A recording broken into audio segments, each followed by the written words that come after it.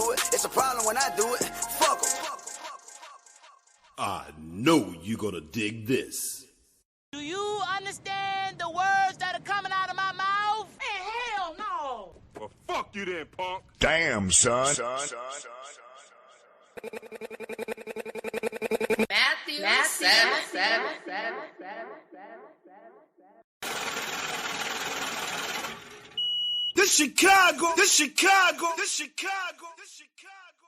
This Chicago. Good evening, ladies and gentlemen. This your boy, Podcast? and you say Shot City?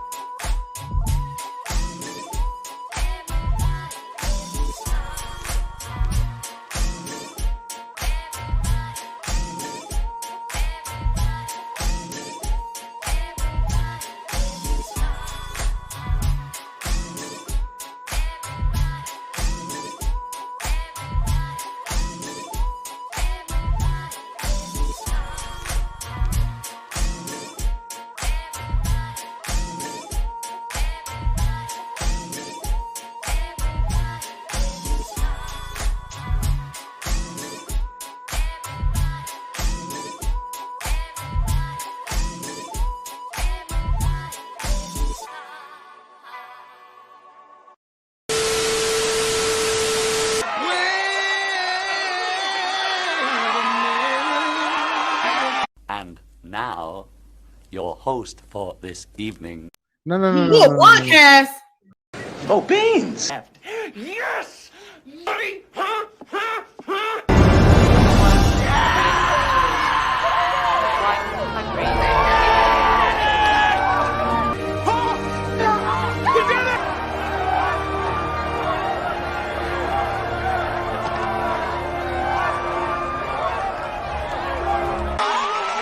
Every time I think about you, I'm running things. I'm running things. You know what to do.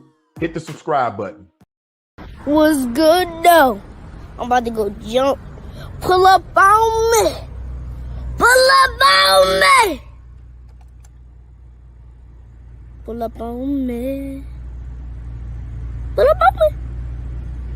For real, if y'all want to pull up on me, pull up on me.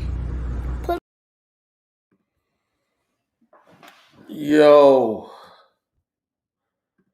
let me check this mic. Let me check this mic. Nope, it ain't the right one. Let's switch that. Then we need to somehow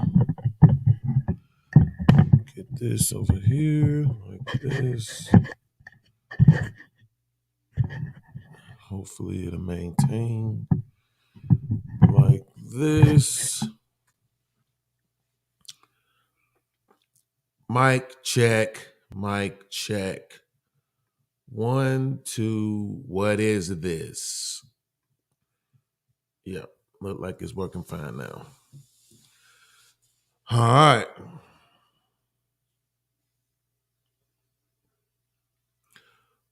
What's good, y'all? It's your boy Beans, aka Lil Podcast. Monday, January 22nd, 3:49 a.m. I should be asleep. But I went to sleep right after the last game went off. And for some reason I can't seem to sleep more than 4 hours unless it's in the daytime. So first of all, salute to last show's sponsor, the Mod Father himself, for coming through and helping us reach the goal. I'm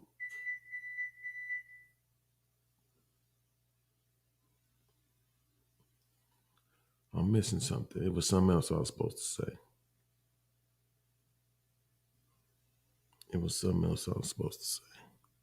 Oh, what's his name? Red Pill Ranger. Red Pill Ranger had came through and donated $20, and I didn't see it, so it wasn't mentioned in the last show. So salute to him for that.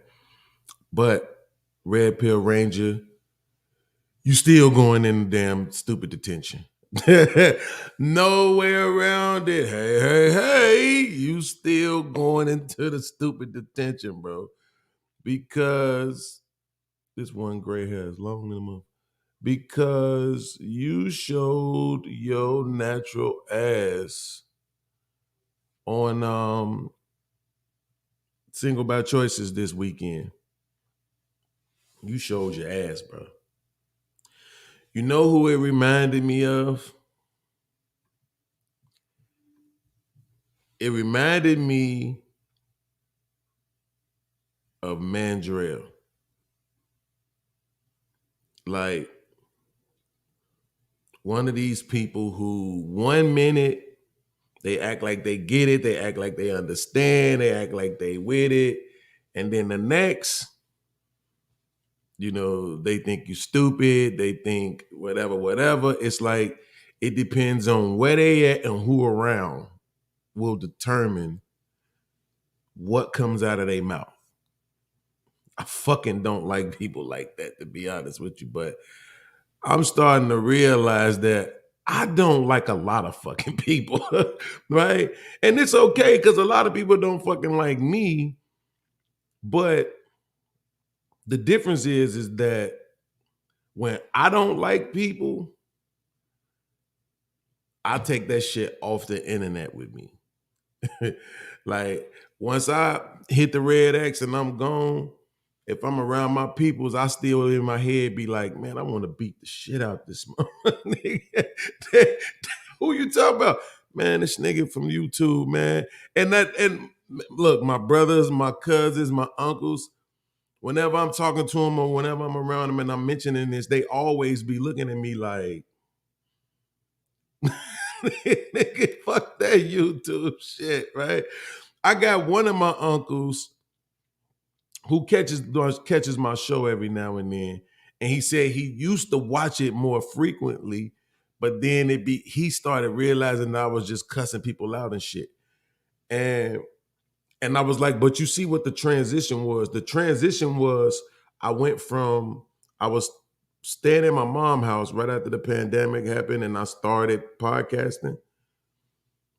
And then when I transitioned back down here to Kentucky from my girl crib to my own, now I wasn't as controlled, right? Because when I was at my mom's house, well, I'm not finna be in my mom's house, just cussing and going all off. So I was way more controlled and restrained because I'm at my mom's house. Not to mention that this was earlier on in the channel, so I didn't have all the riffraff over on the channel yet. I didn't have all the stupid people over on the channel yet. By the time I transitioned back down here to Kentucky, the channel had blew up a little bit more. We was doing way more money through the Cash App. I was just about to be monetized. And now, I'm in a more relaxed environment where I feel a little bit more dominant. And then, all the work that I had put into it, trying to relax and calm myself down, that shit kind of just went to the wayside. I really want to get better at that, if I'm being honest. You know what I'm saying? I really want to get better at that. And so with that even being said, and I know they probably not going, well, I can't say that because them niggas always saying some shit that I be saying. So obviously people be watching me, even though they don't be in the comments. That's why I be trying to tell y'all. A lot of people watch, right? They know what it is. They just intimidated by the thought that I might actually be what I represent, right? What I present. And so it's hard for people to concede to me. And I get it. But I do want to start off by saying this weekend, Saturday, I was on the Single Bad Choices channel, and I got into a back and forth with Gavin, which is okay. I don't really mind back and forths. It's the problem is that when I'm involved in the back and forth, the narrative is that I'm derailing the show and that I just want to argue and want to be right. So this is why if you watch that episode, which I would suggest you did, you will see when AD is trying to overtalk me and all of that, I'm just saying like, bro, I don't want to do this with you. And it's not that I don't really want to do it, is that I'm tired of this goofy ass narrative. People are stupid. I don't say that lightly. They really fucking are. And you know what? We're going to hear some shit tonight that's going to really get you to realize that, right? That people are stupid. And so when you're a content creator, you have to be careful about narratives being created about you. That's why when I realize somebody don't respect me, somebody got narratives to create about me or whatever, I'm distancing myself from them immediately. Whatever they say about me, they can say about me on their own channel. I don't need to hear it. I said this the other day on the Trial of the Foul Brother or the Foul Brother show. If you see somebody making a video about me, don't send that shit to me. I'm telling you now, unless they fucking doxing my mama, nigga, don't send that shit to me. I don't care. I don't want to hear it. Whoever that was that has been sending me to my email the videos of Fatty, stop it, bro. Don't send me another fucking thing. I don't care. I don't want to see it. I don't care. What I noticed what I could do in this space was highlight my mind, highlight my brain, highlight my ability to process information, highlight my ability to ironically, I'm blanking on the word that I want to use, which specifically states my ability to be able to do that thing, which is express yourself, right? It's funny that I would start blanking on that word right now while I'm trying to suggest it, but yes, my ability to express and illustrate and communicate. And I can't do that with slow, stupid people or people trying to create narratives and all this other shit. So, but really quickly, so I can get past this, I want to say to Gavin and Mr. Walker that this past Saturday, even though it lasted for like 7 seconds, I exploded. And I apologize for that. I do. I apologize for that. Just because I don't mind debating. I love debating. But I really have been going through some things emotionally. And that part was inside of that explosion Saturday. Like I said, it was very short. It was just me being loud and demonstrative. But at the same time, in my mind, I can't really recall anybody else ever being that explosive on the show. And I just don't want that to be the narrative about me. So to Mr. Walker and Mr. Gavin and to the, well, now fuck they chat. But to Mr. Gavin and Mr. Walker, I'd say apologies. And moving forward, I'm gonna go out of my way, bro, to try to maintain, a certain level of I'm not gonna say stoicism because that's never gonna happen. I am a demonstrative person, but I damn sure not gonna yell to the top of my lungs like that no more. Like I'm making it my New Year's resolution to be done with that shit, bro. Straight up. Plus, all they do is give me headaches and shit, make me feel bad. I don't want to deal with that shit, bro. So that's first and foremost.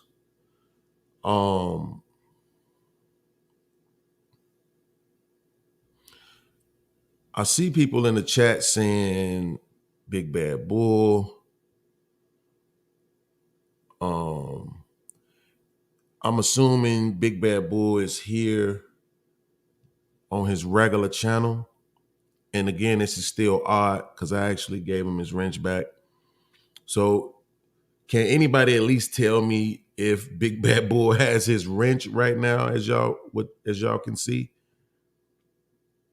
Because I still can't see him. I don't know how to undo that shit, but I absolutely made him a moderator again.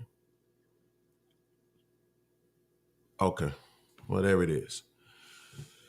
All right, thank y'all. Appreciate that. So listen, shout out to everybody that's here. This should absolutely be a dope show. You know what I'm saying? This should absolutely be a dope show. The clips that I'm using, the original links are in the description. You know what I'm saying? So you can always go back and watch the full clips if you want to. I was gonna do a poll to see which clip should we start with, right? But I think I'm gonna just jump right into my visit earlier today with Anton. So I think this is gonna be pretty dope, man. Shout out to Anton, man. Let me see.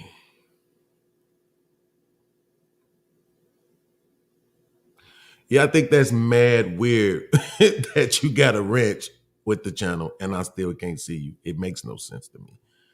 But now, unfortunately, I didn't download none of these videos. I didn't download none of these videos. So I will be playing them from YouTube, which sucks.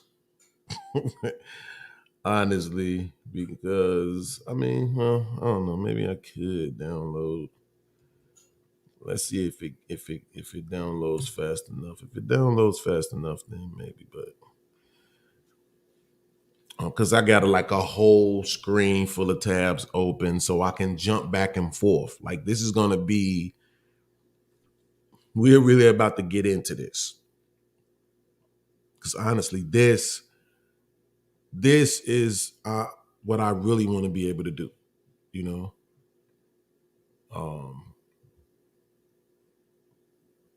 Everything don't got to be gender war. Y'all know what I mean. So this first video is me earlier today. I ended up going on Anton's channel. I could say it's new channel, but it's not. It's new channel. It's a rebranded channel. Because I saw he was having a conversation about something that I was ironically watching Roland Martin do a take on, which was these comment from Nikki Haley suggesting that America was never a racist country, right?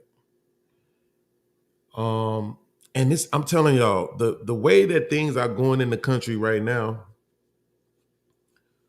where we're at is people play semantics, and people play games with these words to try to make things mean something that they don't actually mean, you know, to try to rip the context out of things.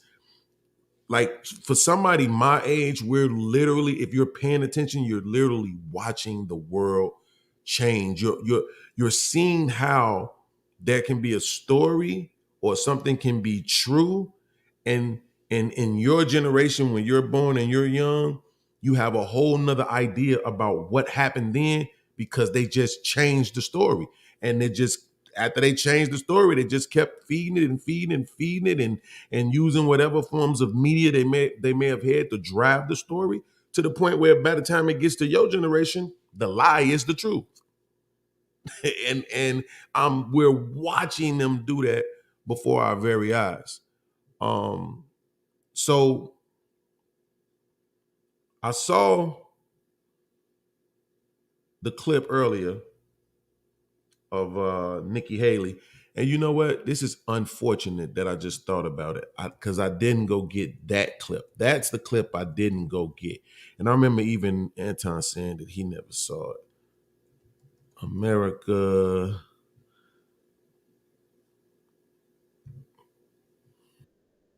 Let's see. We'll see if it's in this particular clip, because it was something that she said specifically, right? And oh man, everybody acting like they don't want to have the whole clip, bro. Like everybody keeps playing these shortened versions of the clip. I can't find the whole clip nowhere. And it was something she specifically said in the clip that made me.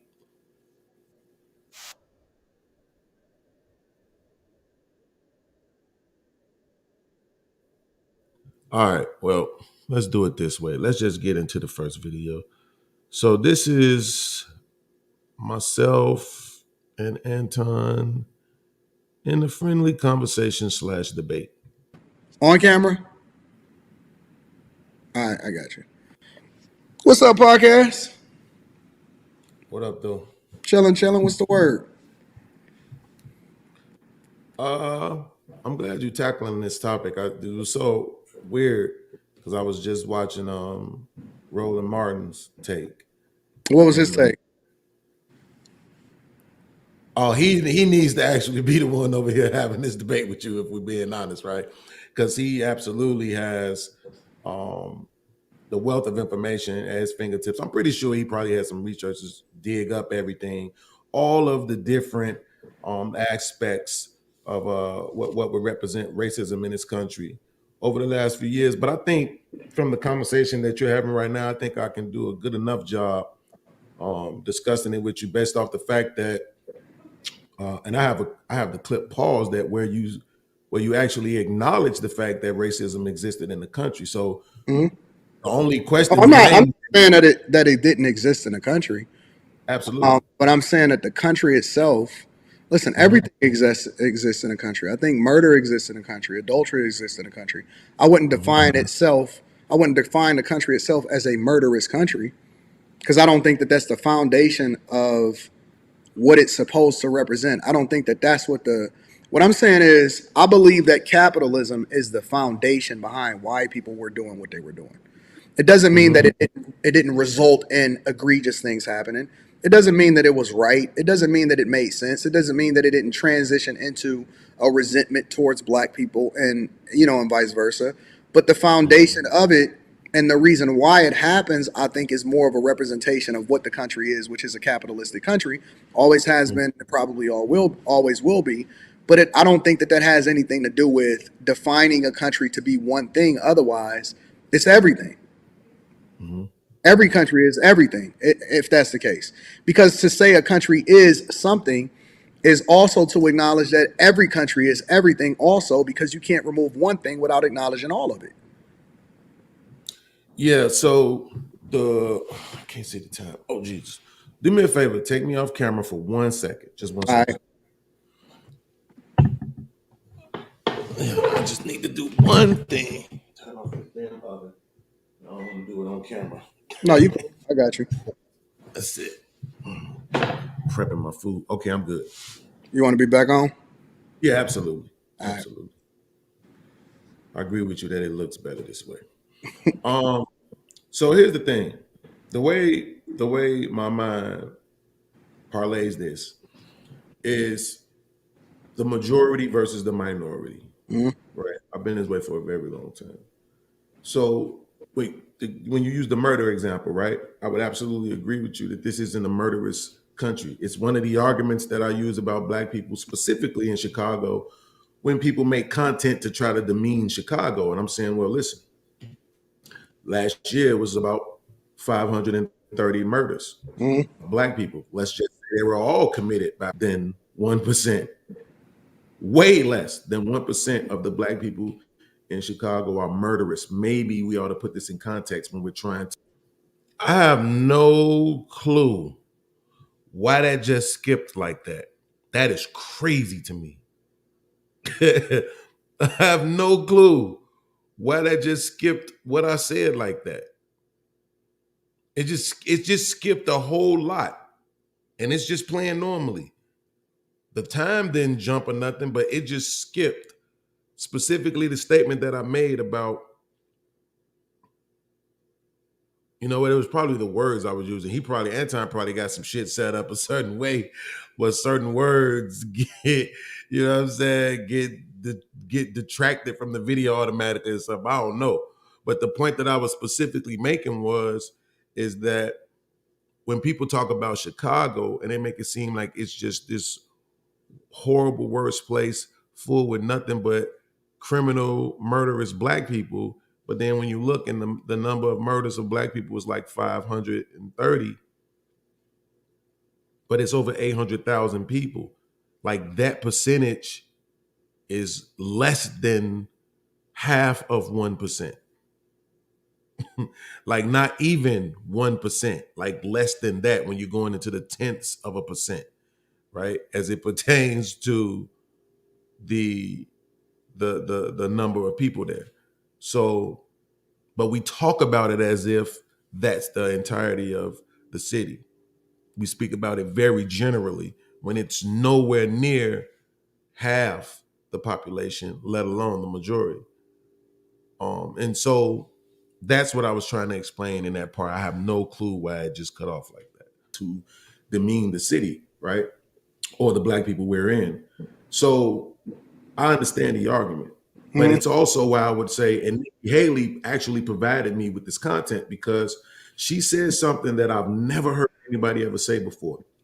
She said America participated in slavery for 90 years. Okay, see, this is the reason why I wanted to grab the original video. right? Because I wanted to make sure I played that out loud, right? So that people could hear it. Because I don't know if everybody heard her actually say that. But she said that America only participated in slavery for 90 years, right? But for whatever reason, people don't want to put the real comment up. I don't know what the hell is going on, but I can't find it for shit. But okay. So whenever you hear people talk, you usually hear 200 some years, right? Because they go all the way back to when the first slaves, quote unquote, arrived here, which I don't necessarily subscribe to that. I know you probably watched the whole clip, but I'm gonna just take your word for it because I didn't get a chance to watch the whole thing of the context of what you referring to. But I got you. I'm feeling you. So I've always heard people talk about 200 plus years. People say for 400 years, you always hear these crazy numbers thrown out.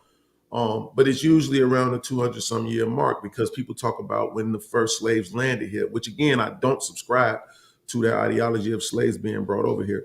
But she said 90 years. Mm-hmm. And so in that thing, I'm like, why would she say 90 years? And then I did the math, right? When this is very slick. This is what people really do when they're taught very well how to communicate.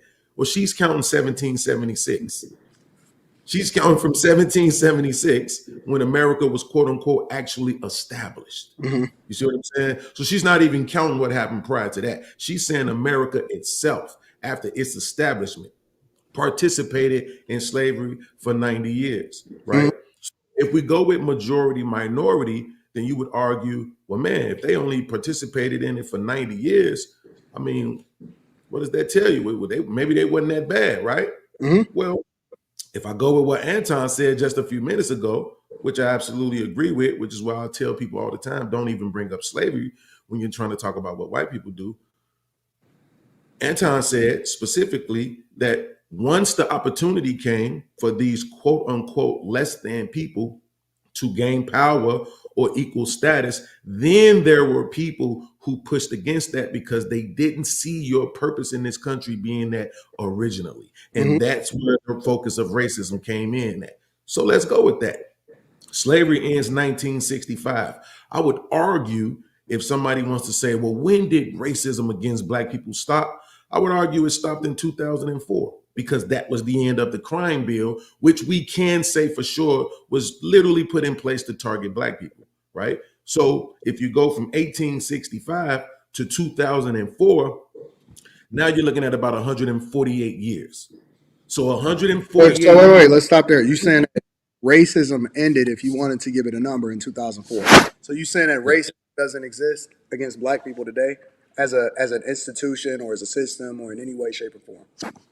No, absolutely. I'm not saying that. I'm saying I won't argue with people about it. So if they wanted to if you wanted a concession about when racism ended against Black people specifically, I would give you 2004. Okay. Just to move the conversation forward. Yep, I got you.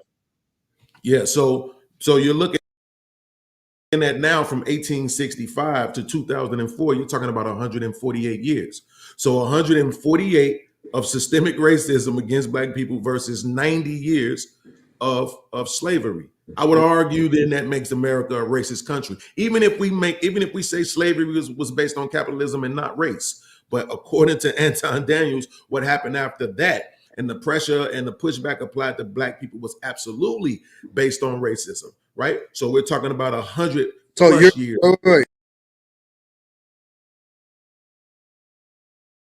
My bad. Before we go forward, I want to make sure I bring in this one clip, right? I'm trying to find the clip of Nikki Haley saying about the 90 years, but this the PodMob, so I know y'all believe me when I say she said it. I thought about it, I was like, well, why not just go back to the clip that you watched, because it was probably there, which was the Roland Martin clip. And so I just went back to it. I was trying to listen to it at the same time, but I knew I needed to interject here. So I want to make sure this is clear, right? What I'm saying is this. If we go with majority versus minority, if you're an angry person a minority of the time, it can be argued that you're not an angry person. If you're an angry person, the majority of the time, it can be argued that you're angry because you're angry more often than you're not, right? Everybody understands that, correct? So if the country has practiced systemic racism more than it hasn't, more years, more time than it hasn't, then it can absolutely be argued that the country is racist. You can absolutely make that argument, right? So that's why I was doing the math. That's even if I take, this is me, so I didn't play this earlier, and I think I should play it now so you can see this. This is what Anton said earlier in the show before I came on. By the way, he's still in my talking point, right? I'm pretty sure I got it in one of those clips of me on other people's shows, multiple shows actually, where I make the point that people have so much disdain for Black people and their participation in gangs, drugs, violence, but they don't have that same kind of disdain, loathing, vitriol for the people who founded the country on those same principles, right? Of they were absolutely a gang, regardless to however you want to call it. They were absolutely practicing violence, right? They used chemical warfare on people. Smallpox, chlamydia, different things like that over a course of time. So what I'm saying is, it's been my talking point that the Black people in this country are simply regurgitating the cultural education that this country has provided. What you have seen is all of these successful people for generations reach their success through evil, illegal, shady, criminal, violent tactics. And then when the Black people do it, they're told, you shouldn't do that. Now, I'm not saying they should. I'm just saying it's very hypocritical, right? So,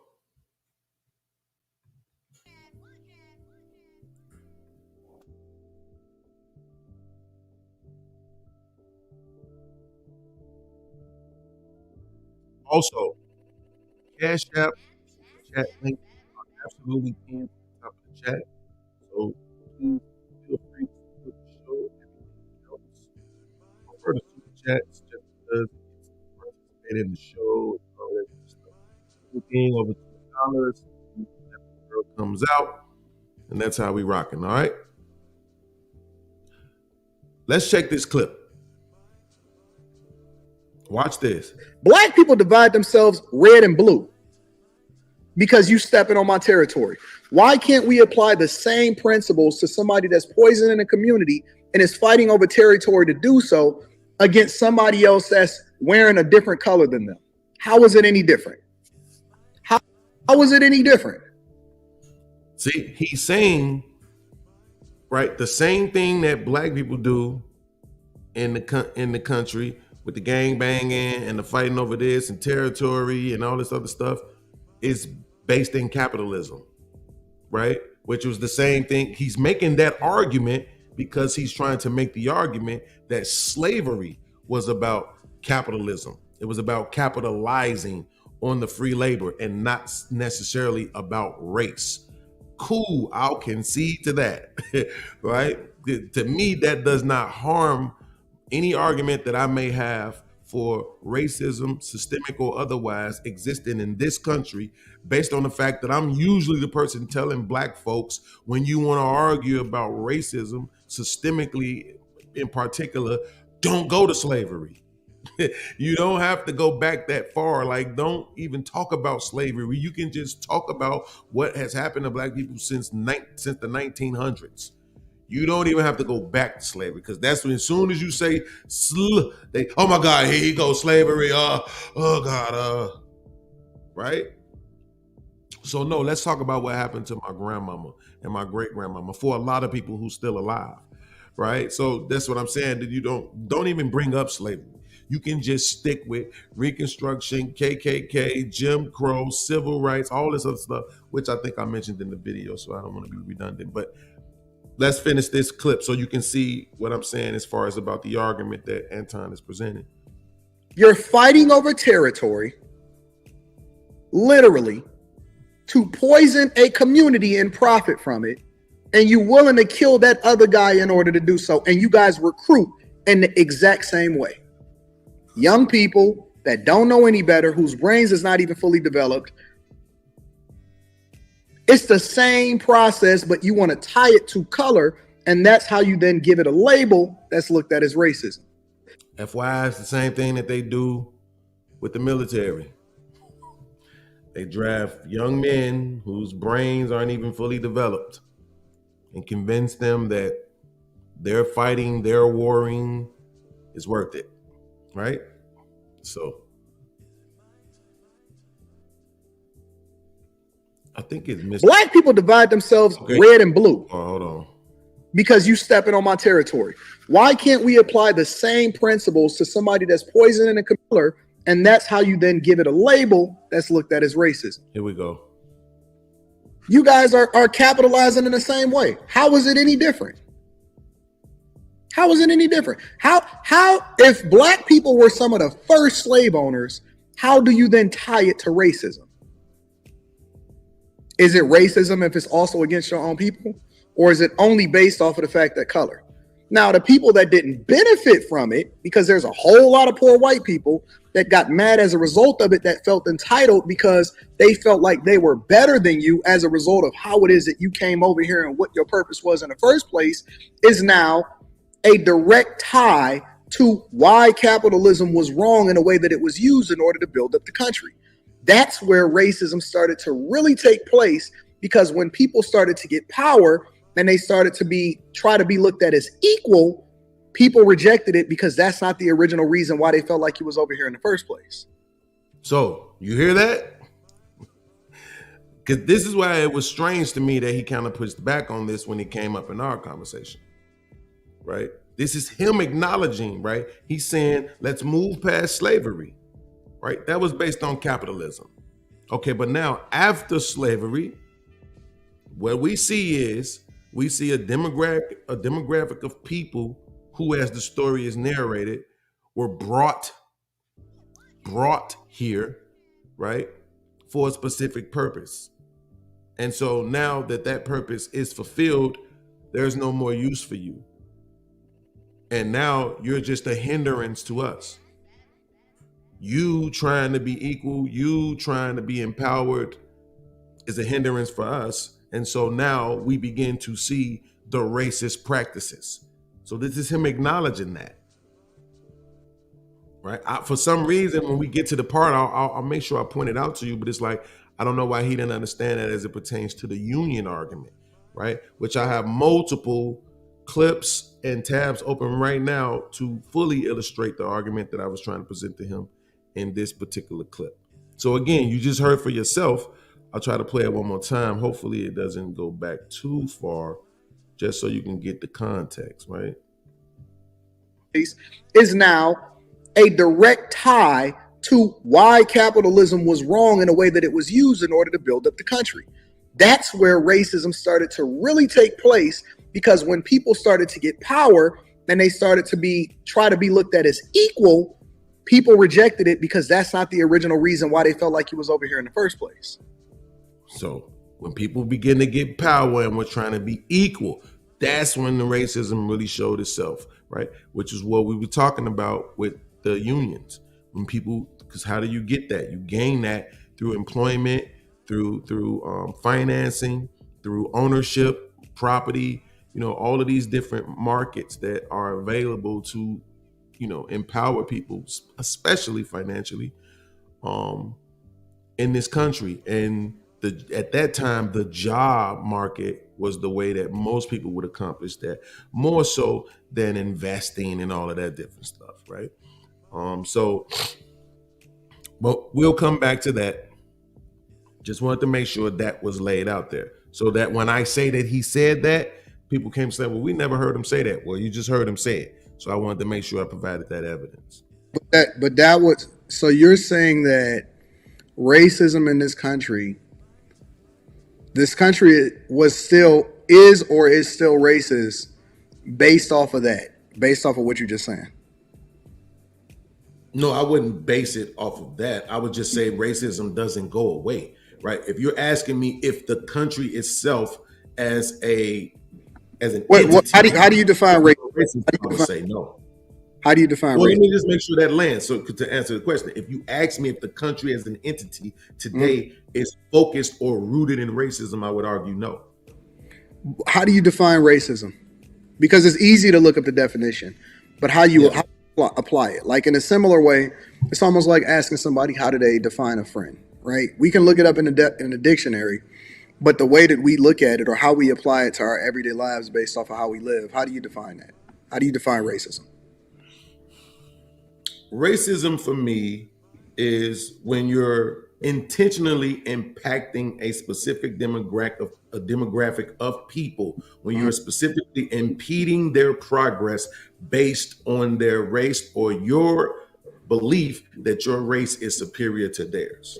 Would you say that we're racist towards people that are coming into this country right now? Would I say we're racist towards them? No. Okay, so would black people be as against open borders and illegal immigration if it was more people from Nigeria, Somalia, instead of it being people from Venezuela and Mexico? Absolutely. Would they be against it or for it or less against it? They would absolutely be just as against it as they are now, because we just saw that in Chicago. I don't think so. Well, we saw it in Chicago and we're seeing it right here in Kentucky. Well, you're seeing it in Chicago because it's not really a face to it. They're just defining it as illegal immigrants or people seeking asylum. They're not necessarily attaching black people to it at all. As a matter of fact, they're more attaching Venezuelans to it than they are anybody from any country outside of that. However, they're coming in from everywhere. Yeah, but that's what I'm saying. See, when you're saying what we're seeing, that's what we're seeing in the media. But when you're actually here, feet on the ground, on the pavement, you see them all. And you know that they go from all shades, from the whitest of whitest to the darkest of darkest. We see the Somalians and all of the different African versions of these immigrants that are here.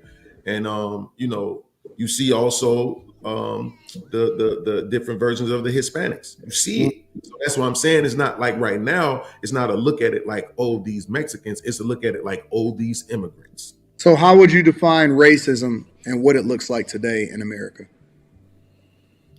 I think, again, is it systemic? It's systemic in a way where it's localized, right? So what I mean is there was a concerted effort across the country to unionize certain jobs to give white people a monopoly on the trades. You're not going to see that cross country anymore. How? I got a cousin that's an iron worker. How was it concentrated to where it was specifically targeted towards benefiting white people? Yeah, absolutely. That's why they were well. So based on my research and the people who I've read and watched before, which I can't cite off memory because I'm 46, but the reason why those unions were made in the first place is because of the fact that the people who were slaves or quote unquote indentured servitudes and these type of people, or the Chinese people, I forget exactly the term that they use for them, but these people were the labor force of the country. So now that slavery is over with, well, these people are way more qualified to get jobs done, which put a lot of white people on the outside of work and employment. And so what they did was... That is not why the unions were created, though, Beans. Absolutely. You listen, here's the thing. That's why I say I don't like to, what I don't like to do is I don't like to... But it goes back to the original question. And this is the reason why I'm asking the question, because I think that I could argue the point more effectively if I ask questions, because I'm still trying to understand what racism looks like based off of how you define it today.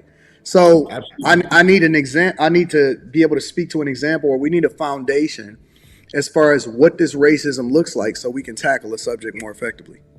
Right. So, but you've asked me two different questions, right, within the last 3 minutes. So the last one that you asked me was about the unions, and that's what I was responding to, right? Mm-hmm. And so here's about that. You and I, neither one of us, I'm older than you. Neither one of us were born, right? So you're going to tell me what your source says about why the unions were formed, and I'm going to tell you what my source says about why the unions were formed, which is why. But your argument was, well, these people are more qualified. So is it more qualification based off of cheaper labor? Because when I see unions, the foundation of a union is still the same as it is today, right? They don't want foreigners, for example, coming in and doing the job much cheaper than what they think they should be able to be paid for it, because they feel like they are American citizens, right?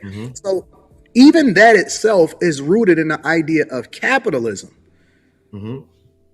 It's rooted in capitalism. It's not rooted in race. The race of the people that just so happen to be able to do the job quicker, faster, and cheaper just so happen to be the race of the people. But that has nothing to do with the race itself. It has everything to do with the benefit that comes along with me making more money, and I don't want you doing it for cheaper. So if that be the case, is it still rooted in racism based off of how we look at Mexicans or how we look at people that can do the jobs cheaper? Because it's the same premise. It's the exact same premise.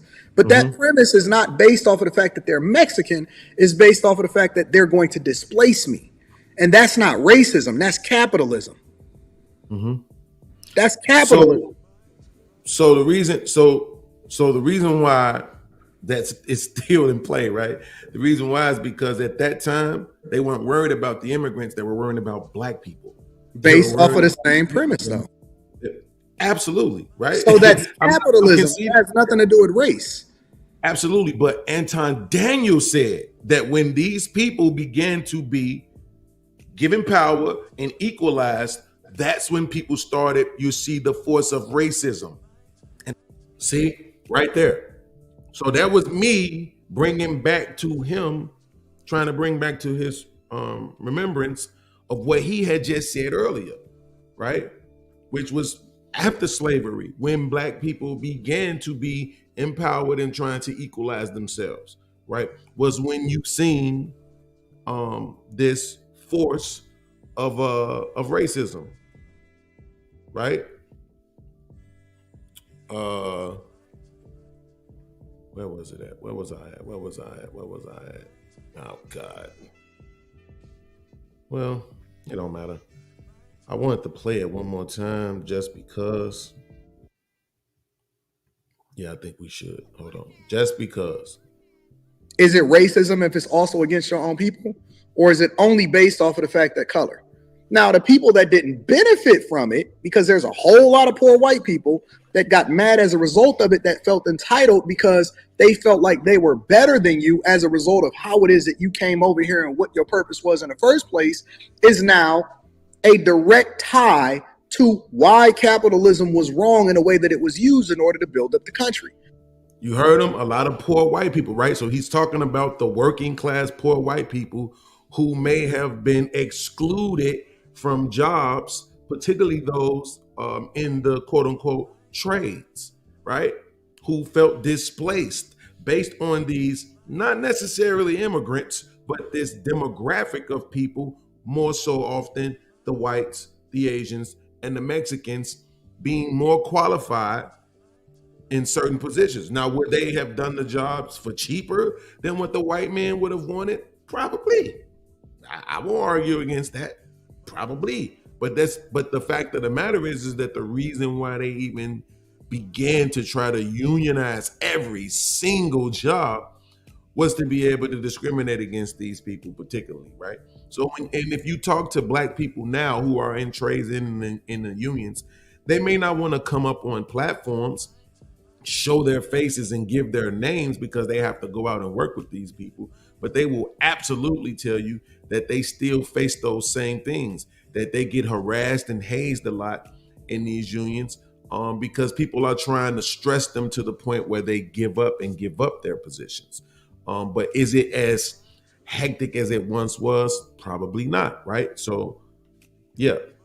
That's where racism started to really take place, because when people started to get power and they started to try to be looked at as equal. Racism really started to take place when people, quote unquote, black folk, Mexicans, Asians, began to get power and try to be seen as equals. People rejected it because that's not the original reason why they felt like he was over here in the first place. Poor white people, people in positions to affect the economical, the educational, and other different statuses of black folks, Asians, Mexicans, as it were. These are the people that we're talking about who begin to practice racism. $25. Something for the stream go. Shout out to my man RBN for coming through with the $25. He says something for the stream go. Appreciate that. Appreciate that. Shout out to my man RBN.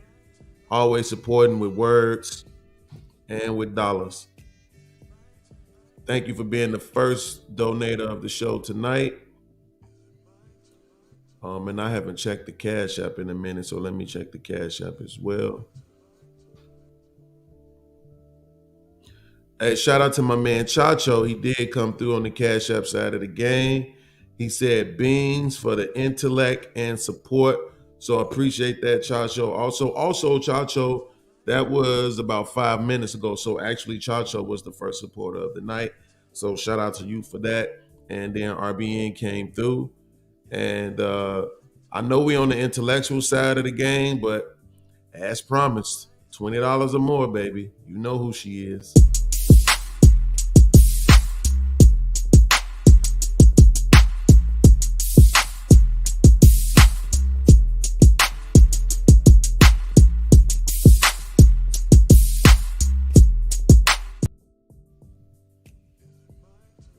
All right. Let's get back to the video. So just so you know, we're on track, right? Yeah, I looked this up earlier, Joshua. I looked that up earlier. Absolutely looked that up earlier. I had the tab open, but it wasn't necessary for what I was trying to do. So yes, absolutely. So here we go. What I want to do is read a couple of things to you all very quickly. I think I want to leave this right here. So what I think I'm going to do is I think I'm going to swap out screens, because I think I want to leave that right there.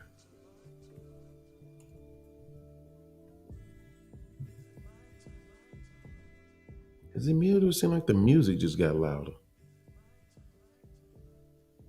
Turn it down some more. I don't know what. It just seemed like the music just got louder for no reason. What's going on? No. JJ, to answer your question,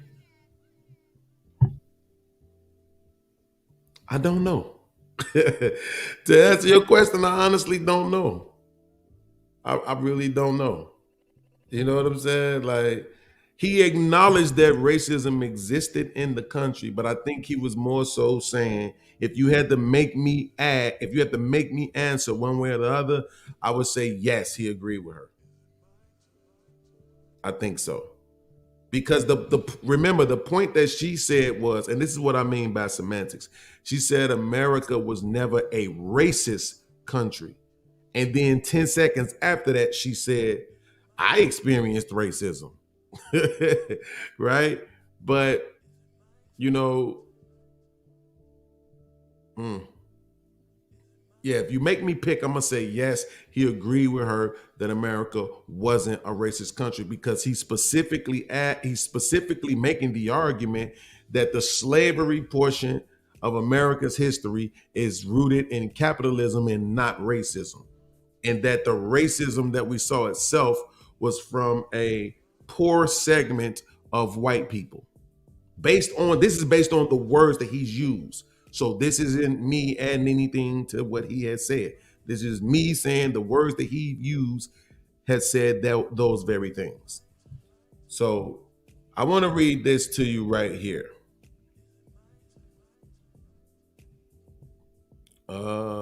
Let's see. So this is an article called "A House Divided: America." Oh my God, forgive me. I don't know where that came from. A House Divided: African American workers struggle against segregation. Throughout the 19th and 20th century, the labor movement struggled to overcome racism in the midst of a society divided by race. In 1866, the National Labor Union declared it would admit members regardless of its individual's color or nationality. Believing unity was the key to union strength. However, its affiliated unions continued to exclude or segregate workers by race as white members tried to limit competition from African Americans for jobs. In response, Frederick Douglass and other progressive leaders supported the creation of new union organizations such as the Colored National Labor Union to organize discrimination by employers and labor movement. Now, here's the question.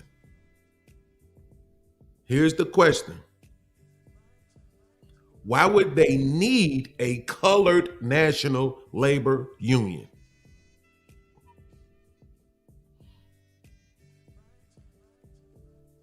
If there was no racism, right? Why would they need a Colored National Labor Union? I mean, it's ironic to me because we lived in a country that had whites only drinking fountains. And today in 2024, we have to have the question about whether or not the country was racist. It's actually laughable, but I'm trying to give it serious commentary. So rock with your boy, right? Okay. So the next article that I want to read to you really quickly. Okay, labor unions and the Negro, the record of discrimination. Okay, let me see. So it starts off by saying that for labor's democratic ideals are in serious conflict with a tradition of racial discrimination in the unions that is currently very much alive, right? To some degree, union discrimination simply reflects the racial and religious prejudices among union members, prejudices that many unionists share with other prejudiced people. They're using that word too many times. Somebody, you didn't do like a English class or something. Thus, recently in the North, groups of white workers participated in violence against Negroes at Trumbull Park in Chicago and at Leventon, Pennsylvania. And in the South, workers would give considerable support to white citizen councils and other groups seeking to perpetuate segregated institutions. But trade union discrimination against the Negro is something more than the simple result of rank and file prejudices. To understand this, one must make a distinction in the history of the American labor movement between economic and non-economic liberalism. Organized labor struggled for the rights to bargain collectively. Unemployment insurance, minimum wage laws were a central part of the liberal program. But in non-economic matters, in such areas as civil liberties for political descendants and equality of opportunity for racial minorities, the practices of many important labor unions can be hardly described as liberal. Many unions have a long history of racial discrimination, and it is the tradition of discrimination which is responsible, at least in part, for the marginal status that Negro wage earners have today in key sectors of the American economy. Okay?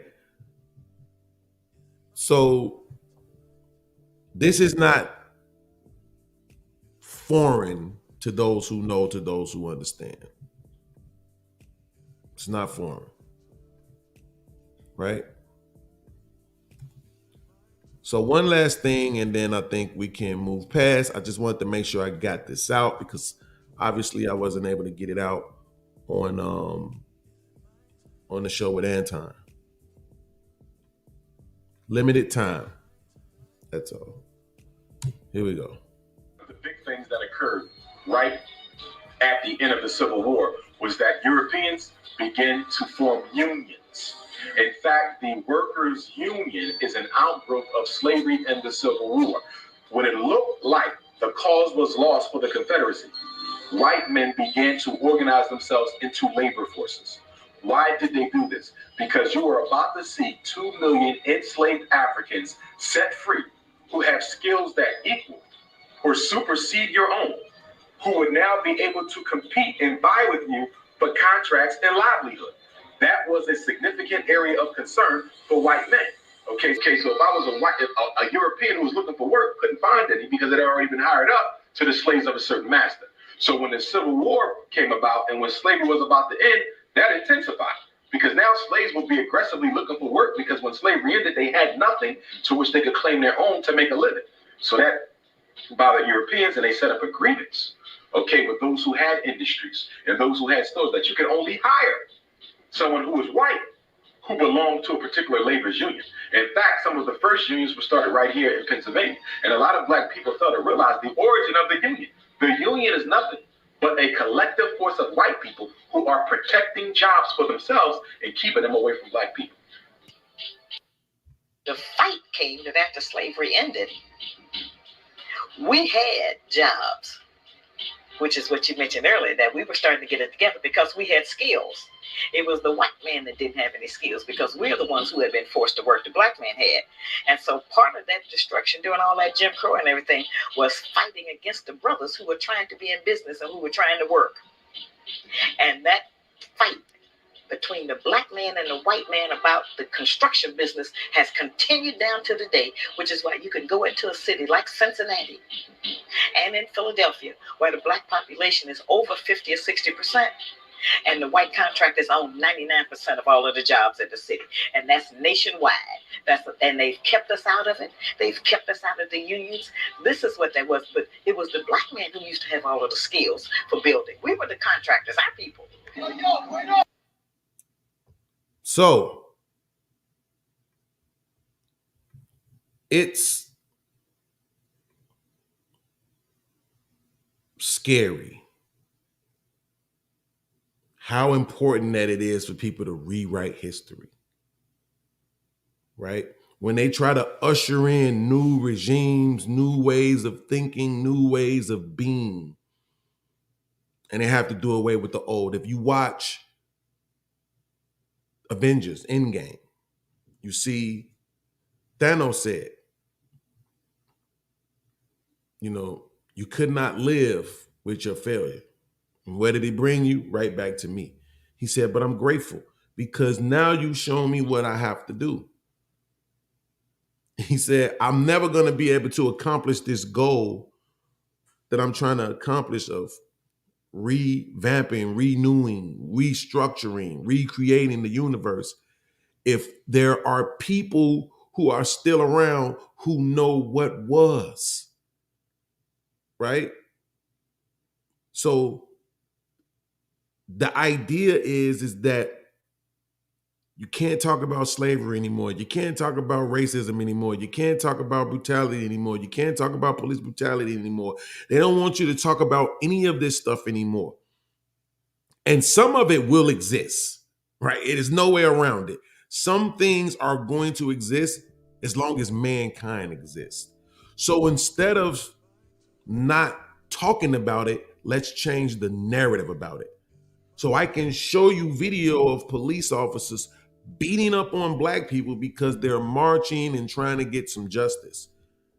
Let's create the conditions where the police are beating up on black people because they were probably doing something wrong. Now the narrative has changed. So now when you see black people getting beat up on, shot, the narrative becomes, they must have been doing something wrong. Nothing wrong with that. It's okay. Do your job, police. Blue Lives Matter. We support you.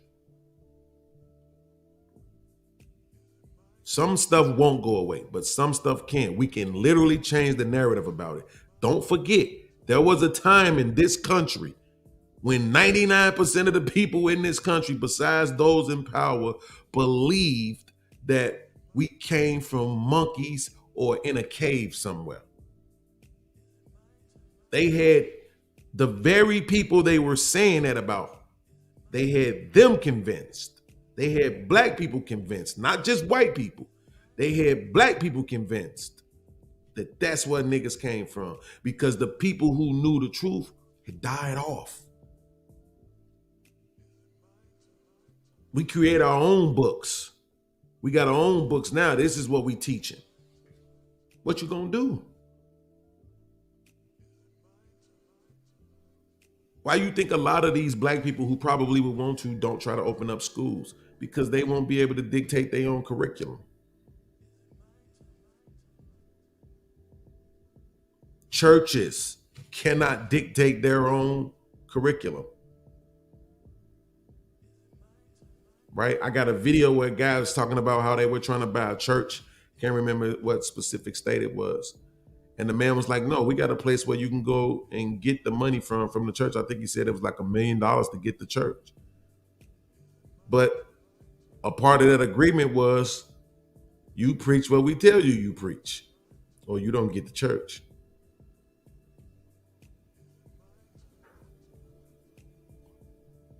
All right.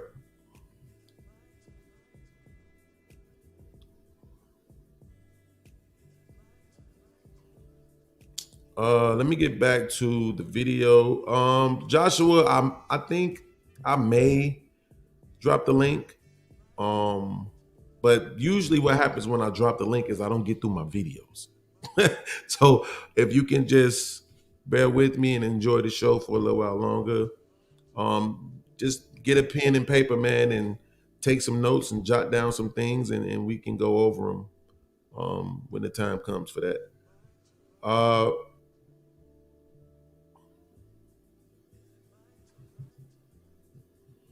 think this is B Sammy. Shout out to B Sammy for the cash app.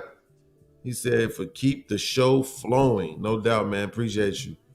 Shout out to B Sammy. Let's get back to the video. Dang, that's not true. That's not true. No, based off of that example that you're giving, that's not true. See, I'm not saying that racism never existed in the United States of America. I'm saying that when I give people an opportunity to substantiate their argument, and when they use an example to illustrate their point, it doesn't hit. It doesn't fall the way that they think that it falls, because again, it's still rooted. Listen, I see people don't want to be displaced by the very people that they will hire to make the money. Absolutely. So they'll give an opportunity to the very people that they don't want to be displaced by. Is that still racism? Or should they first also look for the people that they're more closely aligned with from a, race perspective, or whatever it is that their ethnicity is, but then they choose not to because that person is going to charge them more money? Okay, I can see. But here's the thing, Anton. If you're going from slavery to employment, and you're that employment that you're getting is empowering you, equalizing you, and taking those opportunities away from but that those has very nothing to do with race. The context of it is still based off of capitalistic nature. See, and here's the thing. I wouldn't necessarily disagree with Anton. It's just that he's the one who said it. Right? Like, I might actually agree with him, but he's the one who made the claim. Right? I mean, he's absolutely verbalizing it in a way that makes it make sense.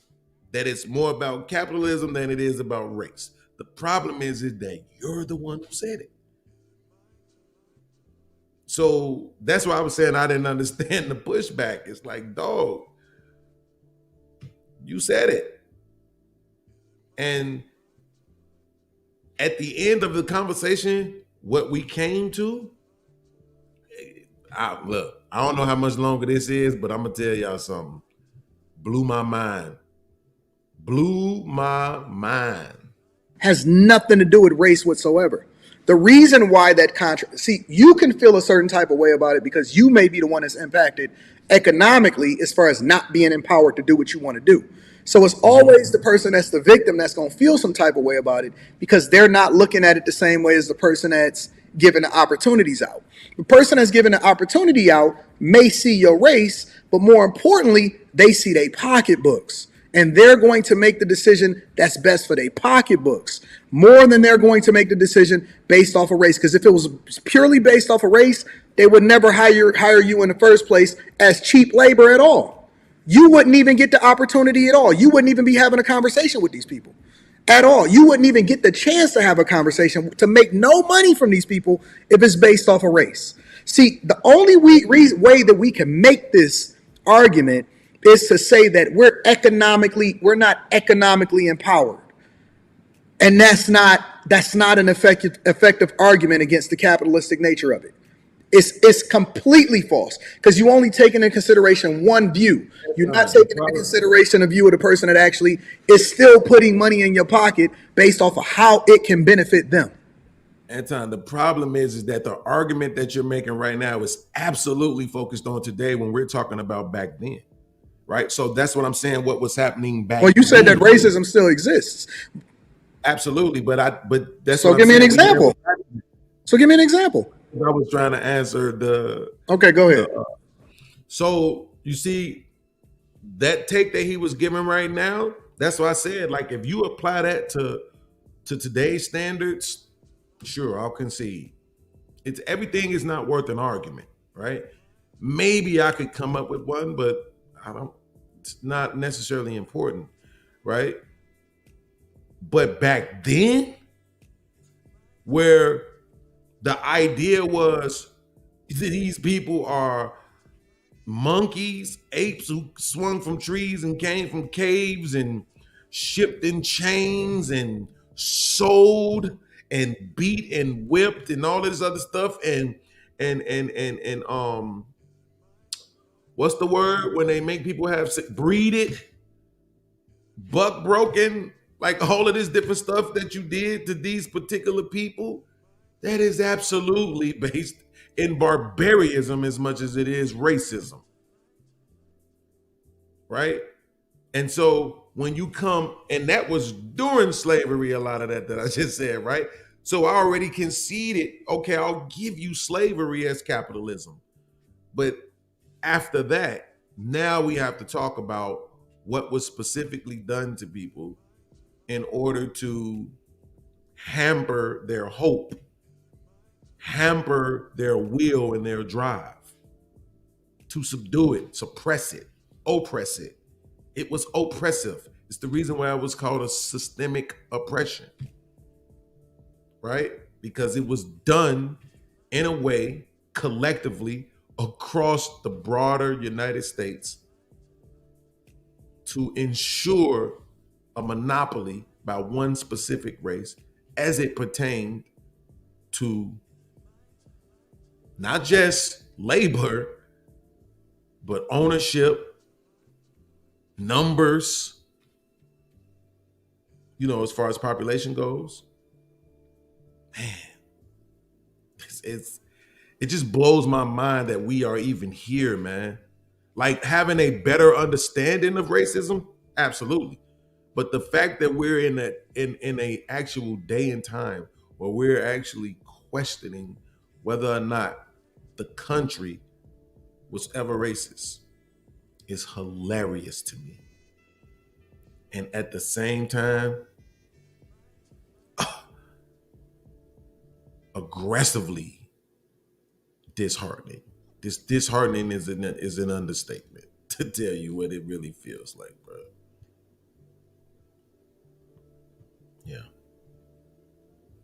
Yeah, I was trying to answer the union question, right? Which was to say that at this time when white men felt like they were being robbed of these opportunities, they got with business owners and they created these unions in order to empower themselves, in order to have these jobs that you can't have now unless you're in a union, right? All of the economical things that you're talking about absolutely applies. But I'm saying at that point, the people they were worried about weren't the immigrants. It was the blacks and the Mexicans and the Chinese, right? Who had been the labor force of the country for some time. When you come to today and you say, well, what does racism look like now? That's why I said I wouldn't even argue if somebody said the country isn't rooted or isn't the foundation of the country isn't racism at this point. Most people argue that it's classism now, right? Which you can probably see that from your own point of view. But the fact of the matter is the racism that still exists is systematic locally, right? So it's not like that's, and that's why I was using the unions. The unions was across the country, right? So now there is no countrywide systematic issue. I don't think that it's systematic. I think that the system is based off of classism. I don't think that that has anything to do with racism.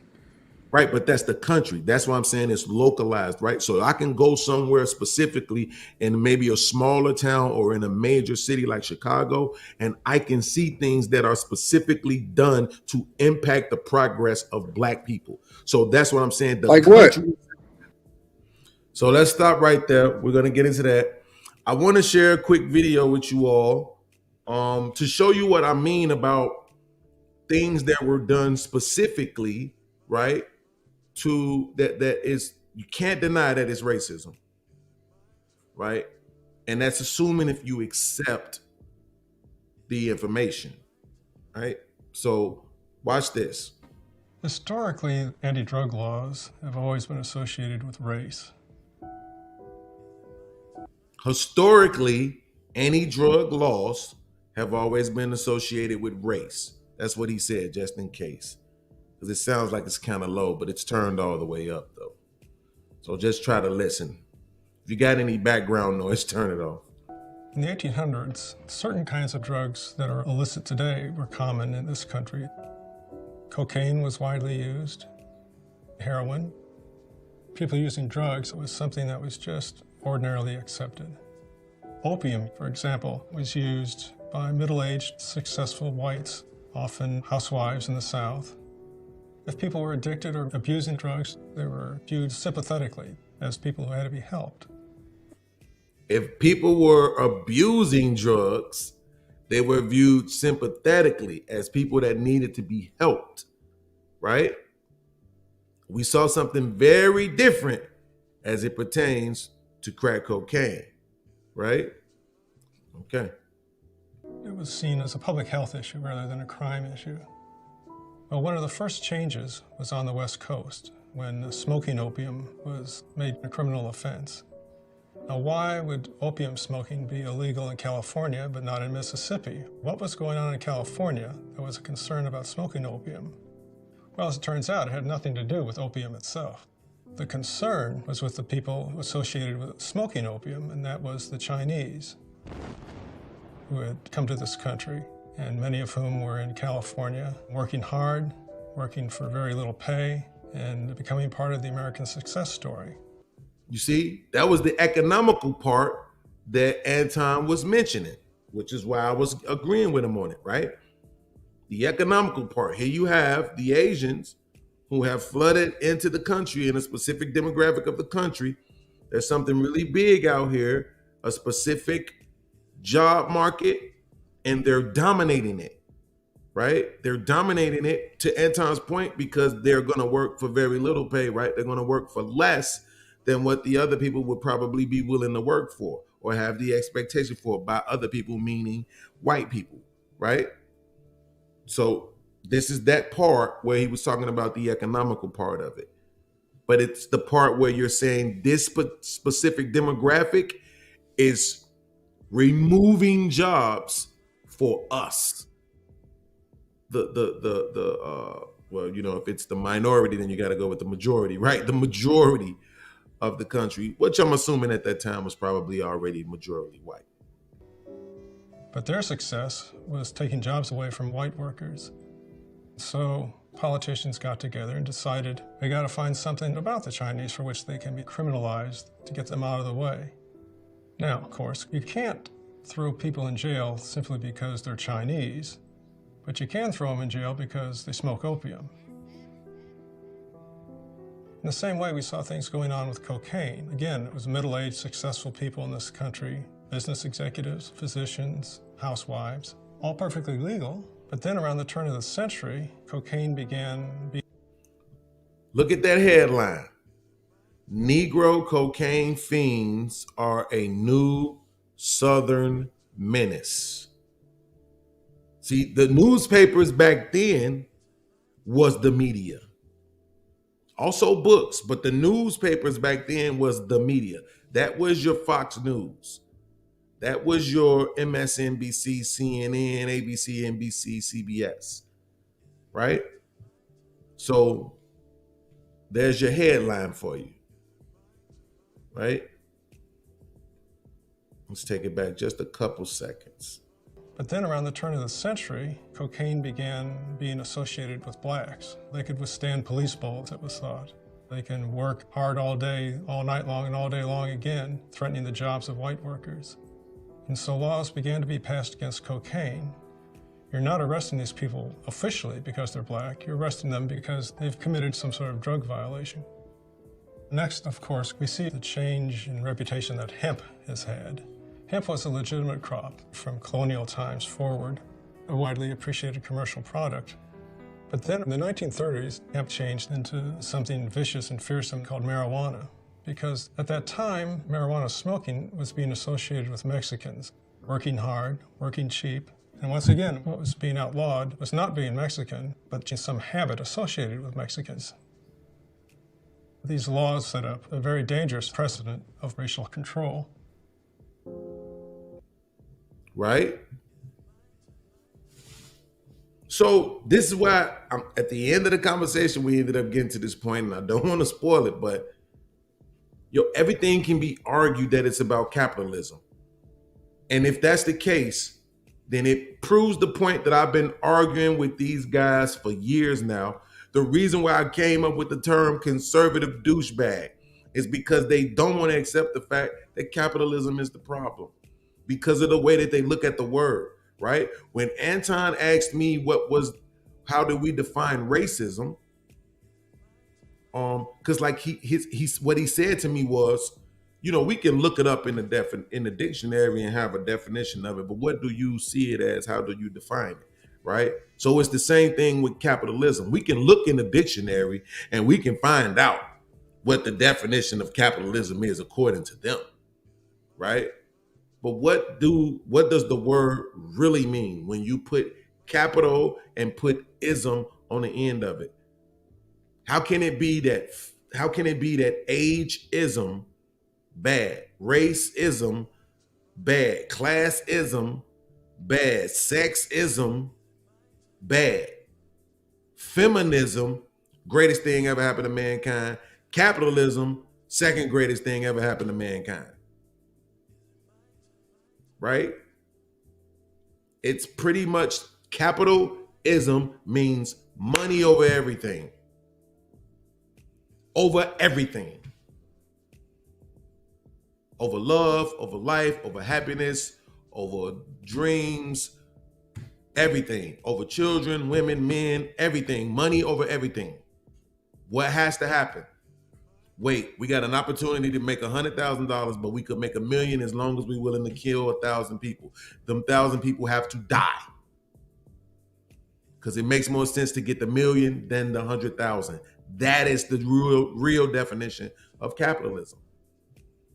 It's literally at the root of maybe every problem that we see in society today, you could argue.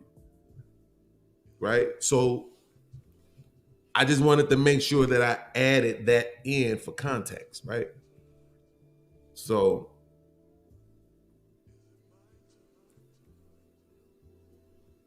let's get back to the video. United States of America. Like what? Give me an example. Anymore. Give me an example. Well, when you look at the black community in Chicago, what do you see? You see police lights all over the place. You see cameras all over the place. You don't see that when you go into the other neighborhoods. Absolutely. You don't. You do see cameras. There's cameras everywhere. No, but I'm saying you don't see it. You don't. It's not like how it is in the black community where it's cameras and on every other corner. But that's not racism. That's a self-inflicted wound by people unable to police themselves and control themselves. And so you see a bunch of people. Look, everybody in the hood know who doing what. I would say that we eat our own. How can you blame people? How can you blame another group of people for not policing you effectively? We know what's going on in our own neighborhoods. We know who killing who. We know who's selling the dope. We know who we know who on the streets. We know who pimping. We know who macking. We know who going to school. We know where we can go and get the pistols at. That's a self-inflicted wound. That has nothing to do with systematic racism. Well, so it absolutely does, but that's a conversation that's going to go too deep, right? Because now we have to talk about, origins, right? See, and this is the thing that a lot of people don't like to do, right? So they like to say that Black people wake up dysfunctional, right? They don't want to address any of the things that got you to where you are. They're just going to say, well, if you know that, fix yourself. Well, that's the problem, is that when you're seeing the people who are still impacted by what was done for those 148 years, that's what you're seeing. Now, if I look at Anton obviously not impacted by that. If I look at some of the more successful— I was raised in the same hoods. I was raised in Detroit. There was Detroit is still the blackest city based off of population of any other city in the United States of America. It's been the blackest city for decades. Absolutely, but well, I could argue your upbringing still was different, but that's not even the point. The point is about impact, right? Two people can see the same thing and it impact them differently. So it's not about whether or not you were there, it's about whether or not it impacted you.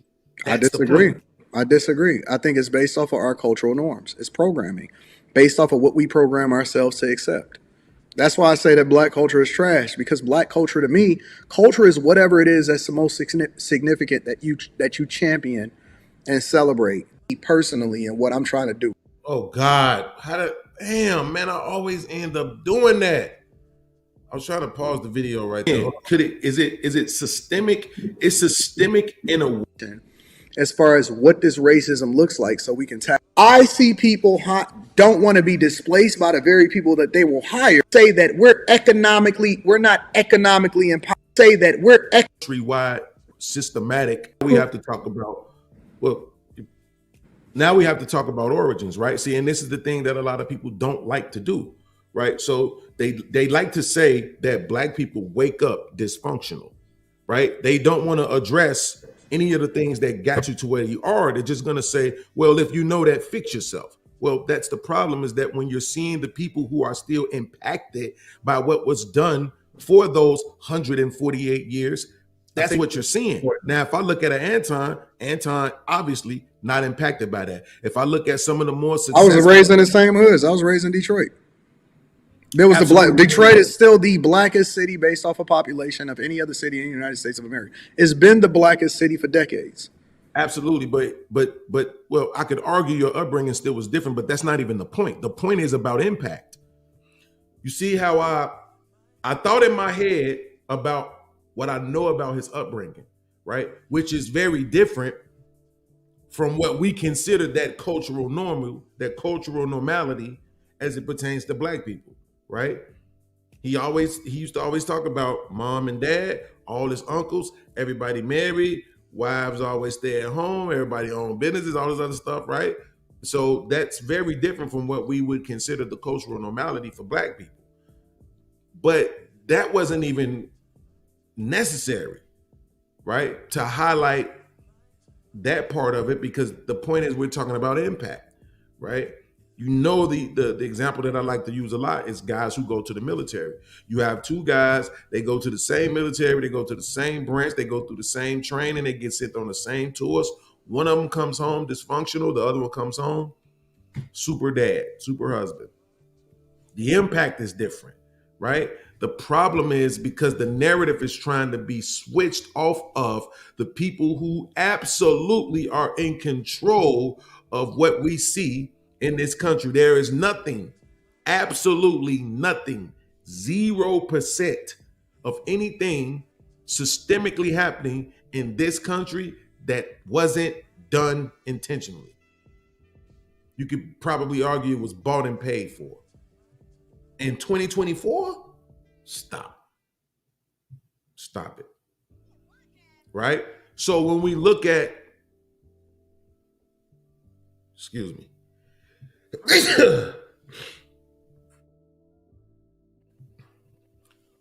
when we look at the most dysfunctional versions of people,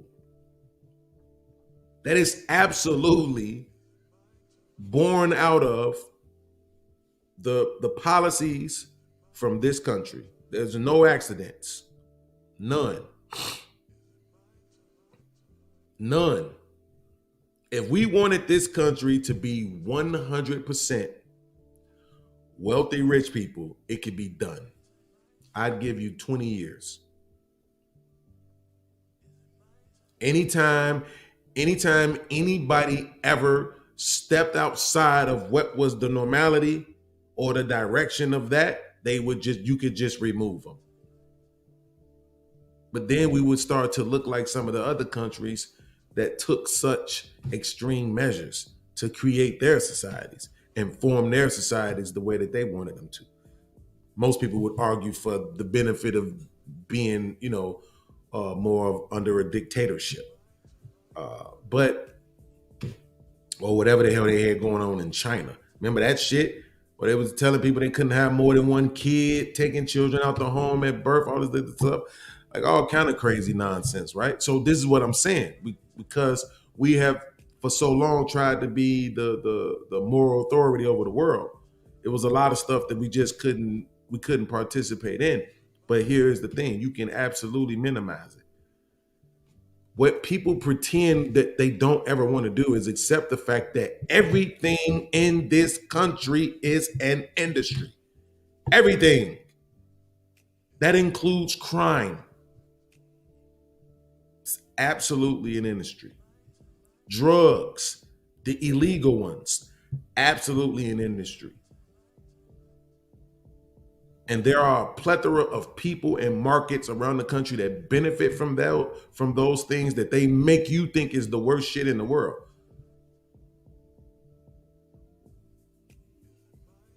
But they're not going to teach you that. They're not going to teach you, oh yeah, well, drugs is a recession-proof business, a recession-proof market, no matter what.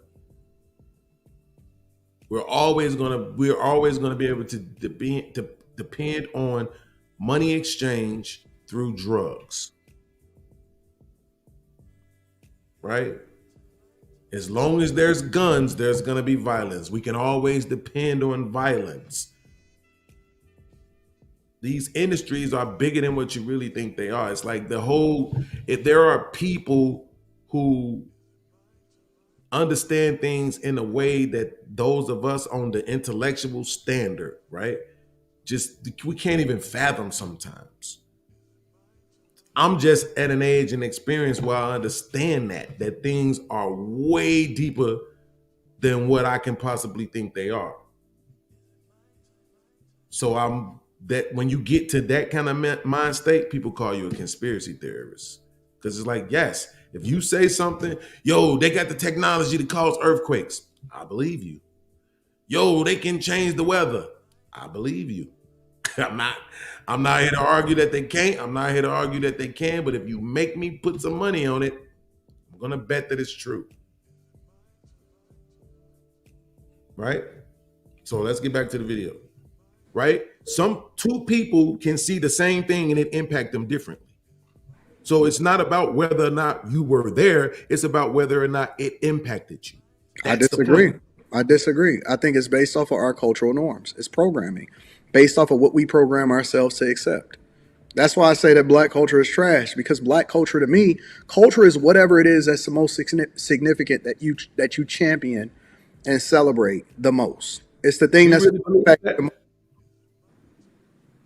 And so as a result of as a result of our cultural norms, we've normalized, even when we do have resources, to be trash. That's the reason why you see Young Thug and YSL in court today. Because it has nothing to do with economic advantages or disadvantages or opportunities or anything like that. It has everything to do with whatever our cultural norm is. You give somebody some money, regardless of whether or not they have the opportunity. And that's the thing that we really not addressing. See, the beautiful thing is that in Detroit, we got two cities that sit inside of the city, right? You got this whole big old circle of Detroit, and then you got two little small cities that sit plotted in it inside of the city. One of them is Hamtramck, the other one is Highland Park. Hamtramck, both of them economically is not even remotely close to the median income average of Michigan, let alone the United States of America. However, if you drive through Hamtramck, it's not primarily made up of black people. It's made up of others, right? Chaldeans, so on and so forth, right? Different people from different cultures, whatever, right? And the houses are old, but they're well taken care of. And the community is tight, and the streets are clean, and you have less crime, and they have a soccer team that's nationally recognized, which was one of the reasons why they even considered building a soccer stadium here in Detroit. And it's absolutely dope. I love going to Hamtramck because the culture is dope, and they don't have a lot of money, but they make sure to take care of their own. They police their own. They be on top of it, and it's not perfect, but it's great. It's great. You can feel the culture. You can feel it. It's absolutely dope. Now you go over to Highland Park, which is primarily black, and it's a completely different culture. And their cultural norms absolutely make it unlivable because you can't even leave your car outside without it being stolen and putting on bricks. And so my point is that even with economic opportunities, it still doesn't change the culture.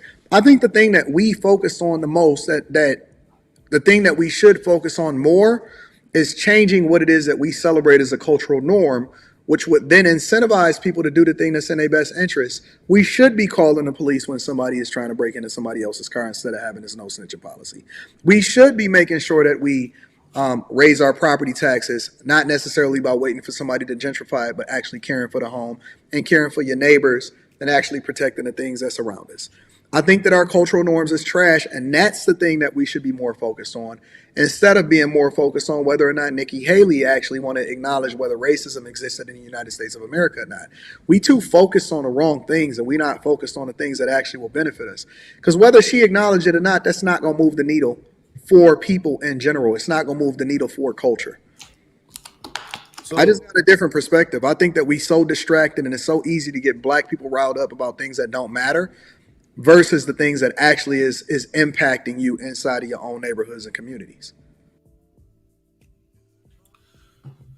Oh God, my chair slid all the way back. Okay, so I definitely wanted to make sure that he got that complete takeout. And I can't remember exactly what I said, but I'm pretty sure my response should be kind of impressive. But you know what? No, I'll save it because I'll save it. I got the actual clip of Nikki Haley. I wanted to play it. I just synced it up and everything, but I think I'll check out and see what my response was first, and then we'll go to the clip. So I say this respectfully. What you said is a great talking point with a bunch of context that nobody can disagree with. And as far as the Nikki Haley thing goes, well, you know, it's media. And I can guarantee you that the majority of black people, I would argue at least 80% of them, probably don't even know she said it, right? But the fact of the matter is that when you look at the circumstances of what we're talking about, you're talking about a specific demographic of people who are being told that they have a cultural problem as if it's actually their culture. So we created the culture of guns and shooting and killing. We created the culture of drugs and destroying people with drugs. We created that. We created illegitimate children. We created that. Absolutely not. The Absolutely, culture that we have about black people is actually an American culture. It didn't start with us. And people just want to put it on black people because it's easier, and they think it's easier for them to punch down on them. It doesn't matter where it started. It matters whether or not we adopted it and celebrated it. We made it cool.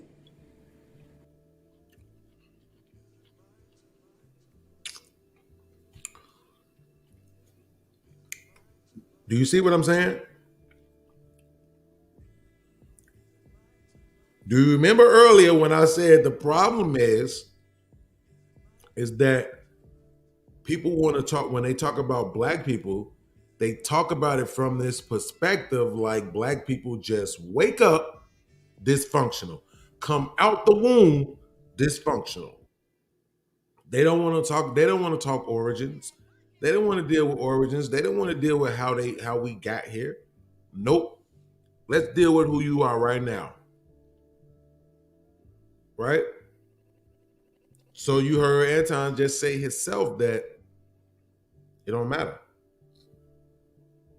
It don't matter who started it.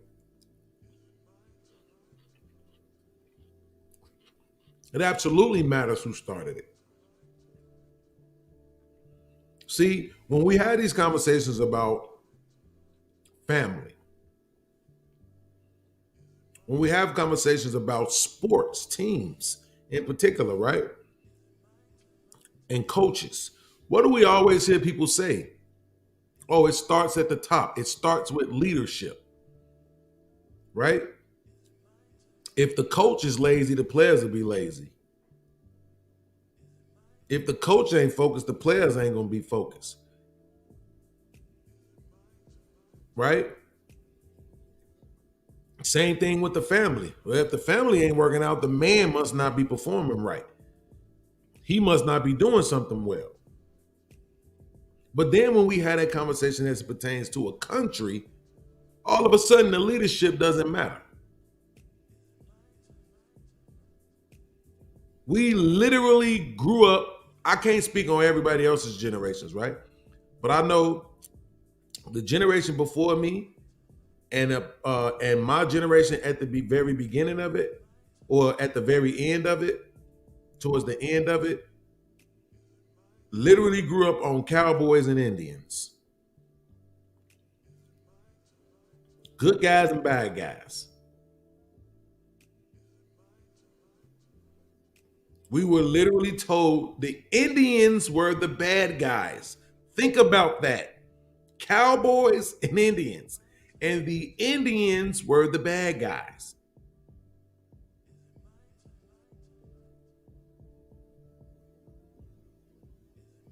You don't think that story matters? You don't think that narrative matters?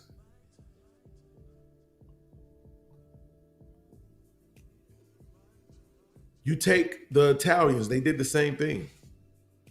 Their drug of choice, alcohol. Same thing. And what did we see? An underground market, people competing, violence. Same thing.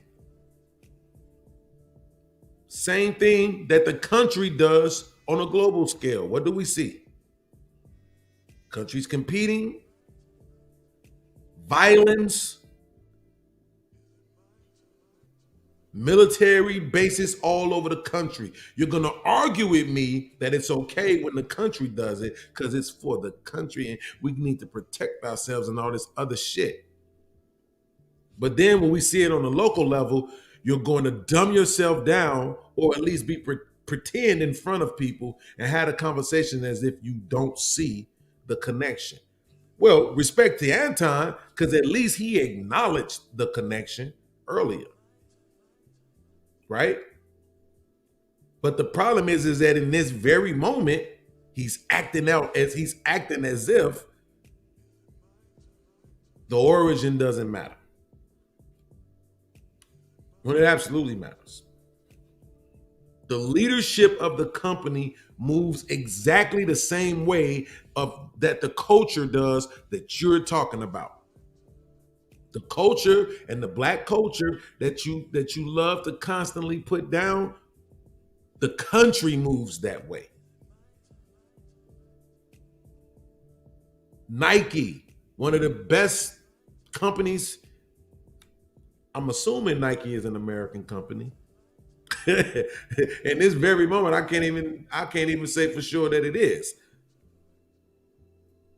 But as a good a product that they put out, what about the child labor and the sweatshops? That's okay. Just keep buying Nike. Apple. Everybody loves Apple. You ain't got an iPhone, you a piece of shit. They probably want to deport you out the country for not having an iPhone.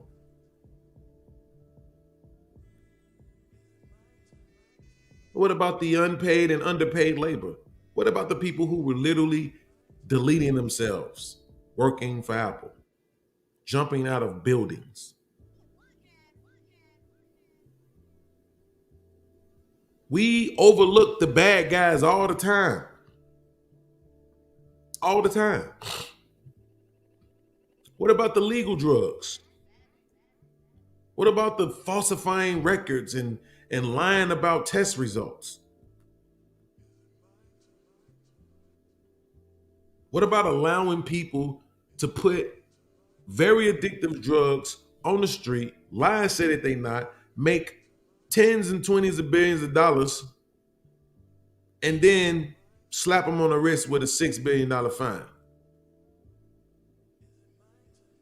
Decades later, after they've already done all of the damage, after their product has killed more people than the illegal drugs that you locked people up for decades over. But you want to tell me that it's the black culture? When the culture of the country is that the bad guy is supposed to win.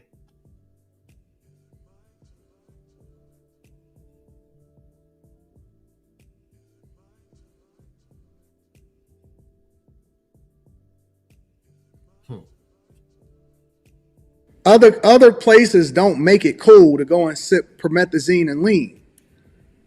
That wasn't given to us. That's something that we adopted. We made that cool. We went and finessed the drug companies. That was never cool. We made that cool. We rapped about it and we sold it. We sold it musically because music is programming to our children, and we made that a cultural norm. Absolutely, but art imitates life. So people are just talking about what their real life looks like. Most of y'all, 98% of y'all would never know that that was real unless they heard it in a rap song. So you can't say art imitates life. That's an excuse for people to say things that they're not going to hold themselves responsible for. That's an excuse. Art doesn't imitate life. Art is an excuse for people to say that it is art so that they can sell it to the people and then get rich off of it as a result of it. Most of us would never know it. No, bro, the way that most people learn what an ounce was, what a key is, what a pound is, how much to break it down for, what promethazine and lean is, Molly, all of that stuff. We heard that in the music that we sold to each other. Absolutely. And we celebrated it, and it sounded good to us, and that's our cultural norm. That's not something that was given to us. That's something that we celebrated. Right. So what about all of the movies that predated hip hop music that did the same thing? So this is something else that I want to make sure that I get into. But first, I want to go to this clip so you all, just because I just want to make sure you all have it, right? Let me check the Cash App again. See if we got anything. Refresh. No. Okay, that's unfortunate. Let's see if we can get some support in. We've been in for 2 hours now. Let me see. Yeah, I think I'll let it play to the second part. Okay, here we go. I was trying to remember what order it went in.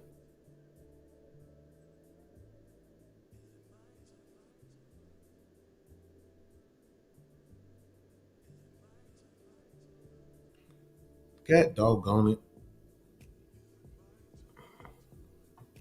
234.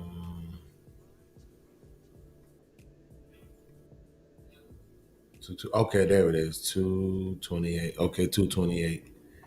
I'm like, man, what is going on? Here we go. Were you involved in a racist party? No. We're not a racist country, Brian. We've never been a racist country. Our goal is to make sure that today is better than yesterday. Are we perfect? No. But our goal is to always make sure we try and be more perfect every day that we can. I know I faced racism when I was growing up, but I can tell you today is a lot better than it was then. Our goal is to lift up everybody, not go and divide people on race or gender or party or anything else. We've had enough of that in America. That's why I'm so passionate about doing this. I don't want my kids growing up where they're sitting there thinking that they're disadvantaged because of a color or a gender. I want them to know that if they work hard, they can do and be anything they want to be in America. Okay. So let's watch this part he's going to show you this part that I was going to highlight myself, but I'll let Roland Martin do it for us. Okay. Now, play. Today is better than yesterday. Are we perfect? No. But our goal is to always make sure we try and be more perfect every day that we can. I know I faced racism when I was growing up. Stop.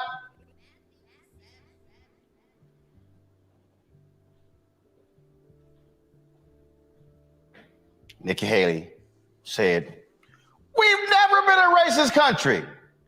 10 seconds later, Nimrata said, "I faced racism growing up." So, Nikki, if you face racism growing up and America's never been a racist country, then did that happen in India? So, here's the thing. I know how to combat this myself, if I'm being honest. I know what to do. I know how to combat this. So I know what anybody that understands debate might say,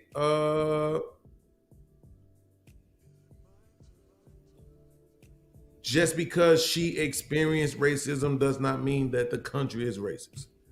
Gotcha. Right?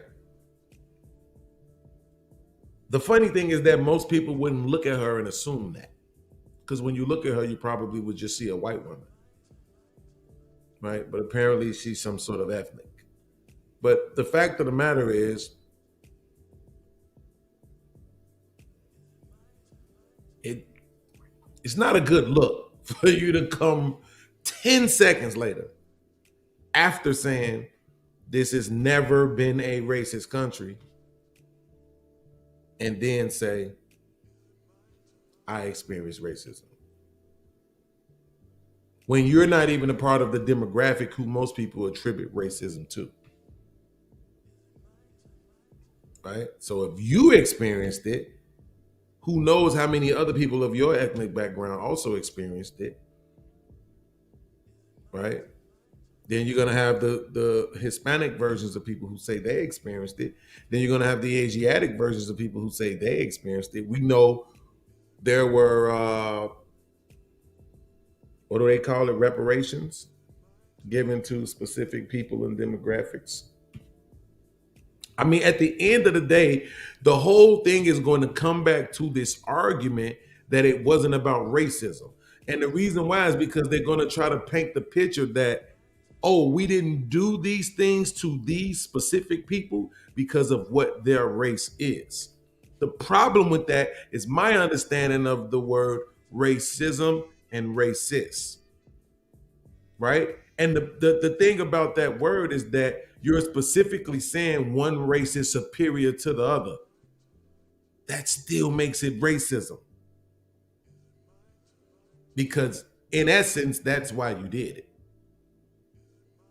We can make the capitalism argument all we want to, but in essence, that's why you did it.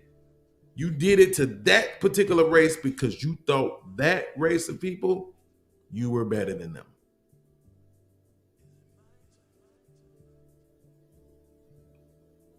I don't see them hauling Russians and Germans over here to do this shit too.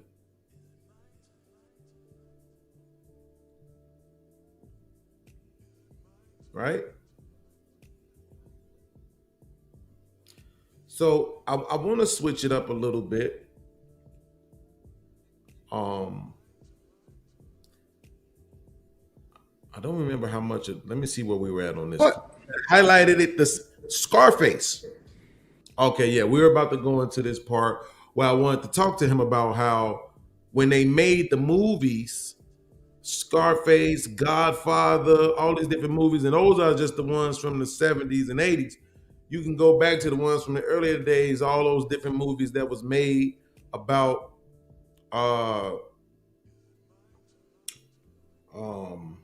I'm trying to remember which one was the real one.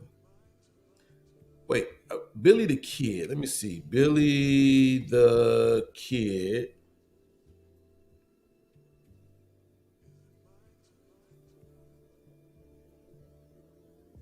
Right, Billy the Kid. alias Henry McCarthy, alias Wyndham H. Bonney, better known as Billy the Kid, was an American outlaw and gunfighter of the Old West who is alleged to have killed 21 men before he was shot and killed at the age of 21. Okay. It's another one too. It's a couple of them guys from back in the day. They were quote unquote outlaws was the word used on them.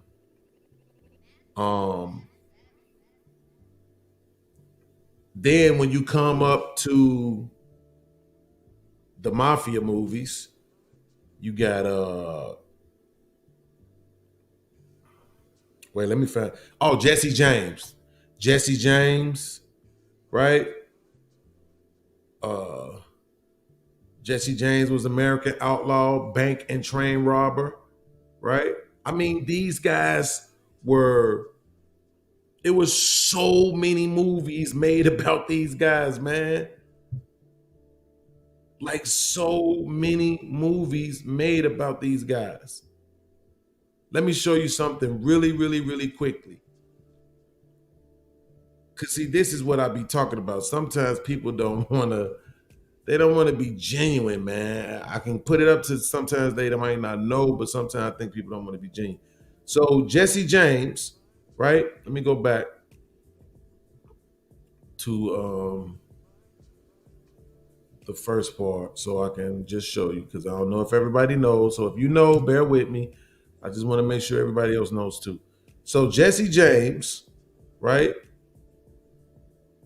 was an outlaw, bank and train robber, guerrilla, and leader of the James Younger Gang. Right? Okay. We go backwards. Cultural depictions of Jesse James. Look at the films. Look at this shit. 1, 2. I don't even got to count them. Do y'all see all this? Let me make sure it's on the screen. You can't even see it. My bad. I didn't even have it on the screen. But here it is. Look at all this shit, man. Look at all these movies. Right? Mentions in movies done about him. Jesse James as the outlaw. Jesse James, a play. Days of Jesse James. Jesse James at Bay. Jesse James Rise Again. I Shot Jesse James. The Great Jesse James. The True Story of Jesse James. I watched that one with Robert Wagner. You see what I'm saying? And this is just one character. What about all the mob movies ever made?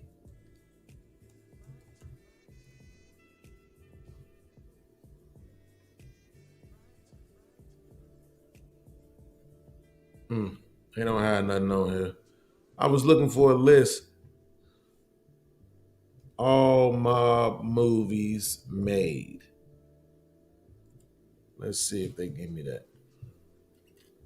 I mean, just look at this. Well, they showing all kind of stuff, but Mob Town, Goodfellas, Once Upon a Time in America, Mobsters, Casino.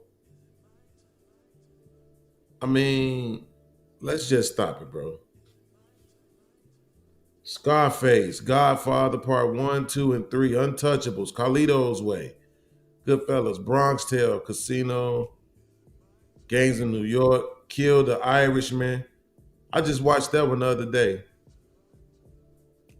Pretty good movie, actually. True story.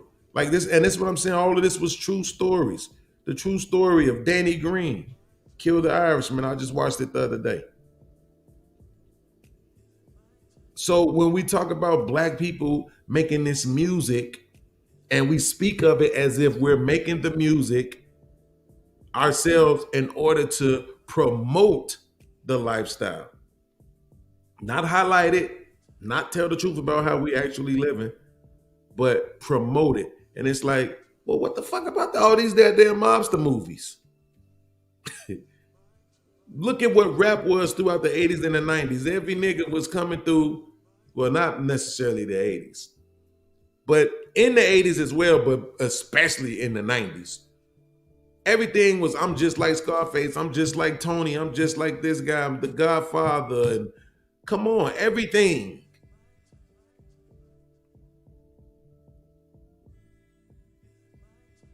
So that obviously had an impact on the quote unquote, the Italian mob lifestyle and movies and media obviously had an impact on the quote unquote Black culture, the same way how the Black culture has had an impact on Asian and white people and Asian and white culture. But we try to make it seem like it's just the Black culture is the problem.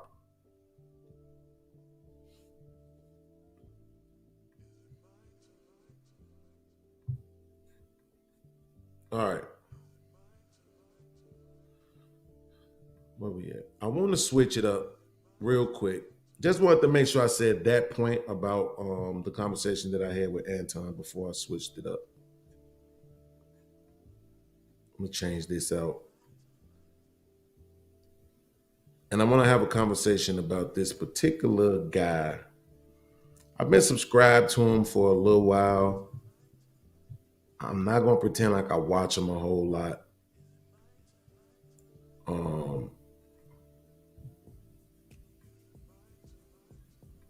I also don't think he goes live a whole lot. But today he was live and I just so happened to tap in and I went over to see if we could have a conversation and it didn't seem like we could. He had a bunch of stupid ass trolls. And that's what I mean. Like, man, it's so crazy to me when I see what the world is really becoming, bro. Like I went in his chat and I typed in his chat, are you willing to debate with other content creators? And somebody was like, he didn't want to talk to people that's just going to overtalk him, this and that, and blah, blah, blah. And it seems like you're one of these white people haters. Motherfucker, you got all that from me asking him if he would be willing to debate? I mean, this is the stupidity level of this space. You cannot make this crap up. Not when I say this space, let me change that because I don't mean this space. I mean this country, the world, it seems at this point. If I see it come up in the chat, I'll definitely show you, but crazy. I'm gonna drop the link.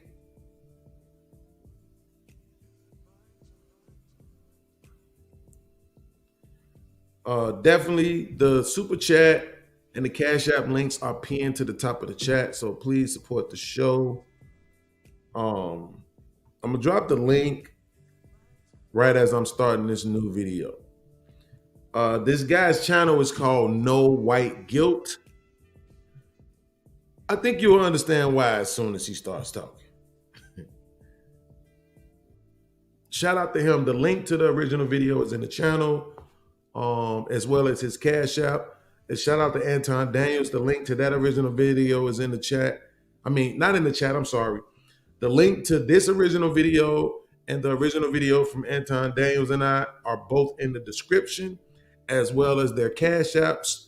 So, you know, if you want to shoot a shot, if you like what you hear from them and you want to shoot a Cash App to support them, 5, 10, 20, 100, whatever you want to do, that's fine too. But make sure you support this channel as well, okay?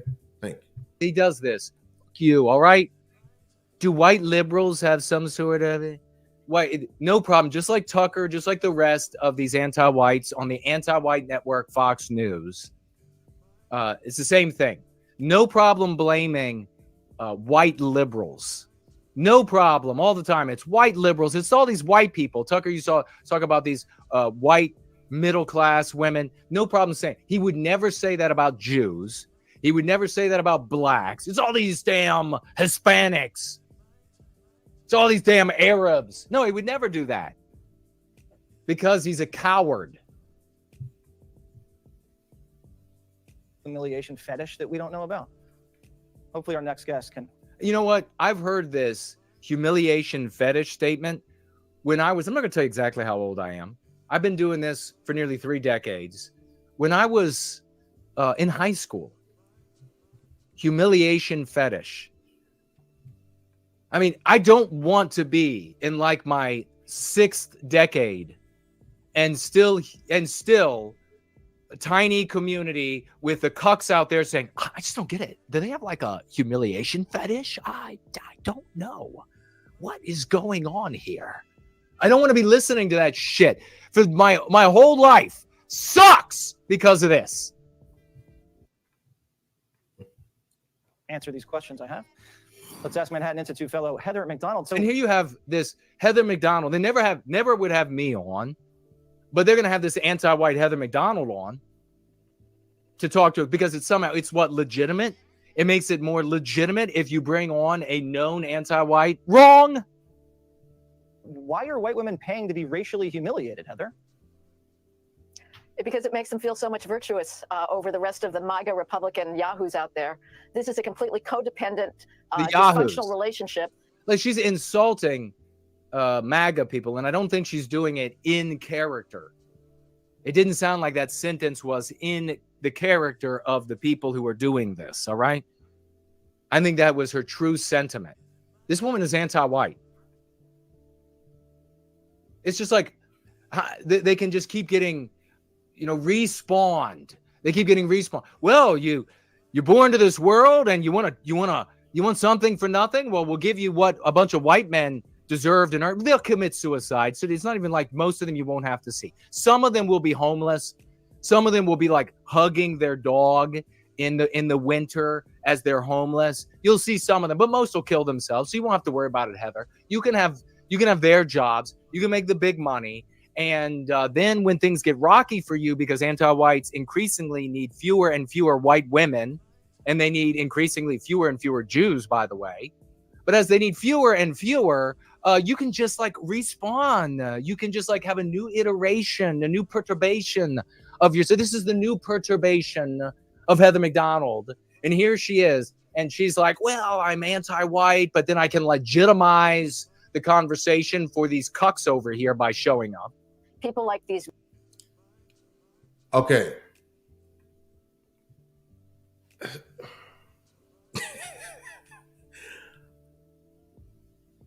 I'm going to be honest with you. This is mad weird to me at this point because I don't see how this woman is anti-white. He hasn't let the video play long enough. I absolutely do have the original video, but I wanted to make sure I got his take in before we went to the original video to let her just talk. But here's what's crazy about this. If you just Google this woman, right? I Googled Heather Macdonald and then I Googled Heather Macdonald controversy. And what comes up is in spring 2017, a protest group announced plans to shut down Macdonald's speech on the Black Lives Matter movement at a college campus in California, calling her racist, fascist, and anti-Black.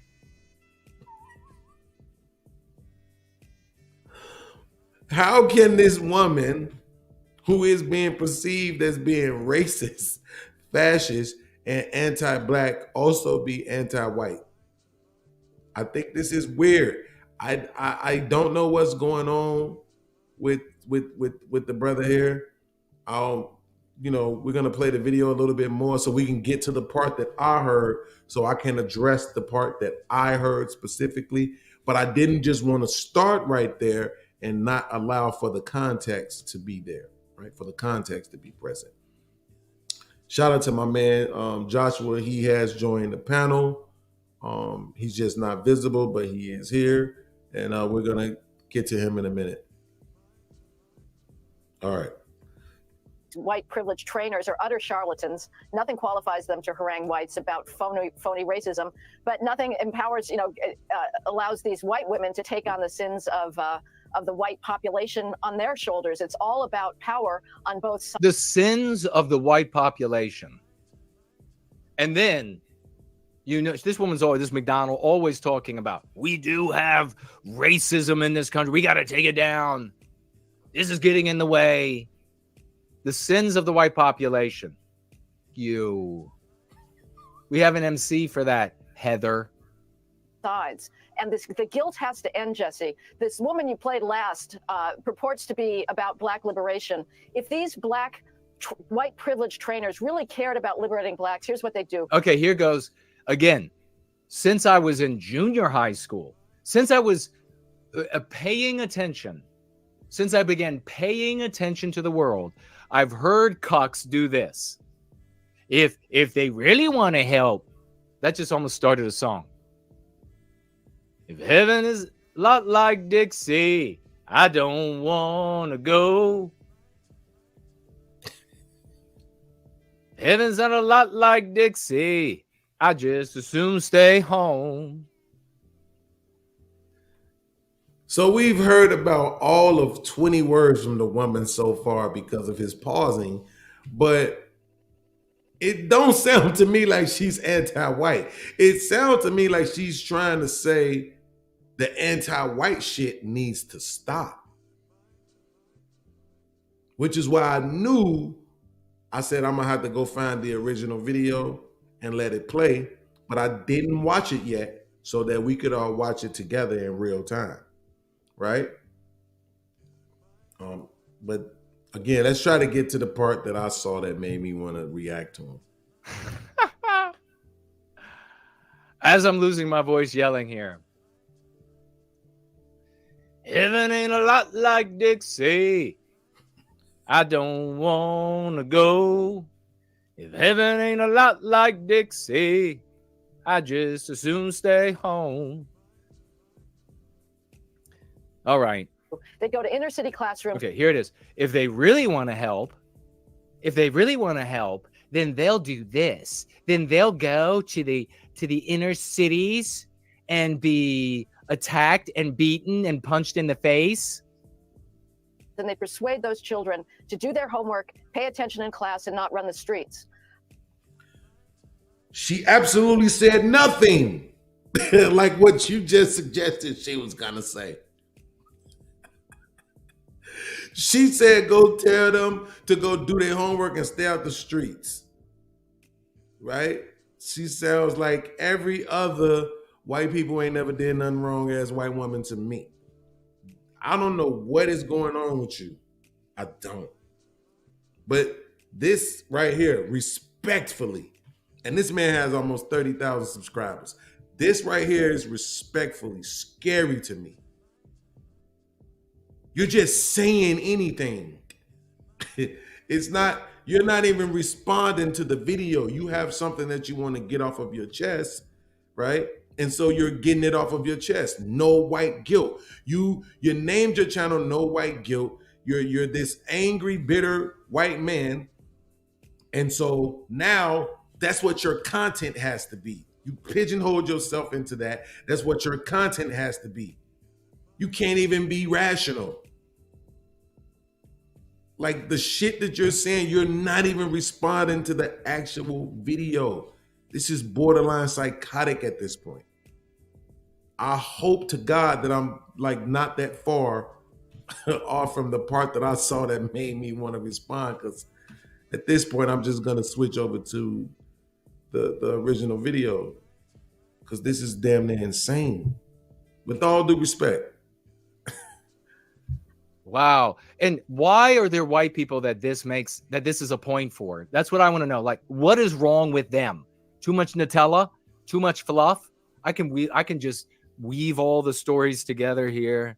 Like I could do some breakdancing here on the show. I could do it. Why is this a point for some white people? Brain dead? Too much tap water? Not enough meat in your diet? Let me grab Not enough meat in the sack? What's the problem? How is this a point? If they really want to help black people. No, the subject should not be what's good for black people, bitch. The subject should be that we are being victimized. That these anti-white black bitches for black liberation are victimizing us. That should be the point.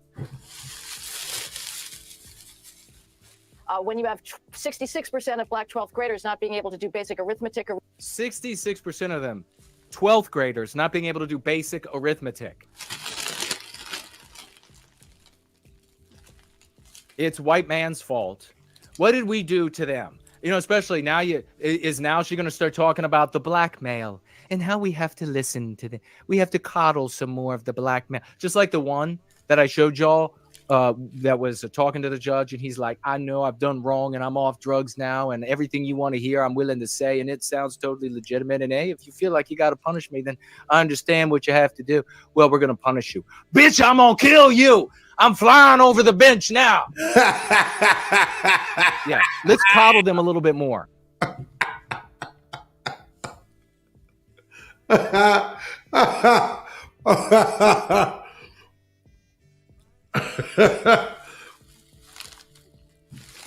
Oh, this man is funny as hell.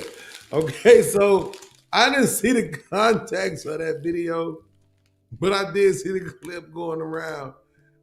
He just flew over the damn judge's bench and tried to get at her ass.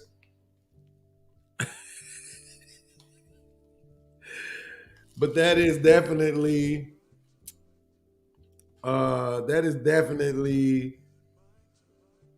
this part right here is the part that I wanted to respond to, right? Where he's saying they're being victimized by these black bitches. Joshua, what's going on?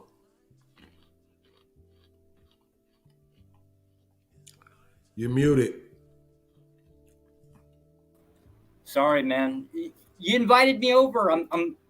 Damn, I got to apologize. It took me like 3 weeks to get over here. I feel bad now. No need to. So listen. This bullshit. I just gotta rewind this one more time. This shit's funny as hell.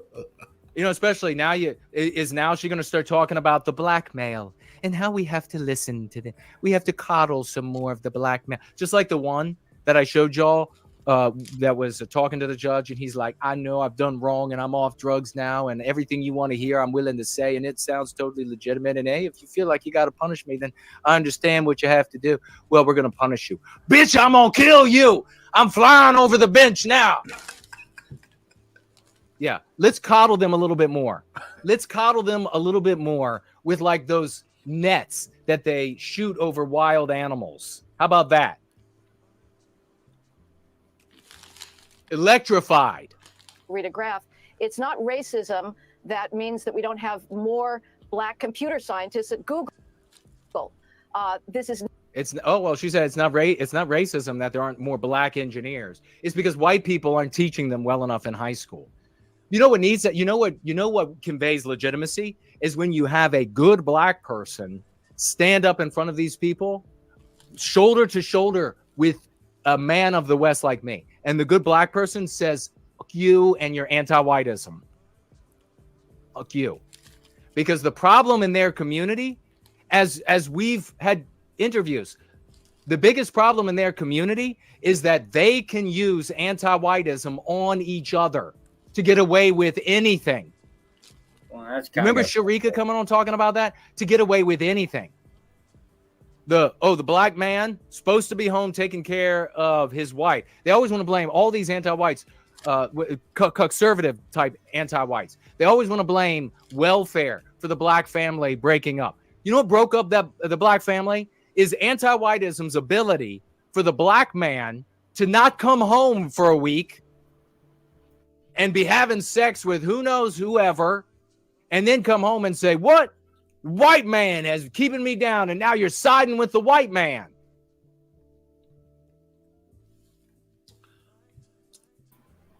All right. I just want to put a dress on him. He bitches like a woman. Excuse my language. Hold on. One more time.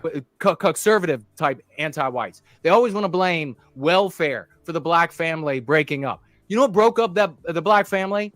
So I want to make sure I let this play this way.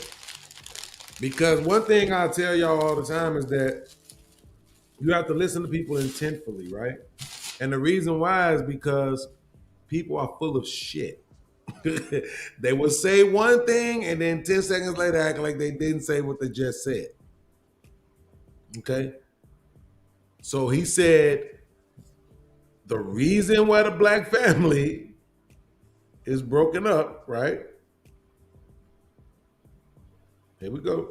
Conservative type anti-whites. They always want to blame welfare for the black family breaking up. You know what broke up the black family? What broke up the black family, sir? Please tell us. Is anti-whiteism's ability. Anti-whiteism for the black man. For the black man to not come home for a week. To not come home for a week. And be having sex with who knows whoever. And then having sex with who knows whoever. Come home and say, what? White man has keeping me down, and now you're siding with the white man. So what broke up the black family is anti-whiteism's ability for the black man to not come home for a week, be outside screwing who knows what, and then come home and say, the white man is holding me down, and now you're siding with the white man.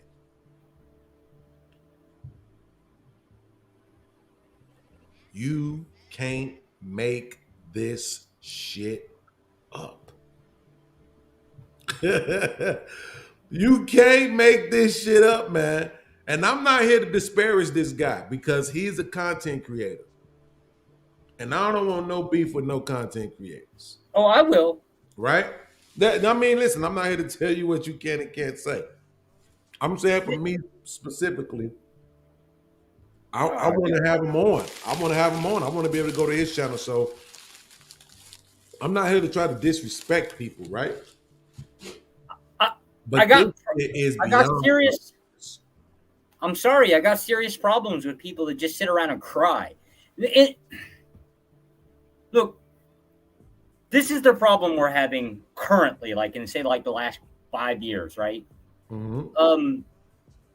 We have everybody grifting for whatever popular movement's going on at any given time to become popular.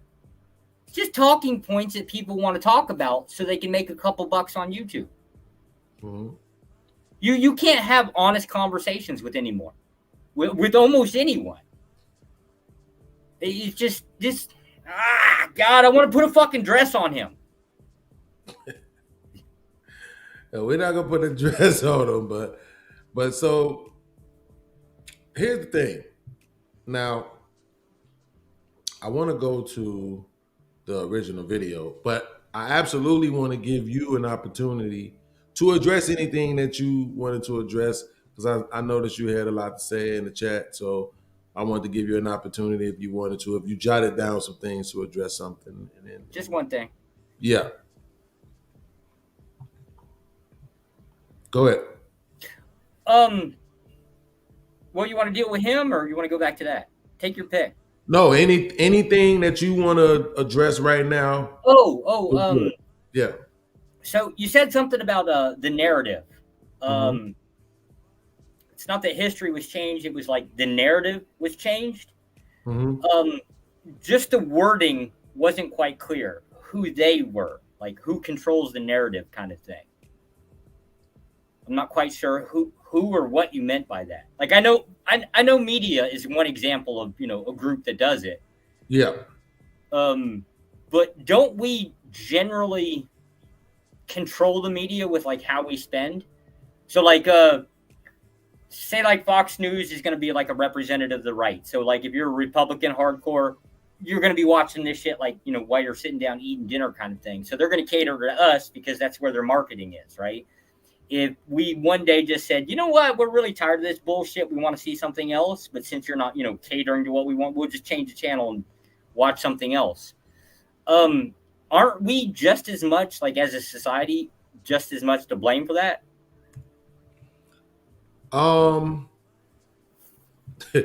The first thing that just came to my mind was to say that's a white person's perspective. That might be. What am I missing here? No, because it's something that I heard, like what I heard Anton say to a previous caller prior to me joining the panel with him. And he talked about how we effectively create the laws because they're created by people who we voted into office. I just look at that like that's some bullshit. My mind won't allow me to accept the technicality on that, right? Because it's fair. I can vote for you not knowing that you're going to do something. I can vote for you because you said you're going to do A, and then you go off and do B. And now you're saying I'm responsible for B. That isn't, to me, no. That's like if I give you $10 and send you to the store and say, go grab this, and while you're in the store, you rob it. So now it's my fault that you robbed the store just because I sent you to the store to buy me something? Absolutely not. No, I agree with your position, because at the end of the day, like, you're pretty much trusting a politician to do what he says he's going to do, but you can't name one politician that doesn't lie. Like, that's kind of what they do for an industry, right? Yeah. Absolutely. So that's why when you look at it this way, from what you're talking about, I don't see it that way, right? Oh. We create an environment where there are things that are necessitated. So like cars, cell phones. I'm old enough to remember when having a cell phone was a privilege. Like, everybody didn't have cell phones. You know what I'm saying? Like in our community, the drug dealers had the cell phones. Oh, damn. I had the first cell phone. You know those big, ugly black bags that you had to put in the car? You plugged it in the cigarette lighter? Yeah, that was absolutely. Nobody had those. Where I came from, right? Like, nobody had those. Not too many. Nobody really had them brick phones and all of that. Oh, the Zach Morris phone? Yeah, that big. Yeah, like, that was something that the drug dealers did. The average working mom, working dad, young person did not have cell phones. But then when they came out with those gray flip phones, the bottom flips with the back, that's when cell phones started getting even more popular, because now they were more affordable to everybody. They were more accessible, and they were smaller. You could really carry it around. Like, you couldn't carry around that big ass brick phone, really, right? So, but now look, you can't, like, everything people do damn near is on their cell phone.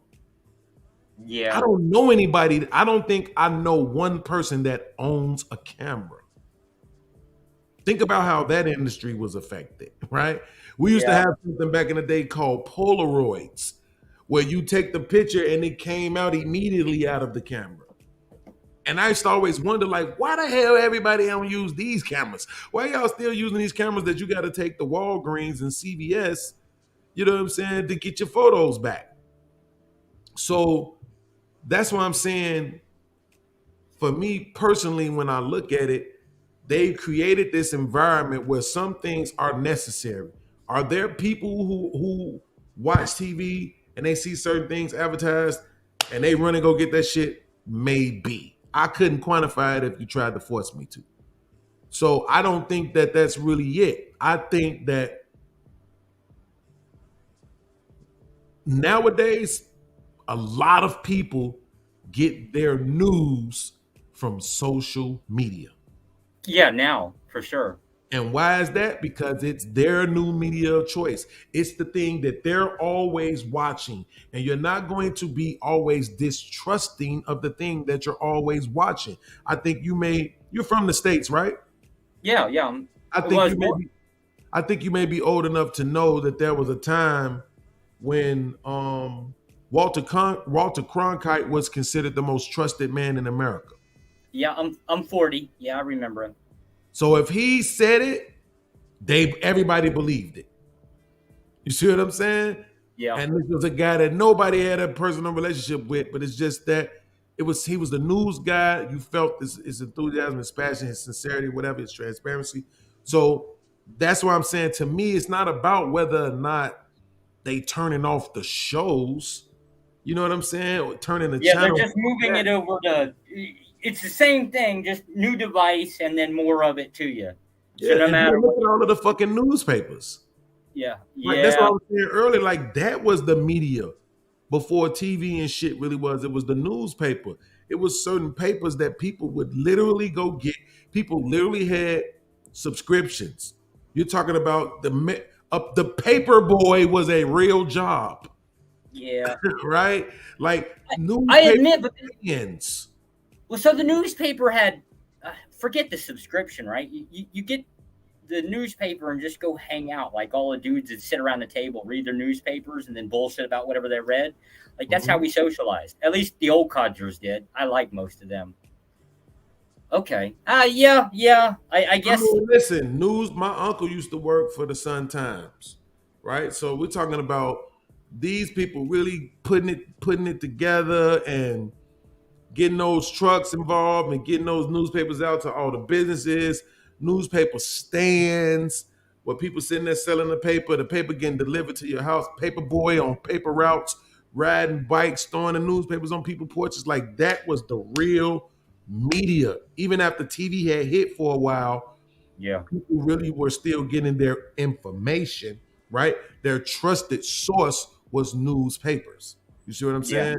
So now and it had its socialization value behind it, because that's the thing that everybody got together and talked about face to face. Right. Yo, did you read this in the paper? Did you read that in the paper? I remember when there was a couple of shows from back in the day where they had people who would read the obituaries. You know what I'm saying? Like, that's how strong the newspapers really, really were. Like, the columnists were famous in their towns and stuff like that, sports and otherwise. Like, it was big, and now that's just switched to the visual part, right? You can connect with it a little bit more, but at the same time, I think it's dumb people down. I think it's something about reading that's very spiritual, and I think that the lack of us reading, I think, is also having an effect on how we process things. I just think we are living in a very dumbed down society. Everything is again, I'm not trying to slander this guy. I'm subscribed to him, so I can't, I subscribe to people, and sometimes I get different point of views, so that it's just not always an echo chamber for me. But it's like he just wants to go off on this no white guilt thing. He's using a video of a person who is obviously a proponent of his own rhetoric, his own ideology, and he's shaming her just to go off on what he believes is the problem in the country. And then what for me was problematic, because I could care less, but for me, what was problematic is every time when white people start trying to address black people problems, and black people's plight.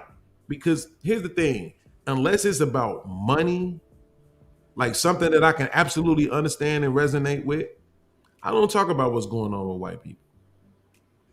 Because I don't know. Anything. I think it's very difficult for us to, I think you would be hard pressed to convince people that they don't know the plight of white people. I think we can sum that shit up, right? Because the things that white people deal with in this country is the same thing that everybody else deal with. The problem is that other people deal with things that they don't. And I think that that's the thing that white people need to accept. There are things that other demographics of people deal with that you don't. And the problem with that is that usually when they're dealing with those things, and the reason why you don't deal with those things is because you're the one perpetuating that shit against them. Probably. So it's that, but again, bruh, you're not the only, they're not the only ones. We understand that. Do you know how much it blew my mind younger to find out that there were way more poor white people in the country than it was blacks? I didn't know that, because that's not how the media portrays it. The media portrays it as the white man is living in all this glory, and they got everything, and they rich, and they all in mansions and driving Bentleys. And there was a TV show back in the day called The Lifestyle of the Rich and Famous, right? Yeah. You know what I'm saying? It just made it seem like this was what life was like for white people in general. And it is absolutely not. Like, if you take the poorest black show, take out the racism, that's exactly what life is like for poor white people. It's the same shit. So I think that's the problem, really.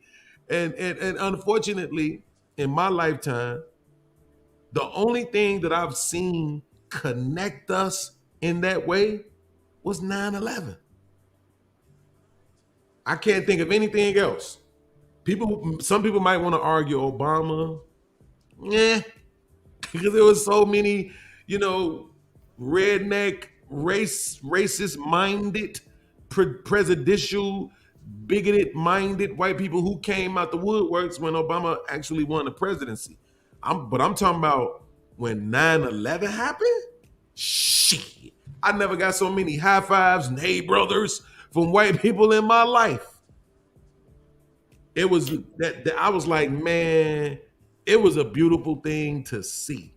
I swear, the energy. But at the same time, guess who was catching hell? At that same time, while the black man and the white man was like this, guess who was catching hell?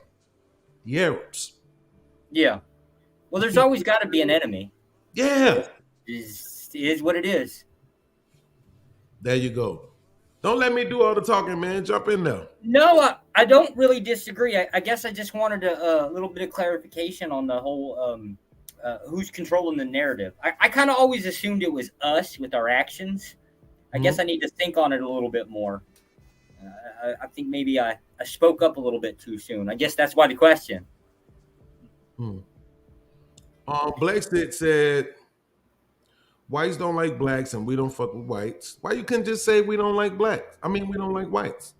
Why you gotta say we don't fuck with? That's crazy. Why all the extra aggression for us? Okay. He said, whites don't like blacks and we don't fuck with white people. It is what it is. That's why Black Chicago loves our segregation. We don't want to be bothered. So here's what I'll say to that. I'm going to say this really quickly. Let me take this. It's irritating my foot. Here's what I'll say to that. He actually is not lying. Right? Like, the thing about now the first part, look, if you ask me, I'm going to say it's not the majority. At this point, I don't know. I don't think it is. I don't think the majority of white people don't like the majority of black people. Like, I don't think it's like that anymore. I just think that we all have programmed biases, experienced bigotry to a certain degree, that we may hold as it pertains to the opposite race. But I think in general at this point, especially because I don't think the young people really want to play the dumbass race game anymore, I don't think it's the majority. I think people just like it. It's not like porch monkey, you was from a cave and swung from a tree type shit. When you thought that about a people, that made it that much easier to loathe them. But now that we know that that ain't what it is and all that other shit, I just think it's all about whether or not you are a good person, if you represent what's true and what's honest and what's good, and whether or not you're impeding somebody economically on whether or not they have a problem with you based on your race. So that's my take on that. I agree with the situation. Like, really, whatever. There always has to be an enemy for some strange reason. There's something about us as humans that have to rely on that. So it really boils down to who's on the other side. There's always an us and them. Always. It's just whatever side in that situation, who's to them. But I would say this though. Wait, let me make sure I got the right video. I think it's this one. You ever had a conversation with Jeffries or Jay Prince? Yeah, absolutely. You get along with him? Yeah, absolutely. Yeah, see, I get along with him really well. Yeah, Jay Prince he's from Wisconsin, man. He's a pretty good guy. So here's the thing. The last part of this sentence though, right? Which is that blacks love our segregation. This is absolutely true. Right? The only problem with blacks loving their segregation is the fact that they're still waiting for white people to invest in their community. And that's the problem. You got the segregation, but you're not pooling your resources together to do anything with the segregation, right? And now when you look around the city where it's primarily blacks at, guess where the immigrants are? Right? The immigrants, as far as I can tell, weren't funneled into the white neighborhoods up north. They weren't funneled into the suburbs like Naperville and all these other places and the Schomburgs and all those type of places. It was funneled into the city, right? So, this is the problem. And now you don't own it. You can't do nothing with it because you didn't spend no money investing into it. So, we got the segregation, but we ain't do the right thing with it. So that's what I would say about that. So I want to bring in the original video. I want to make it a little bit bigger so everybody could see it well. And let's see what this chick was trying to talk about, because my man, No White Guilt, really wasn't giving her the time to speak. He was pausing the video every half a second so he could launch more with his propaganda, but respectfully. It's racist. As far as your claim that you experience every day racism and discrimination on that campus, I would like exact examples, and please name some names about the professors, because I can tell you that Berkeley fought like hell to contain its racial preference. So having disagreement is racism. It's racist to disagree with your point of view. Heather Macdonald, Manhattan Institute fellow and author of The Diversity Delusion, joins me now. So Heather, what was your impression of those group of students at Berkeley?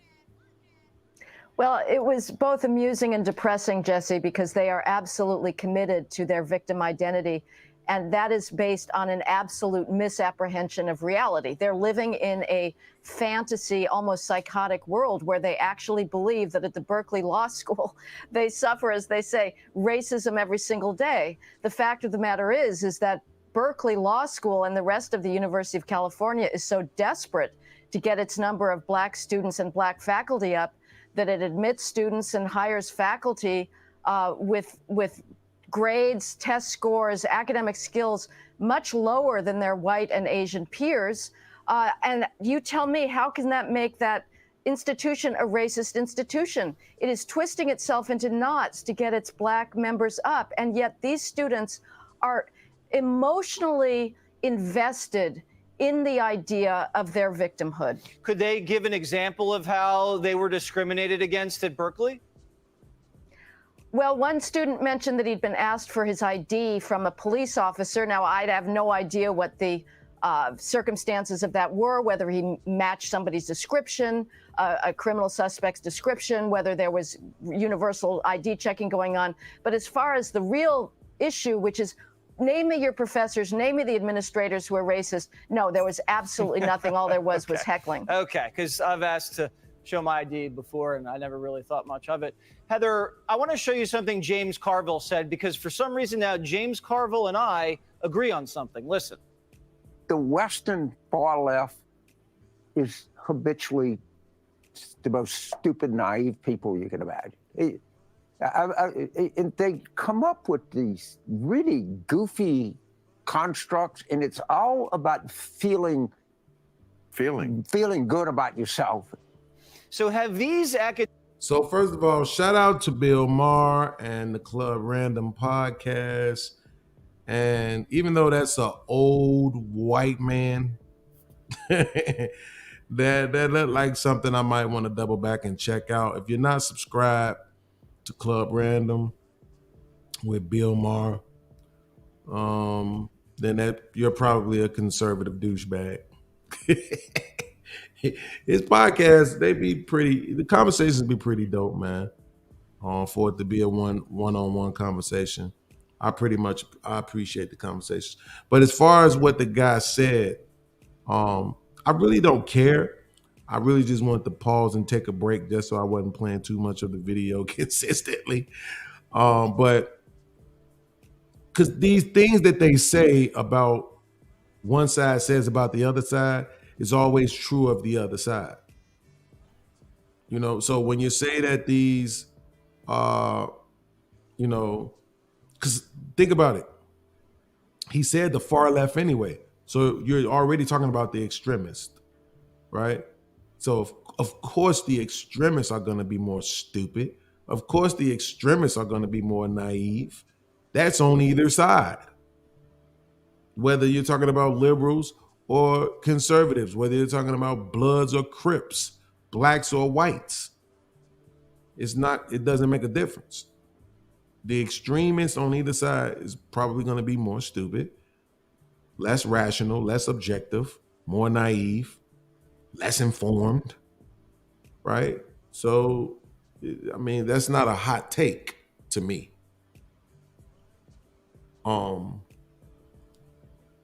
You got anything on that, Josh? I'm a conservative with authoritarian leanings. Matter of fact, well, I'm a federal officer, so like, I mean, authoritarian, that's kind of goes with your daily operation. So, I mean, I don't wear these face panties for a reason, right? Like, I mean, this is a thing here, at least on camera. I don't know. Bill Maher, I'm kind of a little torn on. Obviously, like, you know, he's at the other side of the political spectrum. So are you, right? I don't know. Damn, I've got to give him credit. Like, he's come up with a couple ideas, at least within spending, that I kind of tend to agree with. But it's kind of weird. Like, if you can sit down and have a conversation with the other side, you find out that you don't really disagree about everything, right? Mm-hmm. Just if you can start with the goals, if like you can get that goal out first, the conversation out, you probably come to some decent, you know, at least comparable, you know, prescriptions to work with, at least working with each other. Mm-hmm. But that's not what sells. The media wants to sell, well, the Fight Club. That's what everybody wants. Yeah. That's what sells. Blexit said, you're doing a lot of chatting. Hit the super chat or the cash app. He said, Bill Maher, hell no, I don't fuck with white liberals, don't do slavery, lynchings, and Jim Crow. The thing about it is, that probably means that you don't actually watch Bill Maher. See, that's what I'm saying. Bill Maher is one of those guys where he's probably left-leaning, but he is absolutely a conservative as it pertains to the country itself and preserving, you know, the what most, and I'm gonna say white people would consider the you know, the what's the word I'm looking for?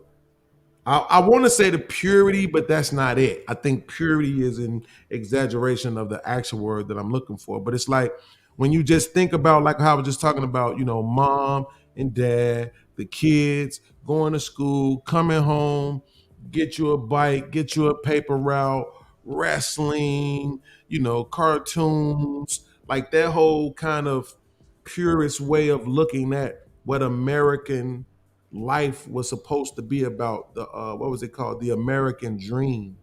You know what I'm saying? When you think about TV shows like Dad Knows Best, you know, I think it was called Father Knows Best, you know.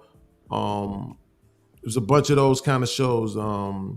What's the one with Andy Griffin? The Andy Griffin Show? Was it the name of it? Yeah, the Andy Griffin Show. You know, you had all of these different shows from Gidget. You had a lot of different shows where it was like the fathers were just primary and they were highlighted and it was family. I mean, think about what we got with the Brady Bunch. I don't even remember what happened to the mother of Brady's kids and the father of Carol's kids. I don't even remember what happened. I just remember then the one day when the lady met this fellow, and they knew that it was much more than a hunch, right? That this girl was a become a family. That's the way we all became the Brady Bunch, right? Like I just remember, hey, the dad got 3 kids, the woman got 3 kids. They get together and they did their thing, right? It was all about family somehow, some way.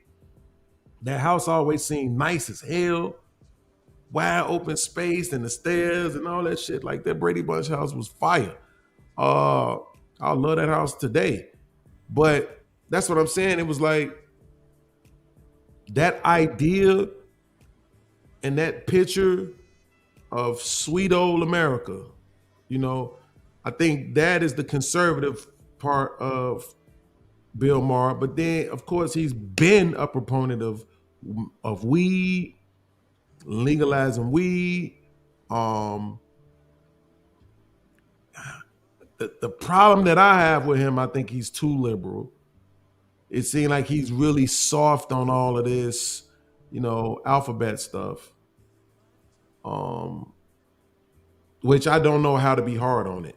So admittedly, I'm gonna say that I don't know how to be hard on it. I don't know. There's no way of doing it without being. Yeah. You can't be hard on it and be polite. Yeah. That's what I'm saying. Like I don't know what to do about it. So it's almost like I can't necessarily blame him. And then he is super, especially now. Shit, Bill Maher is super duper pro America. Nowhere around it. This man, because like he said, he get tired of people pretending, which I understand this, pretending like they can't even see the progress that the country has made. It's like that does nobody any good, right? My man Jerome said, minimize, deny, and blame. Make light of the abuse. Don't take their concerns seriously. Deny abuse ever happened. Shift blame to the victim by saying they caused it. I'm not sure if you're current right now, Jerome, because it sounds like this thing that you're saying right now, this comment seemed like it was more towards the conversation that I was having with Anton. But yeah, that is exactly part of the tactics that are being done right now. And it's crazy to just sit back and see it, and there's nothing you can do about it. And the crazy thing about it is, like, in my mind, I'd be thinking, like, if I was like a uber billionaire, I could do something about it. But then would I? No. Right? When I get to that point and I realize that whatever it is that I do is just gonna be countered anyway, it's not gonna be enough. The richest dude in the world that we know of, which is either Bezos or Arnott or Musk. It's one of those three, right? Yeah. Those are the three richest dude in the world that we know of, and they're not even the most powerful. So that just goes to show you that you get to a point where you can realize they could give you all the money in the world that you wanted. They can give you all the money, and it's not going to change anything. You still won't be able to. You still won't be able to effectively shift the culture. You can do. What's the boy name from Apple? Oh, Jobs. Steve Jobs. Yeah, Steve Jobs. Steve Jobs shifted the culture with technology. Your boy from Facebook, Zuckerberg, shifted the culture with technology. They did it with technology. They didn't do it with money. They didn't buy the culture. I hate both of them. Like, I hate both of them. Jobs was a piece of shit asshole, like, as a person. But then again, to be fair, so, like, within the upper class, the more upper class you get, the more degenerate. Like, and I mean some messed up shit here. Yeah. Moral people aren't at the top of the economical food chain. That's usually, like, down toward the lower end. It's just how it is, apparently. Yeah. Absolutely. So that's what I'm saying. Like, this is it with money. You do it. Yeah, this is the part that I have a problem with money. Because I agree with you and I hate it. So I'm a staunch capitalist, right? But at the end of the day, it always boils down to the more options you have, it appears, which is the options come about because money. The more money you have, the more options you get, right? And the more options you have, it seems like people are more likely to take either the easiest path or the most degenerate, like whatever the thing that I desire, they go in that direction. Mm-hmm. Maybe there's just something wrong with us as human beings. Yes, choice is a problem. Yes. I discovered Welcome to my side. This is why authoritarianism exists. Yes, I discovered that in the Matrix movie. When the architect stated it, and Neo, he had to recognize it in that moment, like it's choice. Choice is the problem, right? It's the thing that continues to kind of create the madness, Yeah. right? Because, like you said, most people are going to take the easiest route. But one of my issue with capitalism, because the true essence of capitalism is money over everything. So again, if I got a choice, I can make $250,000 or I can make $1 million. But in order to get the $1 million, 100 people got to die. A couple of kids got to be fucked up. Water supply got to be fucked up. You know, people have to suffer. I choose the $1 million because it's more money for me. Fuck these other people. Capital over everything. Even if you believe that that is the thing that will lead to progression, right? I watched the documentary called Cars That Built America. Yep. It was specifically talking about the Ford company, GM, and those different companies, how they came about. Well, when I walked away from that, I had a high level of respect for Henry Ford. I had a high level of respect for what the car industry did for this country. I had more respect and value for this country alone, just off of that particular story. But So at the have you ever same thought about a time, prescription? Because, I mean, without money, you're going to have to find a goal, right? Because as it sits now, the idea for survivalism is you have to go out and get money, right? And then as you get a little bit more, start playing the game of life, you realize, well, you need more to kind of get up to the next level. Have you ever thought about a prescription? I'm not sure how you're using the word. Prescription means like instead of going this way, we ought go this way, whatever this way is.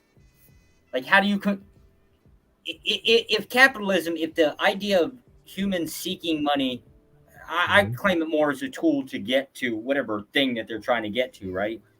If that's the ultimate crutch of it, what is the alternative? What's the other option? Well, I'm not the best person to express this, but to me, I think it's inevitable, right? The people push what we see today, no accident, right? But I think people make it go faster with their greed. Yeah. You know, like we like just say if it's an end. Well, we're gonna get to the end faster because of greed and gluttony and the 7 sins and the 10 commandments and all these different things that we practice. We're gonna get there faster because of that, right? So it may be inevitable. Whatever it is that capitalism leads us to, it's inevitable because you're making that thing God. You're putting that thing over everything else. Agreed. But it could have been slowed down. To me, I somebody may understand economics better than me, so please don't be in my chat after the video talking shit. He's talking about, like, because I'm not pretending to know. But what I am saying is, like I said, when I watched the documentary on Cars That Built America, and you got an industry where they're giving people jobs, right? Yeah. And then they discover, somehow taught, whatever it is, a way to make that process of building the cars faster, right? Yeah. And it costs less money doing it this way. Right. So what ended up happening? More jobs, right? Higher wages. Even back then, they was doing something, I think they said, I don't remember exactly what the wage was, but they was doing something called $5 Saturdays to give people to work an extra day and stuff. You know what I'm saying? So, but then the car, like they was talking about the Model T, the Ford Model T vehicle. Oh, yeah. So the Ford Model T vehicle was being sold for like $800 and a few more dollars. When they figured out how to do, I always blank on the word, the process of building the cars more rapidly. Oh, mass manufacturing? Yes, but it's a specific term for it because they used it with cattle and stuff prior to them doing it with the automobile. But once they did that, guess what? The price of the vehicle dropped. They didn't necessarily have to do that. They didn't have to drop the price of the car. They didn't have to do that. Yep. Thank you, Thanos. Assembly line. Right? They didn't have to do that. They could have been like, well, shit, we got more cars. Hey, $800. What we talking about? But now they have more vehicles they need to sell them too as well, right? So the price dropped half. They went from selling the vehicles for like $820 to $450. Right? So now way more people can buy cars. Now guess what's happening? All these people got cars. They need to be able to put them on the road. Now it's way more road construction.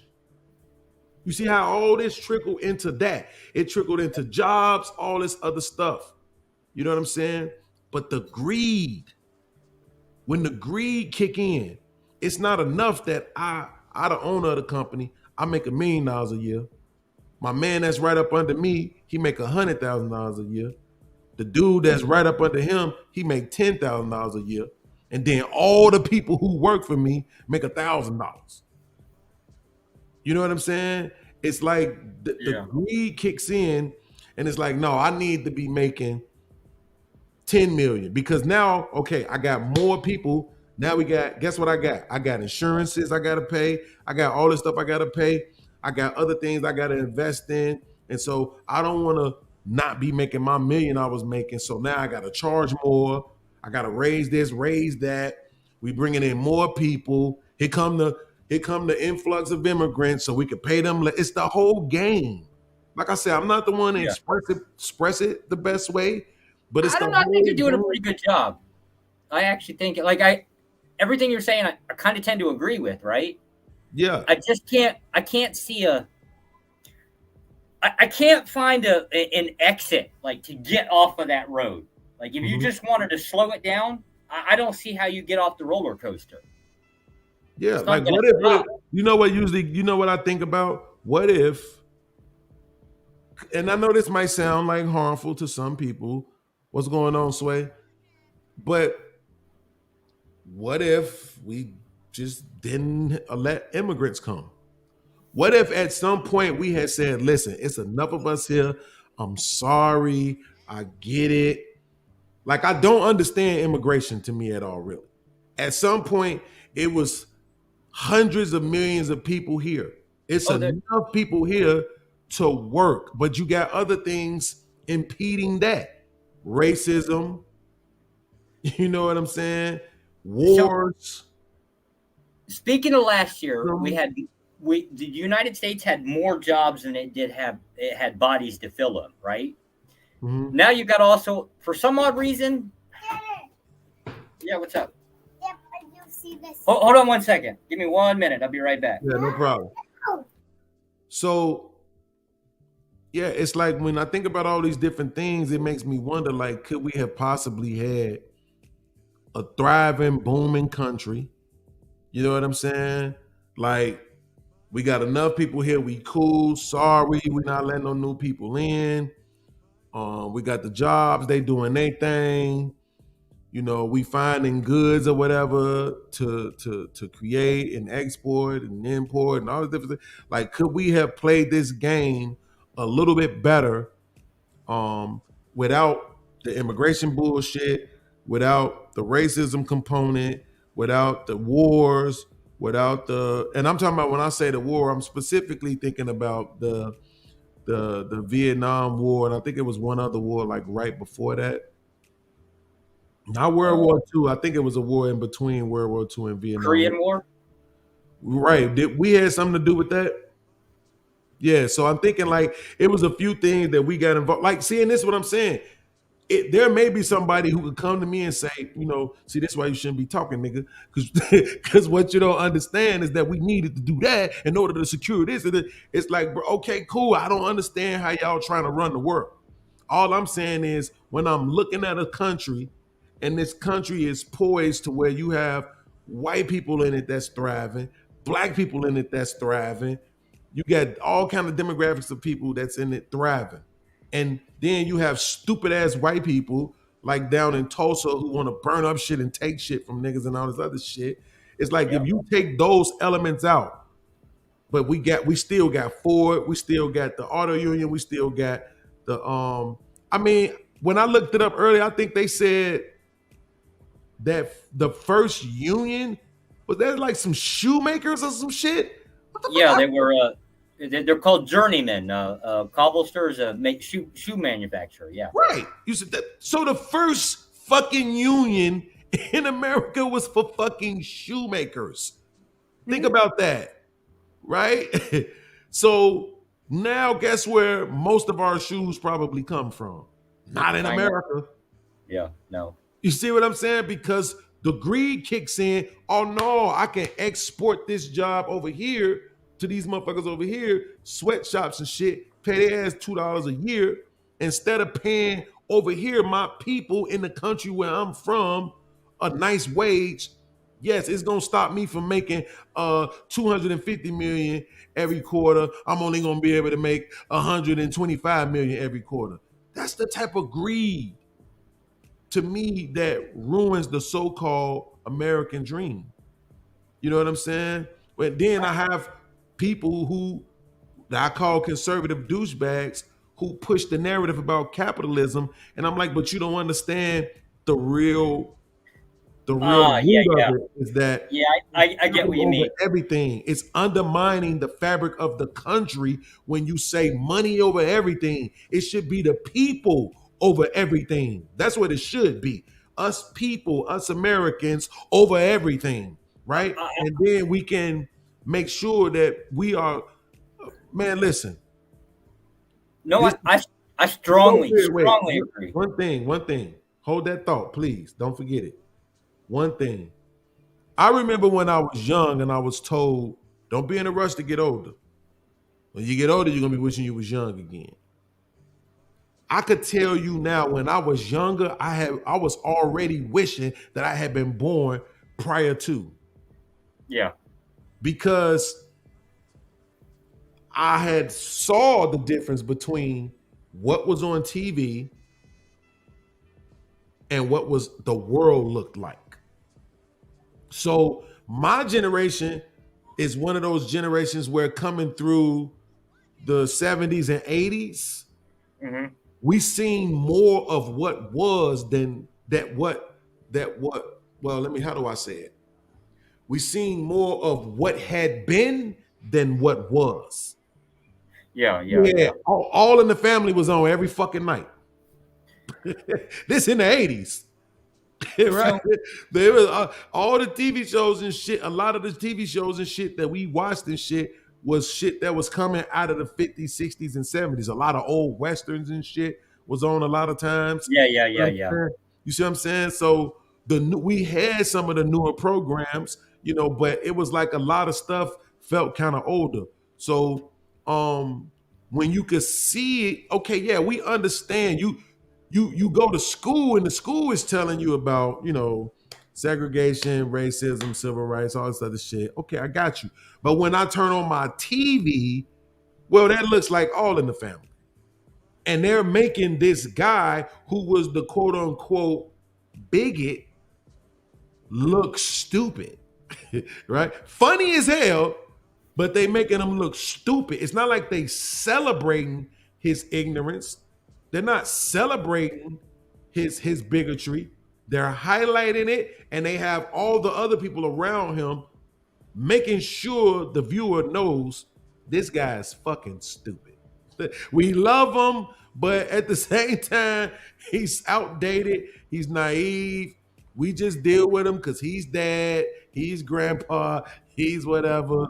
We love him regardless, right? That's the TV we grew up with. So yeah, we had Andy Griffith show, but it was the network was called TBS. I forget what it was known for, but what you had you had Andy Griffith show, and then you had the Jeffersons.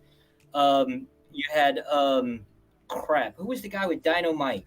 God, Dynamite. What the hell was that? No, that was the Jeopardy. No, that was the No, Jeopardy. that was Good Times. Good Times. Good Times. Then you had Sanford and Son. See, now I like Sanford and Son. Yeah. But I think kind of like what you're depicting is kind of, yeah, it seemed like we didn't know it then, right? We're just watching TV because it was funny. God, Yeah. it was hilarious. Absolutely.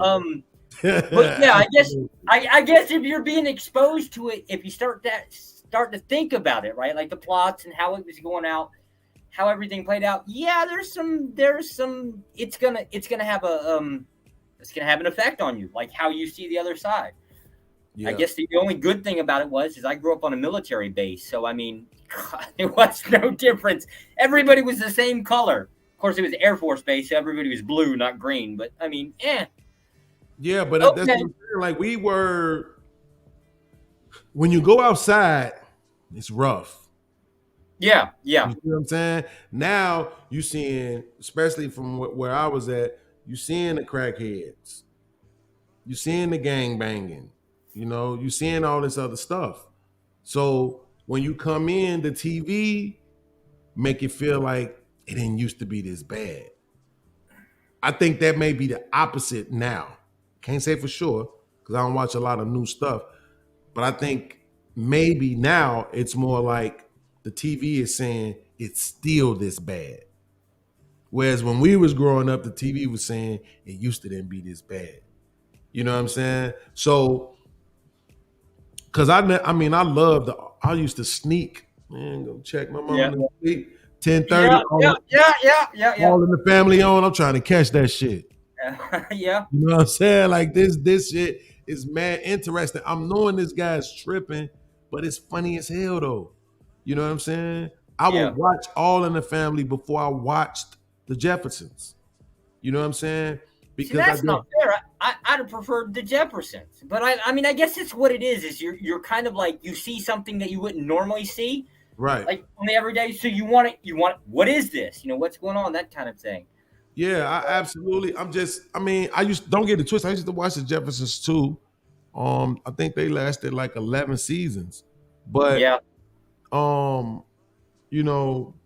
think it was all reruns. A little bit.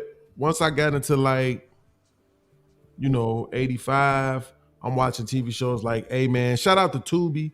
Tubi got A-Man on there now. Shout out to Tubi. Tubi got In the House from the 90s with LL Cool J and Debbie Allen them.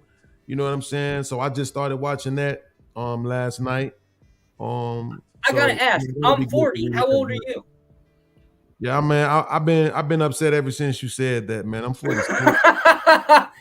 Like, that's crazy to me. Everybody always younger than me. I'm 46, but yeah, it's like okay.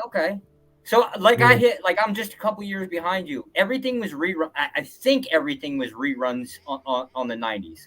So it's probably the same programs, but just rerun again, or it was a couple years behind. I don't know. We had a big satellite dish. But I'm saying, you know what? But the thing is this though, right? So yes, I know it was messed up for black people, right? White only fountains, that's crazy to me. Yeah. But here's the thing. When I talk to my mom and my uncle, they 3 years apart.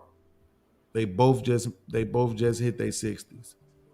Ooh. When I talk to them and they were born 1960, 1963, they don't have the trauma. They don't have that traumatization that a lot of older people than them probably would have had because they was kids. Ooh, So they were literally kids in the 60s, babies to kids in the 60s, right? Kids to teenagers in the 70s. So, you know what I'm saying? That's why for me, it's like, yes, if I'm an adult 30, 40-year-old in 1960, it's probably a fucked up time because I know how messed up the country really is. But if I'm a kid, just say I'm born 1955. If I'm a kid, it's probably not that terrible. You know what I'm saying? Because there's way more family going on. You know what I'm saying? Way more community going on. Like the world's gonna go on forever. This is the part that kind of hurts my family. I had access to that information and never would have thought to ask. My father was born in 1926. I was like the definition of an oopsie baby, like, well, the thing still works kind of thing. Right. My mother was born in 47 or 48. I can't really remember. So you see that age gap, right? But the old man was around for something, right? Never talked about anything. Career military, all of his life. Once he went into World War II, when he came out the other end, he just kept going back in and in till he aged out, and then ended up going back into civil service. So, like, even then, it was now he's a contractor. Had all that access, we never thought to ask. Dad never offered anything, never preached about anything. Hell, I didn't even really know he was a Christian until after he died. I knew Mom was. I had no clue what the old man was. All of that access, never knew to ask about anything. But wait a minute. I'm tripping here real quick. Yes. Are you trying to say that your dad was in his 50s when you were born? My kid is I just let's see here. I just turned 40. My kid is 4. My wife is 14 years younger than I am. I've literally, I can imagine having a baby in my 50s, but that's crazy. Yeah, I've mostly replicated a lot of the family stuff, like what my parents did. Is what it is. I guess it's kind of like monkey see, monkey do kind of thing. Like what you see, you're going to end up replicating, whether you like it or not. It seems like you go in that direction. I guess unless you like consciously try to like fight it at every step. But I'm not crazy enough to think that my dad was a complete idiot. So I'm just like, damn. So this is what I want to do. I want to get back to the video. I want to say the Cash App link and the Super Chat link are both pinned to the top of the chat. And I just dropped both the links in the chat again. Please support the show. Let me check something real quick. Check the Cash App. Make sure. Okay. Oh yeah, I forgot about the other 10, so let me put that on here too. I wanna get back to the video, but I wanna answer the question that you asked earlier. Yeah, how the hell do we get off the roller coaster? It's really what it comes down to. Well, this I want to answer it the way that you asked it, right? So,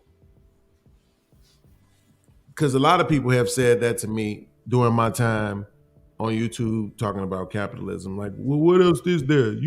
They go straight into, you must want to be a communist. You must want to be a socialist. And I'm like, man, look, I don't even know what them words mean. Stop saying that shit to me.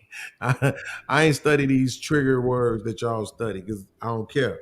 I just look at what's the problem and I say, well, that needs to be fixed. Do I know what the solution is? Maybe not. But I always say, well, look, how about we just do capitalism 2.0? How about we don't make it capitalism? How about we make it capitalize, right? And that therefore is not all the time. How about you're not necessarily, when you're capitalizing, you're not necessarily capitalizing on capital, right? You can just capitalize on whatever is best in the moment, whatever is most important in the moment. So right now in the moment, I can make this $1 million, or I could take this $250,000 and then that's going to help me empower these people over here, or facilitate this over here, or capitalize on something else over here, or fix this problem over here. Then that's what I'll do instead of it being capital over everything, right? So to me, like people ask me, I always say, I don't think nobody in the country deserves to make less than $20 an hour. I think everybody's time is worth $20 an hour, right? And I usually plan on doing a minimum of 4 hours on my show. The goal for every one of my shows is always just $100 because I'm not trying to get rich off the people. They can send whatever they want to send, of course, and I'm absolutely going to appreciate it. But if I'm up here for at least 4 hours, I give you good entertainment, I give you some enlightening, educating facts and different things like that, then that comes down to about $25 an hour. And I think as an entrepreneur, that's a pretty good deal. So for me, the way I look at it, and when my show was really popping the year before, and was it damn, it has been a year. Damn, I have been back down here that long. I did giveaways, raffles, like, because I wanted to make sure that I gave back to the people who was giving to me. Like, I appreciate all of these super chats. I appreciate all these cash apps. So let's do these giveaways. Let's do these raffles. And people coming to me like, yo, that technically that's illegal because it's gambling. So you got to figure out another way to do it besides that. And then right after I had instituted something new that I was going to start doing, which was just give away $100 every time we reach 600 in donations, I lost monetization of the channel. But damn. that was going to be my way of showing people, like, I really do appreciate them supporting. You know what I'm saying? And yes, people are like, yo, listen, you got to understand this is a business. You're selling a product. Okay, cool. I understand that. I prefer to say I'm providing a service, but that's okay. And then you just find a way to facilitate giving back.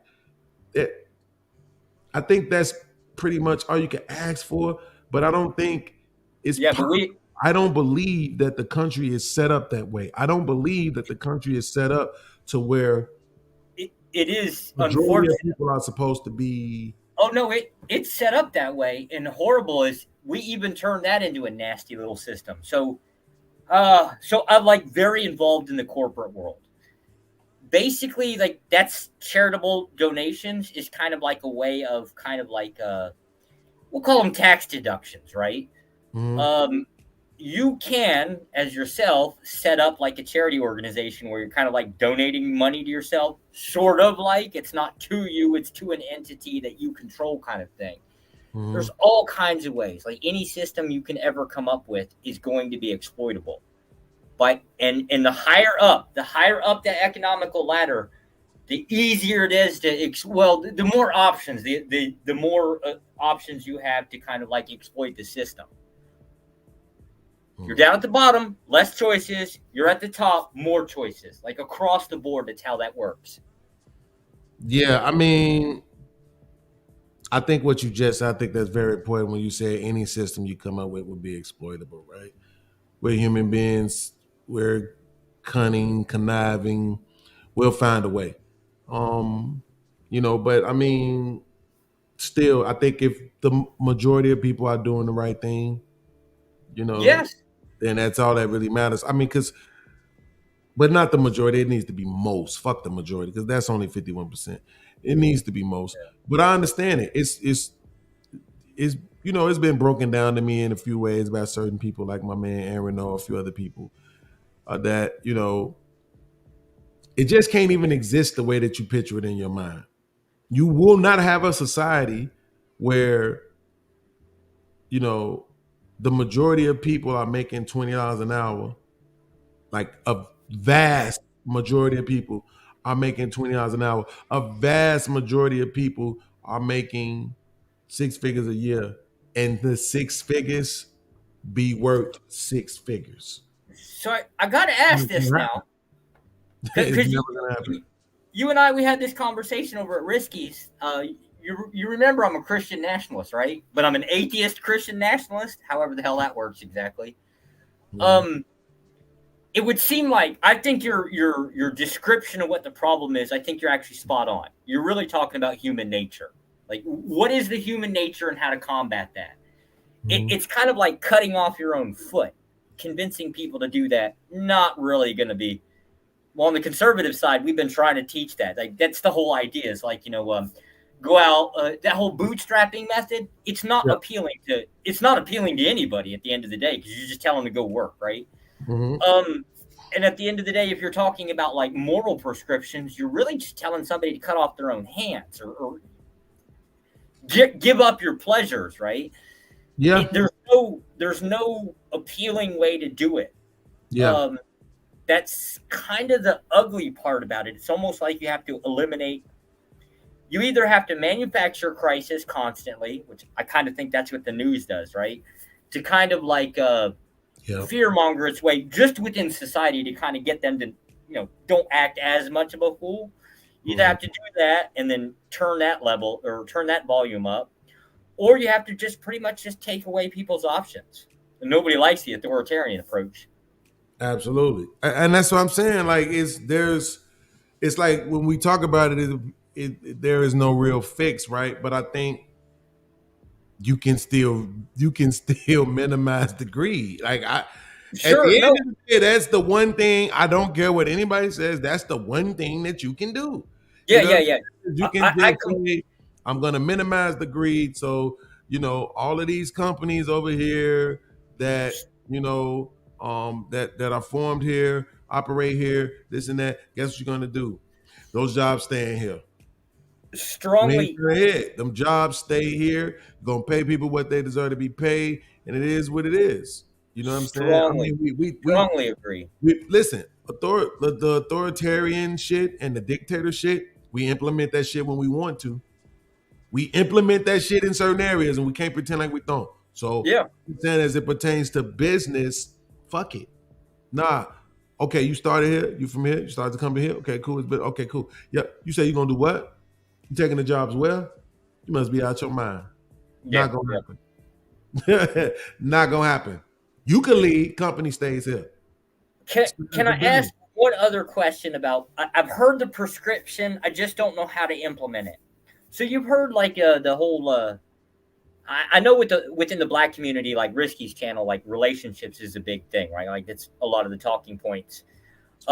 This same stuff exists within the white community. So to me, it's not like a race thing. It's more like our society's kind of just like saying, fuck all, you know, family shit, just screw all family shit. Mm-hmm. This is the thing that drew me to the pretty much the Black panels, was because, believe it or not, the white community did have that. We used to have that like extended family, like when you hear about the Black community talk about cousins and like this huge extended family, right? Mm-hmm. Well, the white community had this pre-1918. I think somewhere in the Great Depression was just like the last nail in the coffin that just killed it all. I would think that the beginning of the decline was the Victorian era, but I can't find enough data to actually prove that. I'm just kind of guessing. But the concept of promoting family, I think we're lost. It's never going to return because we had every option to do it. We imported during World War II or right before it, we had huge mass influxes of like Irish. They were white culture, but with really strong family ties. We had huge amounts with the Italians, things like that. None of it caught on. None of it caught on and like stayed. It's just everybody kind of like, as soon as they hit America, then 25 years, everybody breached out. But within the Black community, it still kind of exists. There's always that talk about, well, Black people should like basically like separate themselves from like whatever the small portion of troublemakers are. I don't think they've actually given that enough thought as to what's the cost of doing that. For us, I think we had this same concept and it basically divided the family. I think that was like one of the first steps that come through there and just cut family in half. What have you ever thought about it in the concept of family promotion? If it was the case that you were trying to promote stronger family ties, how would you even go about doing something like that? It's over with for that. Shit, that is not the answer I wanted to hear. That's fucking depressing. Yeah, it's over with for that. Right now, what I'm trying to do, I'm gonna get back to the video after this, everybody, so don't worry. But what I'm trying to do is, or right now, what I promote is individualism. Ooh. I think it's okay. And I know everybody like, oh no, we can't do that. It's like, listen, bro, have you not watched the world?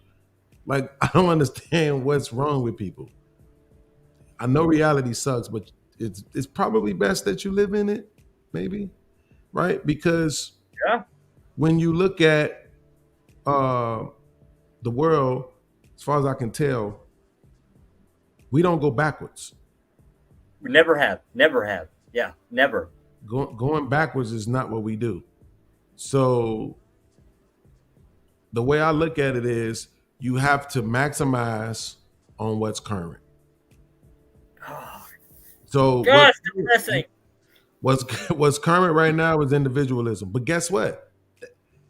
For all the people that's hating on that, this is how I know they full of shit, because that's a product of capitalism. Yeah. Right? Individualism is a product of capitalism. White supremacy, product of capitalism. Feminism, product of capitalism. Oppression, product of capitalism. Like all of this shit, as addressed earlier by Anton Daniels, and we're going to play the rest of that video too before we get out of here, is a product of capitalism. So you can't hate it and love capitalism, in my opinion. But the thing is, okay, be great at it and watch what happens. Right? I don't know what the next evolution is past individualism, what they're gonna do. But mentally, I could be naive. I will acknowledge this. But mentally, the way my mind works is like we used to wear big clothes, and then we started wearing skinny clothes. Then we started back wearing big clothes. Then we started back wearing skinny clothes. Come through the 90s, come through the 70s and shit, bell bottoms and big ass clothes. Come through the 80s, tight ass clothes. Come through the 90s, baggy ass clothes. Come through the 2000s, now late 2000s, skinny ass clothes. I look at it that way. So maybe, just maybe, if we maximize individualism and just get too good at it, then maybe it'll circle back to pushing the family shit. Hey, hold on. They starting to get too good at this. It's way too many people now that's doing this, doing that, practicing, they building together. They ain't just fucking and making babies, but they getting together. They all going to school. They all got businesses. They investing. They doing too much. And then, we all know that all of this shit is fabricated. Anytime that too many people start doing too well, they have to do something to knock that off. Nope, can't have too many people doing too well. The old saying is too much of anything devalues it. So if you have a whole lot of it, it ain't worth as much, right? Oh, it's only 15 of these cars that was ever made, and them cars be worth millions of dollars. A car that everybody and their mama got costs 15 grand, right? So it's really the same thing with money, right? Yeah. If everybody got it and everybody's doing well, then they got to put something in place to knock that down. So because of the greed part, right? Or because of the goods part. This was another part that was kind of shined a light on me. Well, if everybody got money, the goods might not be able to keep up with it. Yeah. Everybody just bought up everything. Now ain't shit to buy. Motherfuckers would go crazy. You see what I'm saying? So that's what I'm saying. It's elements to the shit that you just can't even understand or figure out how to deal with.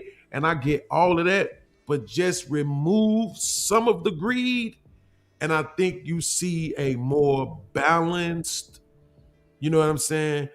So there's less violent, less dysfunctional society. You know what I'm saying? There's a term for it. It's called accelerationism. You know why I think you're right? Like, just intuitively. Mm-hmm. You know how when people, when something's wrong, when something's bad and you're trying to get away from it, right? Like, you end up having to take some medicine. That medicine's never going to taste good, right? We did our thing that we did for the last 20, 30 years, right? We created our own problems. We made our bed. Now it's time to lay in it, pay for it. The reason why I think it's accurately true that the only way to get to that, not the next evolution of say individualism, but back toward family values, is you'd have to basically go through a lot of misery that comes with individualism. Like when everybody's all focused on themselves and nobody gives a shit about everybody else. It's such an ugly pill to swallow. One, you're never going to get the conservatives to agree to it, but I think it's accurate and true simply because it's probably the most miserable path to go down. Yeah. Well, I mean, at this point, people are already participating in one way or another.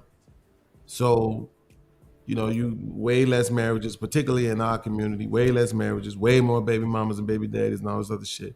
And all it's doing is making more money for the quote unquote system.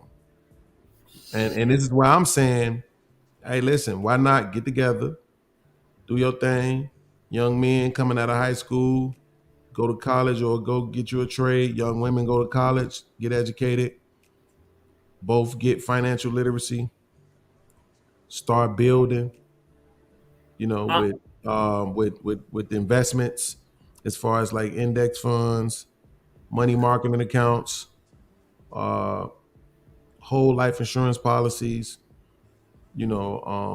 property, different things like that, investing in that together. Fuck getting together and making babies. Like this, it's 8 billion people on the planet. It's enough people here. We good. Like, we straight. We don't need no more people right now. You can't keep telling me that there's more jobs and there ain't enough people working, but then at the same time, the birth rate is down and we need to make more people. Like, make up your fucking mind. Which one is it?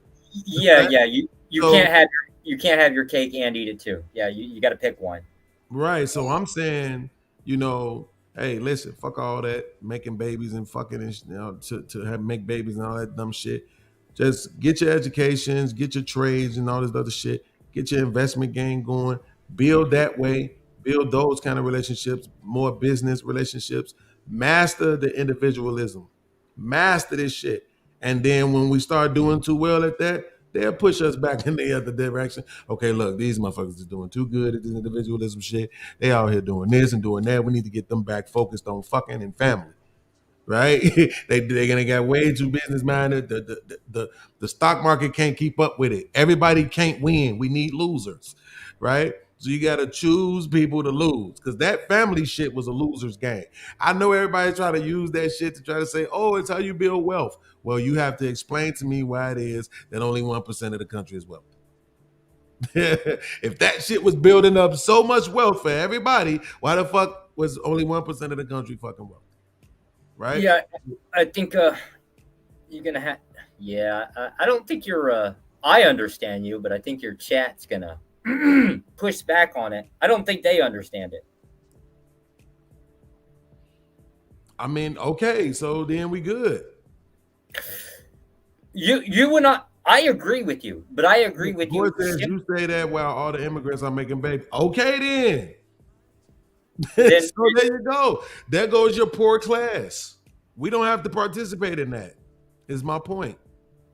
Yeah. That they're the new people here, so it's their turn to go through the transition. Cool. Let them be the poor class. Right? But we, as a people in this country, need to force a middle class or force them to kill us. Damn. That's how I look at it. Force a middle class or force them to kill us. You got to get us out of here, because we ain't finna keep playing this dumbass game with y'all. We tired of seeing everybody else own private jets and yachts. We want that experience too. We don't gotta have it all. I don't have to own the yacht. I don't have to own the private jet, but I want to be able to get on one too. I want to be able to take off and go somewhere if I want to too. Right? That's the mindset right now. So a lot of people are trying to figure out how to do that. And then so many people have adopted that mindset that Black women was using for a long time, which is I could do bad all by myself. So that's why you have this narrative of so many jobs and not enough bodies to fill them. Oh, it's enough bodies to fill them. Niggas just don't want to do it. They don't want to work. Those jobs for that little bit of pay, it ain't worth it. What people realized coming through this pandemic was that their time is valuable. You want my time? Pay me. Stop sending the damn jobs that you would have to give me 20, 25, 30. Stop sending them shits overseas so you can pay them people $10 a day. Bring that shit back over here. Pay people properly. You'll still be a gazillionaire. You'll be all right. It's okay if you only make 500 million a year instead of $1 billion. It's okay. You're still in the less than half of a percent. It's okay, dog. You still okay. Nobody knows your real name. We don't know where you live at. You know what I'm saying? Like, we're never going to be in the same room with you. It's okay. You know what I'm saying? That's my thing. Take the fucking greed out of the shit. Let these people eat. Bring them jobs back over here. Leave us the fuck alone.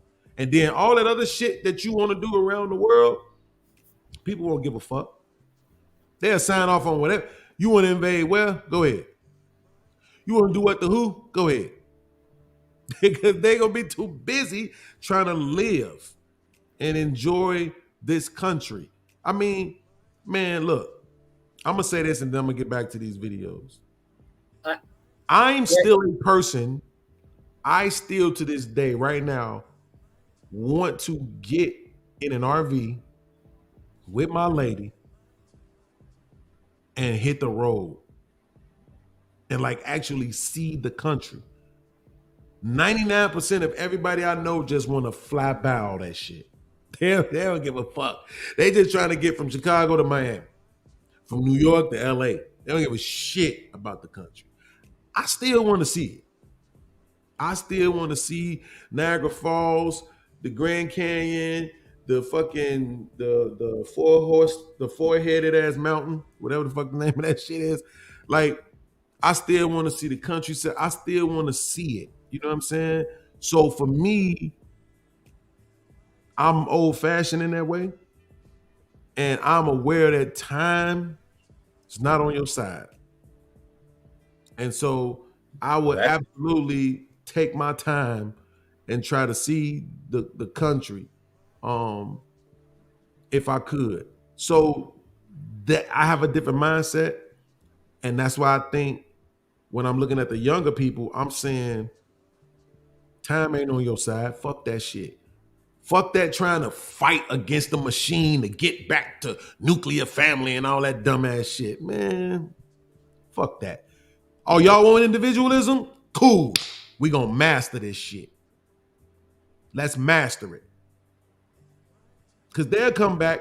They gonna have to come back around. Or they gonna kill everybody. Force the middle class. Force that shit back in. You know, the middle class is gonna be higher now, but force that shit back in. Nah, we're not going with this. You either gonna be rich or poor shit. Y'all got us fucked up. So this is what we're gonna do. We're gonna master this individualism shit. And then they'll have a choice. What you gonna do? You gonna kill off your people or no? Because you're either gonna kill them or you're gonna have to concede. You're gonna have to kill them or you're gonna have to concede. Allow these people to have a middle class, allow them to be comfortable, allow people to own their houses. I got a clip I'm gonna play, not on this show, but on another show coming up, where they talking about how the fucking banks is going around buying up all the goddamn property. Yeah, that's been a thing. Now, the average citizen is competing with a fucking bank to buy property. Affordable housing on top of all of that. Why are you doing that? Hey, Beans, I got to take off and feed my kid. It's getting close to dinner time. Yeah. Oh, I just want to say before I go, Gunny has been asking a lot of these questions. I think if I can set it up, get you, me, and Gunny on a panel and talk about this, because he's been asking some really good questions about like what should be done, and I have racked my brain trying to think about some of the solutions that have been presented. He's a conservative like myself. I don't know how you two get along, but I mean, I like Gunny. I think he's like me. He's a bit demonstrative, but I think he thinks. Yeah. Well, I mean, he was an old drill sergeant. I expect I expect some of this stuff from him, but right.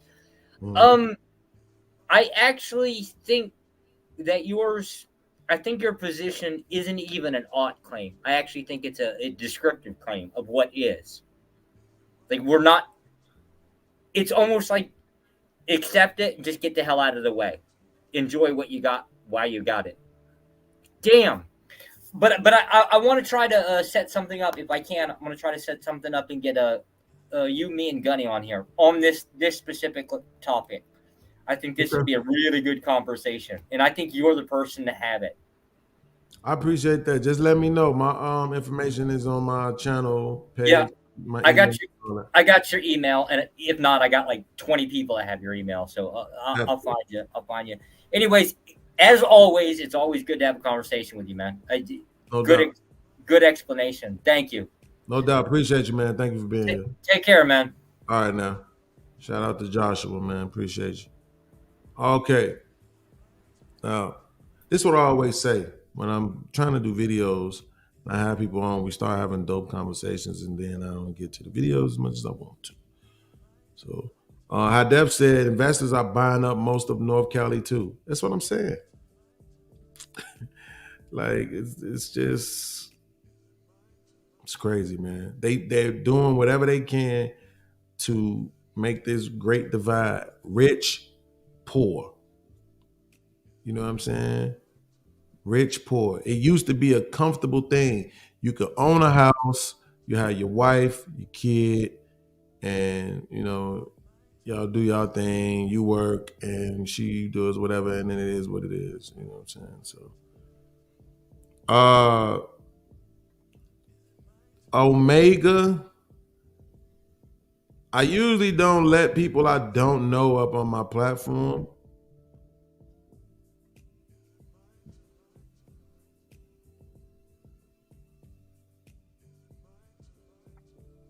What's going on?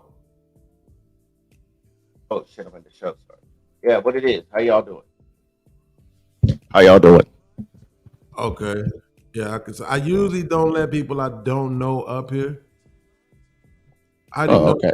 but I just I saw it seemed like you was communicating with what's the name, so I said I would take a chance on you real quick. Something you wanted to address specifically?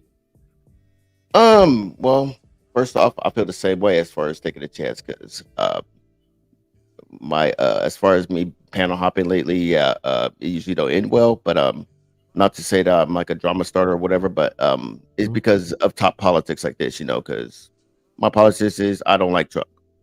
It's clear that you do, or you lead towards conservatism, right? And when it comes to like the debate politics, shut up, Sway. hey, okay. Wait, you know, I'm just wait. I mean, and I'm just talking about my quick experience, real quick. You know, like whenever I get into hold on. sorry. Can you hear my voice? Hold on. Oh, sorry. What?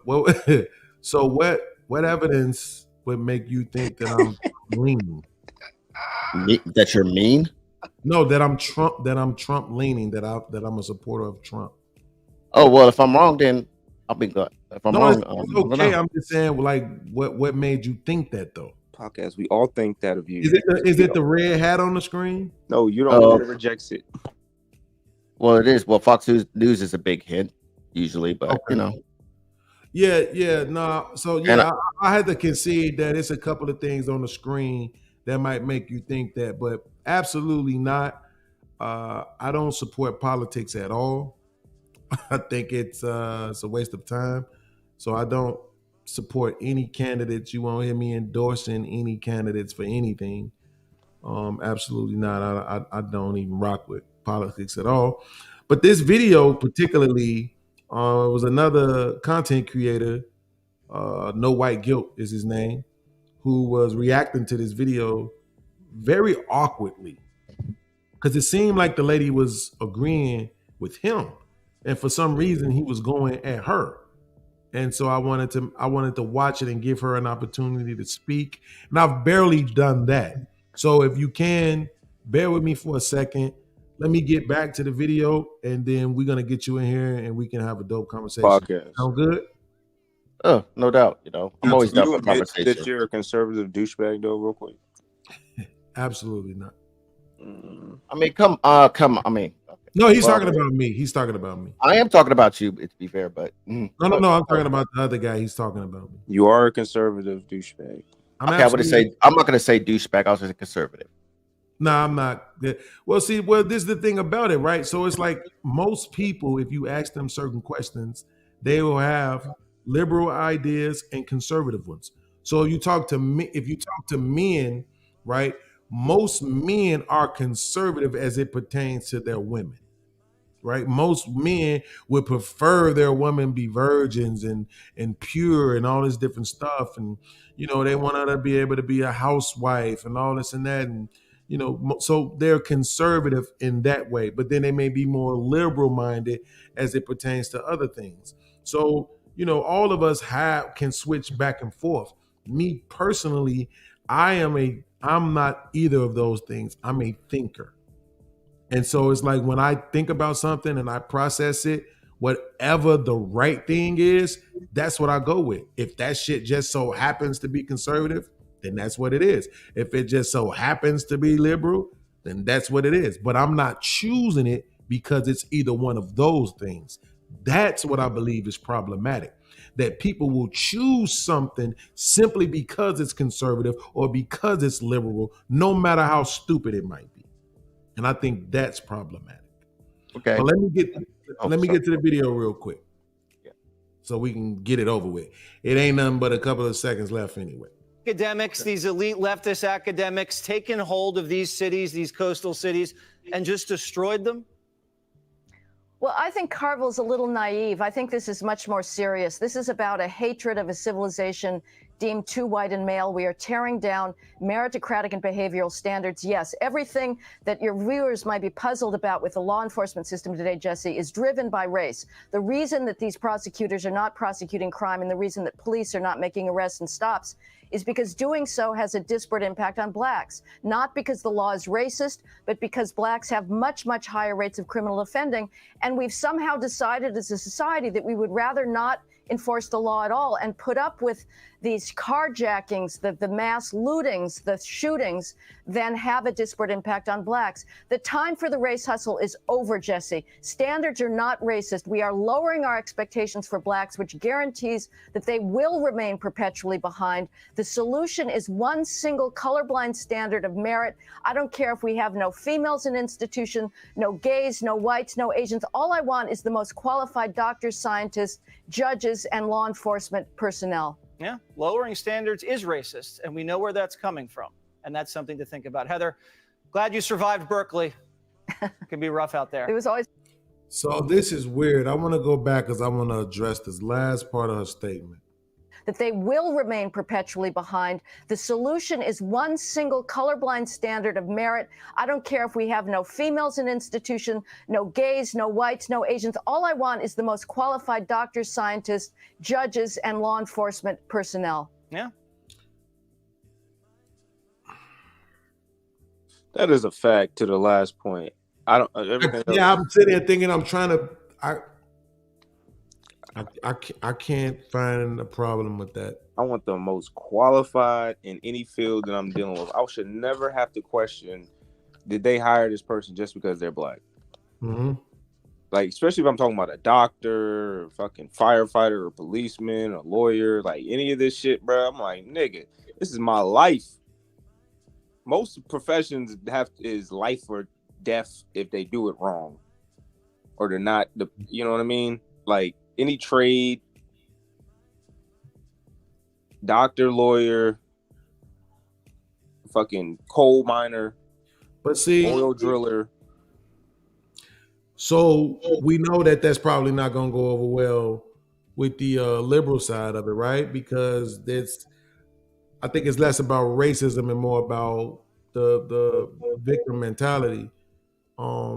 Like Joshua was saying earlier, it always has to be a bad guy, right? But this is the part that I don't like. Lowering standards is racist, and we. How the fuck is lowering standards racist? I don't think that maybe they're talking about towards like Asian people and stuff of that nature. Because I think the status is like when they're trying to get into college, that they'll have higher test scores or they'll be more qualified, but then they won't get a job. Or won't get the position because another minority group would, they're trying to prioritize them over the better stats or the better outcomes. Absolutely, but I just sat on a panel with somebody that argued with me that slavery wasn't about race; it was about capitalism. Right? So how can it be about both?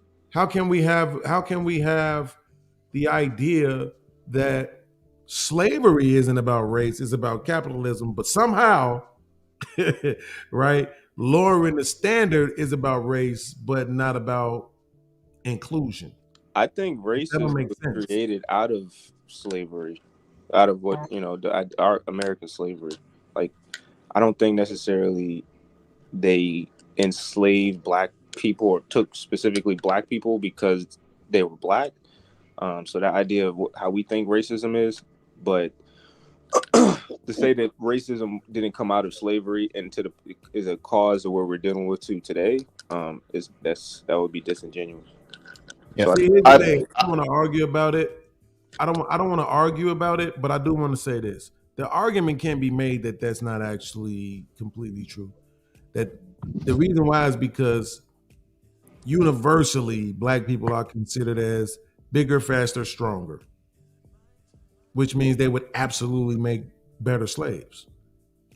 So that's not necessarily true. Look at your NBA. Why isn't it filled with white boys? Look at your NFL. Why isn't it filled with white boys?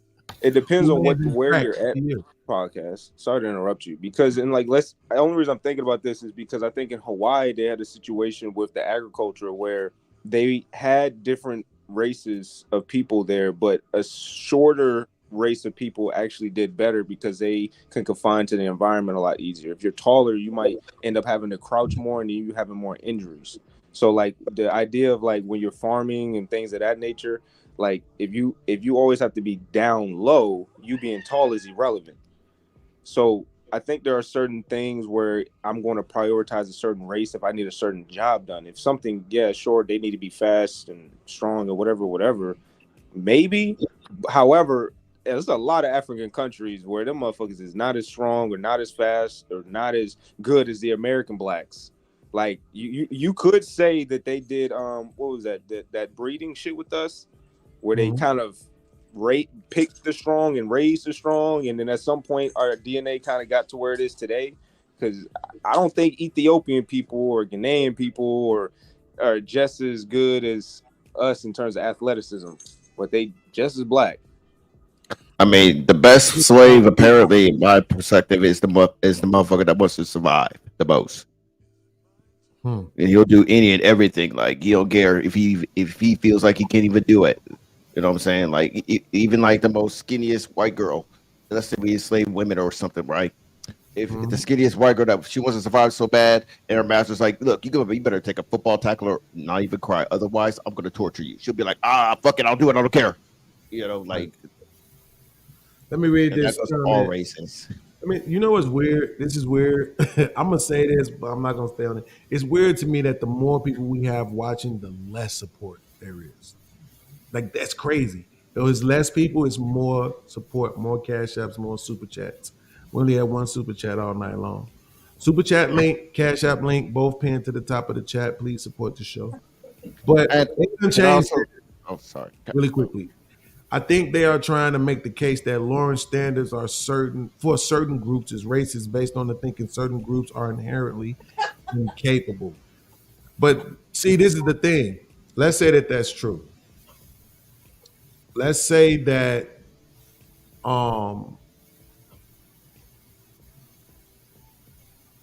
no, I don't think that that's true. I don't think that it's about saying that certain groups are inherently incapable. I think what it is this. Diversity. Right? Again, look at what the NBA has done. They didn't say it, right? But you just have to be smart enough to see it, right? They made specific changes to the NBA that made it that much easier for foreign players to adapt their game to the league.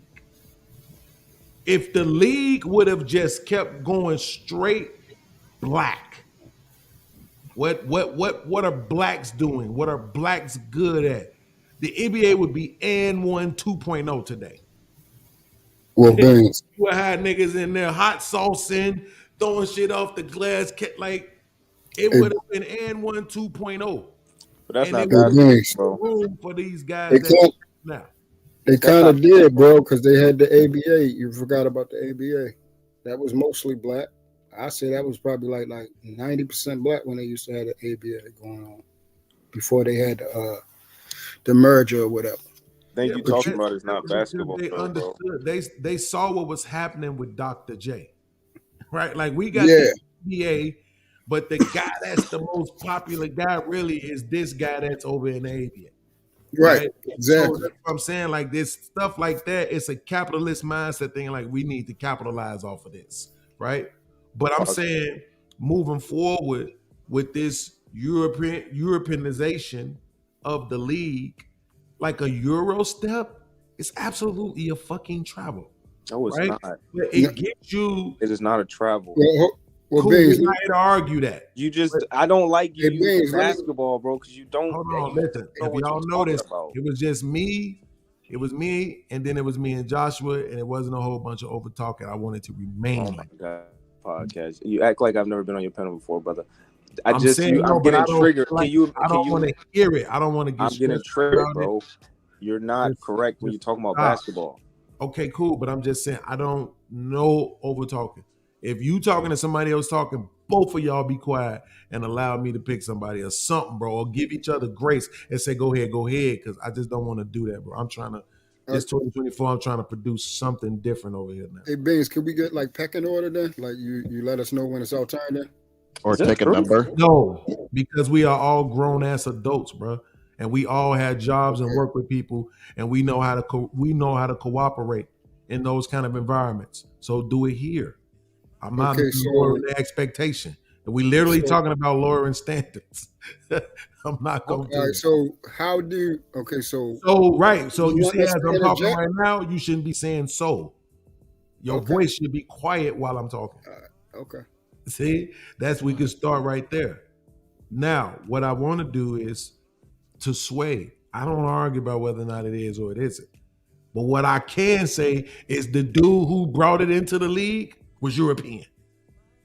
So my point is that they created certain things in the league to transition it better for these European players. Look at the guys that's in the league right now that's been dominating. They were just talking about, and don't worry, ladies and gentlemen, this is not turning into a sports show. We're using sports as an analogy on standards, right?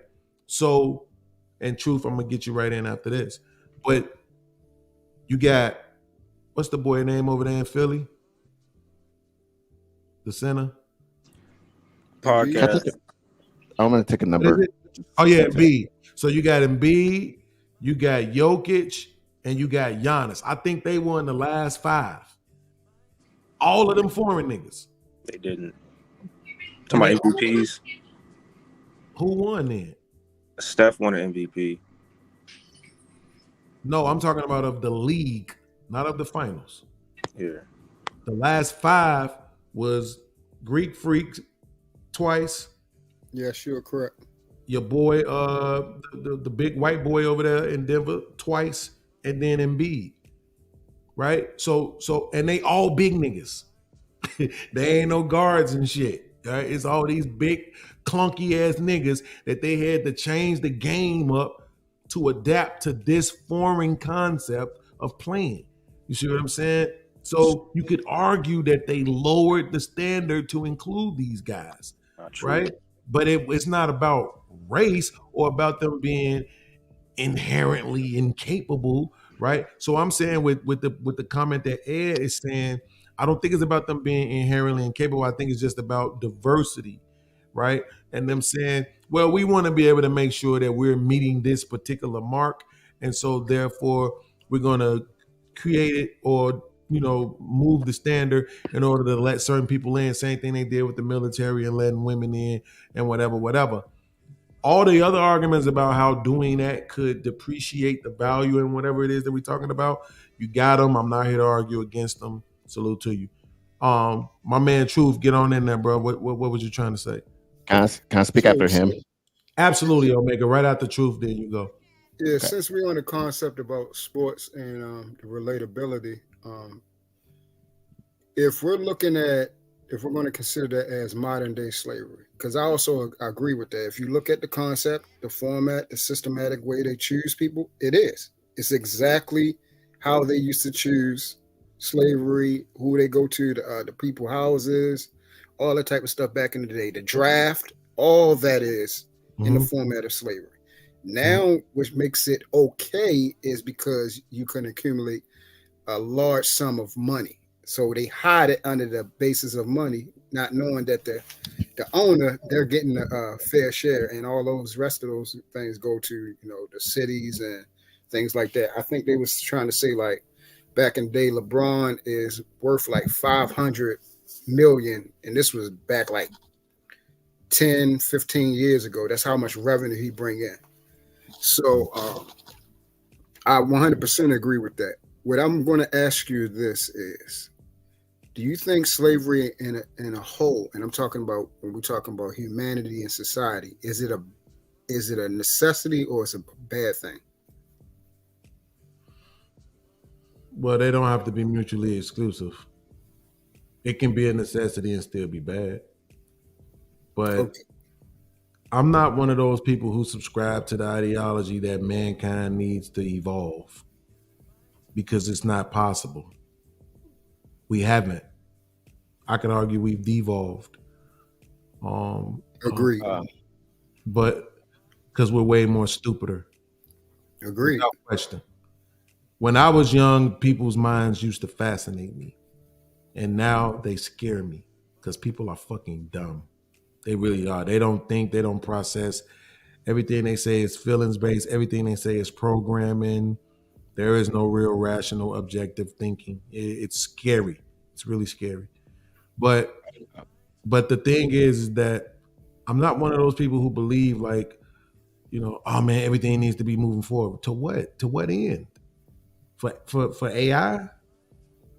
For technology? Because mankind we haven't evolved. We ain't no taller, we ain't no stronger, we ain't no faster, we ain't nothing better.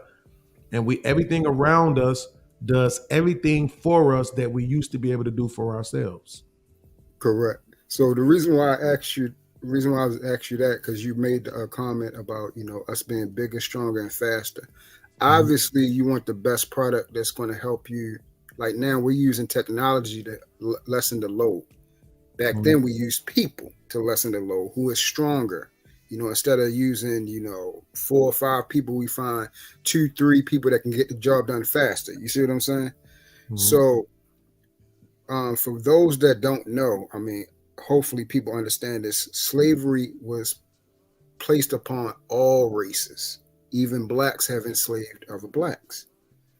The problem that I have is, when we try to make it just synonymous with our group, like it never happened nowhere else. And then also, it's still continuous with people in war. That's where you got the term POW. Those people go into slavery. What does it go? The victor goes to spoils. It's an old term. Yeah. Those people was taking on women, children, everything. It's the same concept where we brought it here. Now it became, centered with a emotional and feeling based concept now, instead of this is actually a tactical. What's the right word? I think you know where I'm going at. I think you know where I'm going at. Oh, okay. I want to back it up real quick up to what you think about what you were saying about liberals and fighting for equality or making it about race. And I'll just play devil's advocate and play the role of a liberal. When it comes to fighting for equality, it's fighting for equality is just for assurance that everybody, despite your race, gender, whatever, if you're a human being, every human being starts off fair, because I mean, clearly, it's instead of the opposite, right? And when Jesse Waters was saying, lowering standards is racist. I mean, I feel like he was being a smart ass about it, but when it comes to lowering standards, we're just lowering standards so that everybody including him, people like Jesse Waters, has a fair, equal shot. You know, that's what I want to point out. Mm-hmm. You know. I'm thinking about pausing the show, so we need to get the support up. But so this is the thing. In all honesty, I want to go back to the question that Truth asked. Bruh, I could give a fuck less, right? If we was right now, just now discovering the wheel. like what difference would it make to me? Correct. You see what I'm saying? Because I'm only gonna know what we know at that time, right? So for me, yes, people like, oh, if you feel that way, then stay off the internet. And then I'll be like, well, just how about you just stay away from me? Since you're obviously a lower tier thinker, right? The point isn't about whether or not I can appreciate the technology. The point is about whether or not I think it was worth everything we have been through. And I don't. You know what I'm saying? If you're telling me that it was possible that we could have had a society where we was just, hey, chilling, fruits and vegetables, beaches, hanging out, teepees, smoking, drinking, screwing, and that's all we was doing. I'm okay with that. I'm gonna interject real quick, babe. I'm okay with not flying all the way to Paris, all the way to Africa, all the way. Like I'm okay with that. What the? Go ahead. I'm gonna interject real quick, just real quick. Not Hey, a disagreement. Just podcast, to can you hop check your on. CA? Oh, he said check your cash app. Yeah, he right what you were saying. Like, don't you even believe that with technology, it has lowered our communication and in personal interaction with each other? We rather text and talk now. You feel what I'm saying? Absolutely. And that has caused extreme conflict in our relatability and coming together. And a lot of people don't know that. A lot of people don't know that. That's all I just want. No doubt, I agree with you, bro. Shout out to my man Sway. He said, for you wrong about the NBA analogy on the Cash App side of the game. Shout out to my man Marcus also for the Cash App. He said, read this for the racist dream against light skins. This nigga here. But so, I mean, that's what I'm saying, bro. The older you get, the more you realize that a simpler time is a better one. You know what I'm saying? The more options and all this different stuff that we have, it's just more chaotic, man. You know, and yes, it's fun. I got a wall full of Jordans. You know, a wall full of sneakers. I can go get fly and all that, you know. But I still, to this day, if it's like, yo, let's go outside and do, you know, we finna be up at the lake, we finna go kick it. Bruh, yes, my shoe game is eclectic. But I still would just put on a pair of jeans or some shorts or some khaki shorts or something like that, right?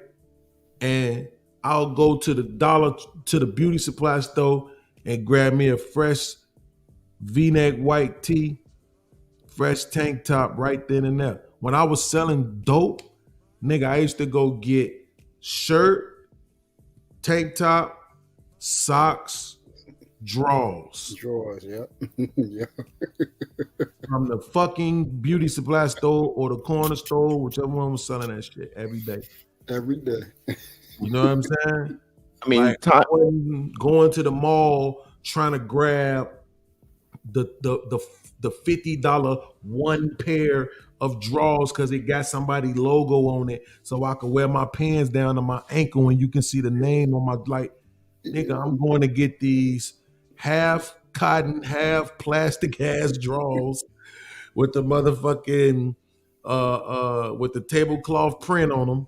You know what I'm saying? Yep. You know what I'm saying? With a hole in the front that don't close ever. You know what I'm saying? And I'm going to grab my white ankles, my white tee, and my white tank, throw on my Levi jeans, and whatever shoe game was popping at the time, and we outside, and you can't tell me nothing. I feel the older you get, the more you develop that mentality. You know what I'm saying? Like, absolutely. You But know, I've like, been I'm here. pretty- That's I'm what I'm pretty- saying when I was younger. But I agree with you, though. Yes. I mean, there was a time period when texting first came out. I didn't even think it was going to be as big as it is now, because I thought it was dumb as shit. You know, that was around the time when it had like the flip phones and you had like the numbers, and I'm like, how the fuck am I going to like talk and text? That shit was incredibly frustrating. Yeah, little ass screen. You got the ABC is on number 2. The DEF is on number 3. So you 2, 3, 3, 5, 5, 5, 5, just to spell back. Like, yo, that shit was incredibly frustrating. I'm with you on that. I didn't see it becoming what it became right now until the two ways came out. Yeah, when the two-way two-way pages came out, that's when it was like, oh, okay, I see this is about to be nice. Yeah, this is but two ways was fire. So shout out to Nextel with the chirps and shit. Like, yeah, that's when I knew it was gonna be different. You know what I'm saying? But yeah, I agree with you on that. My man Taz, what's up, bro? What's good with it? My man Marcus, what's good? I want to make sure I acknowledge y'all. No, you good, man. Y'all could, if y'all got something to say, go ahead, jump in. You wrong, nigga. Back to the video. You don't want to. I don't want to talk about sports, man. I'm not. I was just using the analogy. That was a terrible analogy. You should never use Absolutely. that point. Okay, so just really quickly, who introduced the Euro step to the NBA? It was some Lithuanian dude, but do you know when he did it? Who cares? What do you mean? Who cares? It doesn't matter. Your point was that the league devolved or they lowered their standards, but they didn't. Their standards only increased. They used to have a 7-round draft, nigga. You could have got drafted in 75, nigga. Shut up. First of all, I wasn't even born then. But the fact of the matter is that at the end of the day, my point was, I'm talking about you right now could have got drafted in 75. Okay, that's different.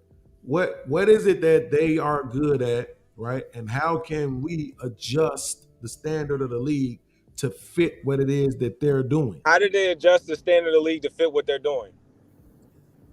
Well, we just went through that, but like I said, most players make these moves based off the standard that's presented to them in the league. Absolutely. Right? So the standard didn't change from 88 to 89 when the dude made the Euro step. I'm down. It's too early in the morning to be that aggressive. But the fact of the matter is, I'm in my car. Well, you really should be calm. You got to drive. But no, I can't hear. The matter is, the fact of the matter is that at the end of the day, when you look at 90s basketball and you compare it to what's going on today, it's not even close. Right? Now, can you argue that Steph Curry is the best shooter? Absolutely. But here's the argument that I always make for when people say that. And don't worry, it's not about to be a sports show. But here's the argument that I always make for that, right? So if you take that transition from the 2000s to when Steph Curry come, right? When they started emphasizing the three-pointer, if you push that back a generation, all you get is and take out the racism component, all you get is Mahmoud Abdul-Rauf being the original Steph Curry. Give me the top 5 scoring point guards from 1985 to 1999. No, because that right there ignores the point that I just made. No, the point, listen, you're talking about a skill level and the devaluing, the lowering the standards, right, over time. And I can make an argument that you would actually have to be a better player today than you would back then. Those same players today, if they wanted to make the league, would have to be better. If they wanted to be as efficient or as good, producing the same stats, they would have to be better today. At what? At everything. Shooting, scoring, passing, IQ, everything. That is so false. I mean, you could say that based off of an old head who never played basketball in their life. But however, anybody that's actually played basketball. Hey, you talking to the wrong one, kid. I'm a high school athlete. So, hold on. So the part when I said two things. One, I'm not doing this arguing shit. I'm definitely not doing this over talking shit. And this ain't finna be a sports show. You want to show your trophies? I'll show mine. I told you don't use basketball. You wanted to go down the route. No, but I'm saying we should have went to football because I'm not. The point that you're missing is basketball. this, Sway. The point that you're missing is this: is that at the end of the day, they still change things around in the game and how it was played to suit those players coming from overseas. They did not change anything. They just made a fucking move. Did change the way they that did not. The Yes, Euro they step is not a did. travel. It takes 2 steps, the same 2 steps you can take in any form. You focusing on one thing, and Could we use still use trying to football? make it argument about whether or not it's a You travel. said the and I'm Euro not doing step that. is a travel, and then they changed the Right, rules, but so that's that not is the not a point. travel. So It's here's still the it's thing. not a travel. I am serious. Calm down, bro, or I'm gonna have to drop it. I don't want to argue. Told you we should went to Early in the football. morning. I don't want to argue. Okay? So what I'm saying is this. It don't matter whether or not it's a travel. The point is that when I said who introduced it to the game, he said some Lithuanian ass nigga. Exactly. Right? So you're making my point for me that this was something that was being done in another region. They brought it here, and they have since co-opted that thing that those guys were doing. Right? So you can say, yes, it's not like they're the only ones who get to do it, but that's just the point is that if you're a slower person, if your handles aren't as good, you know what I'm saying, you absolutely will benefit from this move being introduced into the league. People who couldn't necessarily shake a person off or get around a person has an extra step now, and the person that's on the defensive end is that much more vulnerable and susceptible to the move. That is a lowering of the standard. No more hand checking. That is a lowering of the standard, right? This is why they say shit like Mike would average 45 to 50 in today's league because you can't touch him. Correct. He could just do whatever he want to do. So what they was talking about is entry into a college.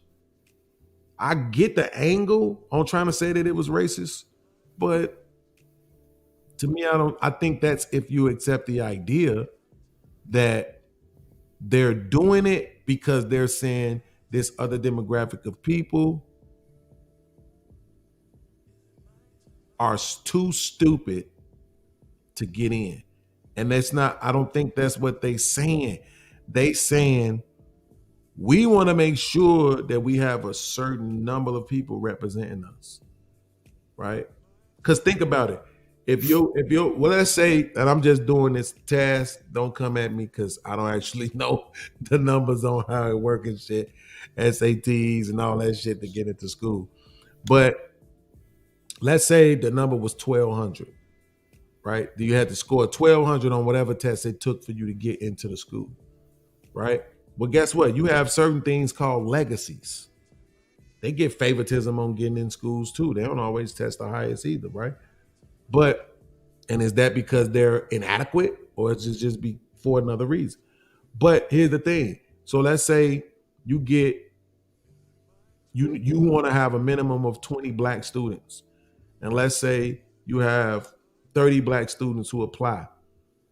And let's say, you want to have a minimum of 20 black students. Let's say you have 20 black students who apply. Well, 15 of them test 1,200 and 5 of them test in the 11 somethings, right? So now you saying, okay, we're going to let these 5 in on the diversity side of the game to get them an opportunity. They was just under it. It's not that they're inadequate, but we want to have these many black students so that we can meet this particular quota. It's not about just being inherently inadequate. I don't like that phrasing. If that's what they thinking, then absolutely you can argue that it's making the choice from a bigoted point of view, but I don't think that's what it is. Are you talking about colleges? Yeah. Okay. Because that's what was said is that, in that last video we was watching, the lady was, which I agree when she said, man, look, she said, I don't give a fuck if it's no women in there, no gays in there, no blacks in there. I don't give a fuck what it is. I just want the best doctors, best lawyers, best scientists, best whatever. You know what I'm saying? Like, who gives a shit what color they is? If they the best, they the best, right? That's cool. But you talking about a college, if they have these, in college, you could probably make that argument, right? But in real life, guess what happens way often in real life? This is the experience argument. I know people who went to school, got certain certificates and shit, and then when they went to go get the job, you don't have enough experience. Stupidest shit I ever heard in my life. What the fuck was the point of me getting the degree or the certificate just for you to tell me that I don't have enough experience? I mean, well, I just want to point out, if you agree with her, then you're on board with fighting for just equality, like I said, because I just really described equality. And she was just an example of it, for one. But there's also the thing about when it comes to colleges recruiting. Well, this is why I wanted to hone in on the football, right? Example, right? But like colleges, they recruit based upon skill, you know, because I mean, there's colleges that send scouts out to certain high schools. You know, they get word back to them like, hey, this high school kid is pretty good. And then the college scout will go out and, you know, scout them out in their game or whatever, you know, consider it whatever. And, you know, they will get they will get a scholarship, right? And then sometimes they will even run into the problem as far as like, okay, this guy is good at football or basketball, right? That's good. But the bad news is his grades are shit. So, but due to the fact that they really want to like get a championship, the college really wants to get the championship, right? That's where a thing called academic probation comes into play, especially in football, right? Because like college football season, was it like from September till November? I could be wrong. Longer. It's longer. Yeah. So yeah, that's what I'd be like. Yeah, we'll just put on academic probation. So if a recruiter from Harvard wants to recruit a dope ass quarterback in a public school in the ghetto, right? And let's say he's dope, but his grades are shit. But the problem is, he has to be in the school in order to be on our team. Guess what? The loophole behind that will be academic probation, right? Mm-hmm.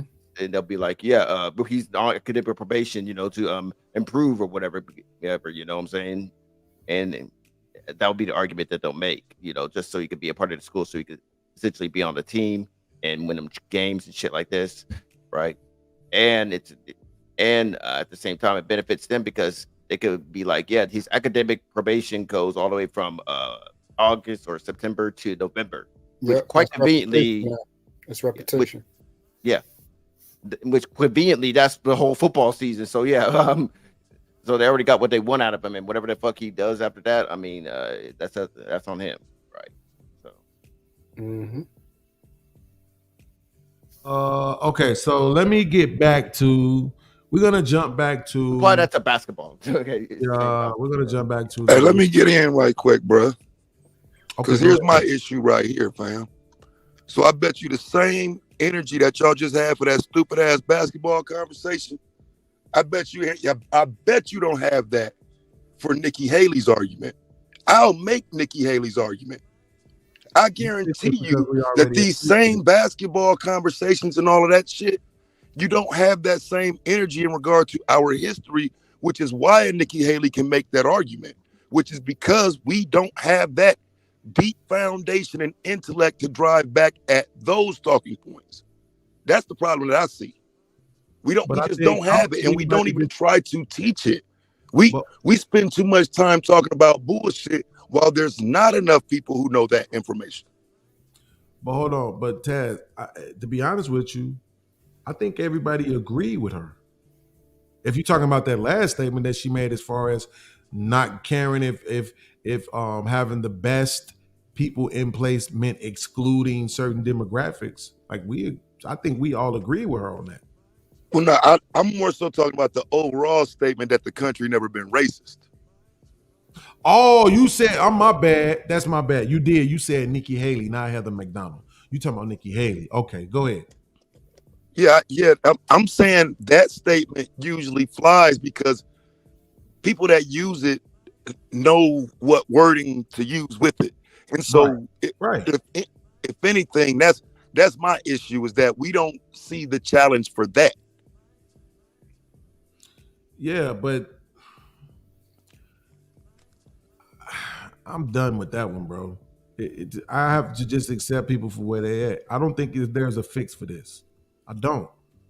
That's why I created the stupid detention, right? For my own mental health. Like, I just need a place to go and be able to talk about it when people don't understand the rhetoric. Because as I spoke earlier, when she made the statement, I believe it was her. I could be tweaking, but I believe there's a longer version of that interview. And it was either her or one of them other women, I promise you. But I heard somebody say that America only practiced slavery for 90 years. And that was specifically when I thought about, I'm like, how the fuck did they figure that? So I subtracted 90 from 1865 and you get 1775. So she's really talking about 1776, which is considered the actual construction of America. Right. So right, she's right. That's what I'm saying. Those statements are correct. Absolutely. But but if that's correct, then what else is also correct is that the country, by and large, practiced systemic racism for 148 years. So if you practice racism for 148 years and capitalism for 90, you absolutely have a racist country. But right? see, and so that's where the argument goes awry, because I don't think you can establish the racism for the federal government. It doesn't matter. Well, okay, so the language is that America being a racist country. Mm-hmm. So it does matter. If the argument is that this country is racist, you have to establish that the federal government was racist. That's not as easy as we think. So can I ask you a question and you answer it genuinely? Sure. If somebody sent a bomb to this country right now and it landed and didn't kill one government official, would they have still attacked the country? Yes or no? If they sent, absolutely, hell yeah.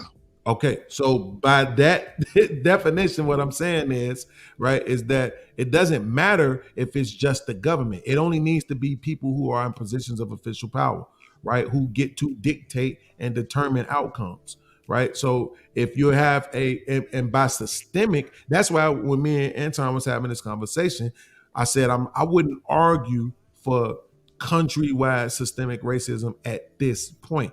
I think the country is probably more focused on classism than it is racism. Absolutely. But when would you say that again? What era would you use? I would probably go 1865 to 2004. No. See, that's what I'm saying. So, for example, what would be your best argument for the country being racist? What would be the best argument? Because again, I think understanding that part of it, because I hear you, and I think you understand the major part of it would be the conversation really don't start till 1865, Reconstruction. So we would have to go from there. That's why I just said 1865 to 2004. So what would be the biggest point of federal racism? Again, I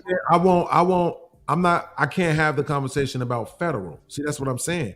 It's called the United States of America, right? So if something is done even on a state level across the country, that is still systemic. No, it's There's not. no way around that. It absolutely is. Right? So do you on a state level? It's still absolutely systemic because if it's affecting multiple parts and the majority of the country, right? So the problem is, though, each state has a governor. Each governor writes laws for within each state.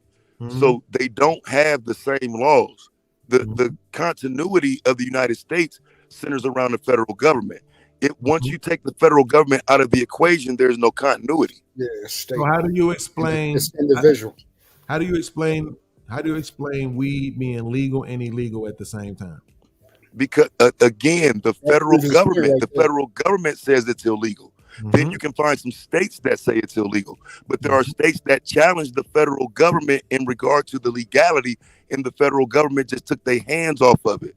Absolutely. But technically, the federal government could literally come and raid every dispensary based on the federal law. Absolutely. Example of this: Roe v. versus Wade, when they abolished that and left that decision up to the states individually, right? Correct. And there's some states that are approving abortions, and there's some states that are outlawing abortions. You know, is that a good way It's to just say it? basically it's like the federal government is, I would just say, is just in waiting. So if they really wanted to use themselves as a trump card, they can. So they're at a different table. So You see what I'm saying? So this is the way I look at it, right? We have a country with over 300-some million people in it, right?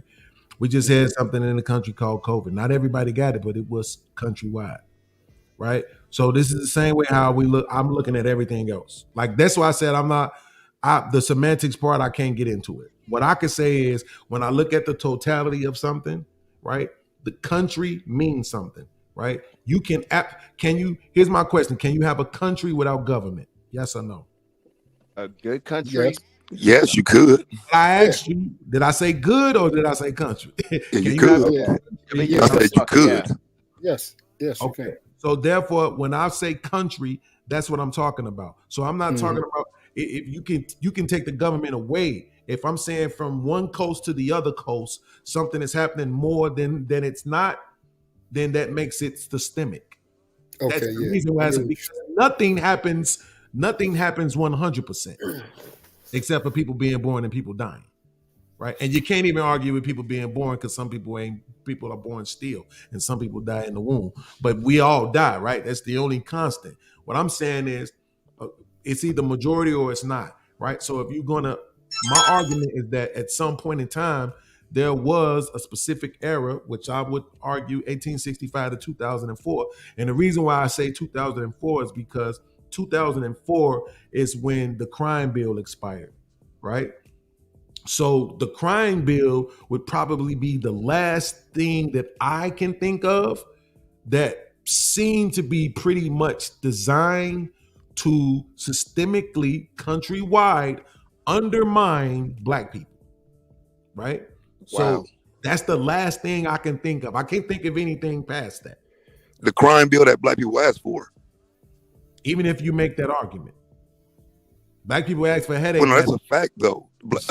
From the Rockefeller laws on in, from the 70s, the crime rates were astronomical. And as they got higher, communities asked for that. The federal government stepped in when you saw the issues going across the country. So again, the federal government stepping in is a way to bring the states together under that continuity. It's still not the federal government making some statement that levies over the whole country that doesn't apply to the issues of the country. Issue. And because of that, the same way it is now.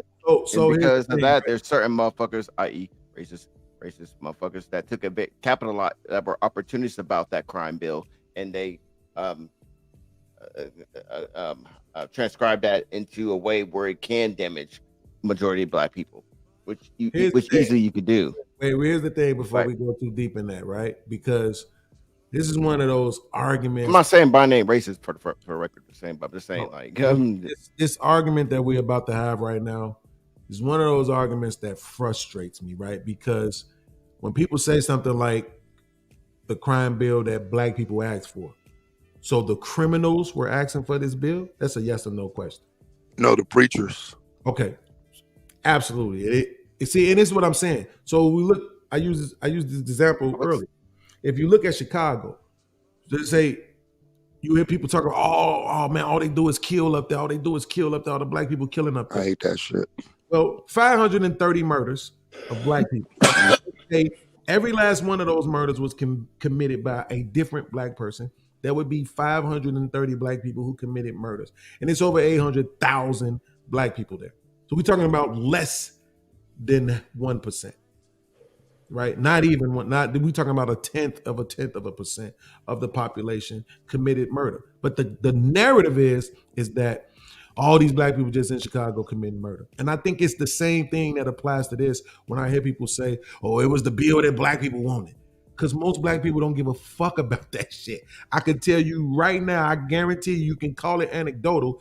I can call any one of my living aunties and uncles and my mama right now, and I can tell you, guarantee you without, and we've never talked about it, I would guarantee you not one of them said they wanted it or voted for it. Man, but if you continue the conversation and ask them, was the crime in Chicago a problem, what would they say?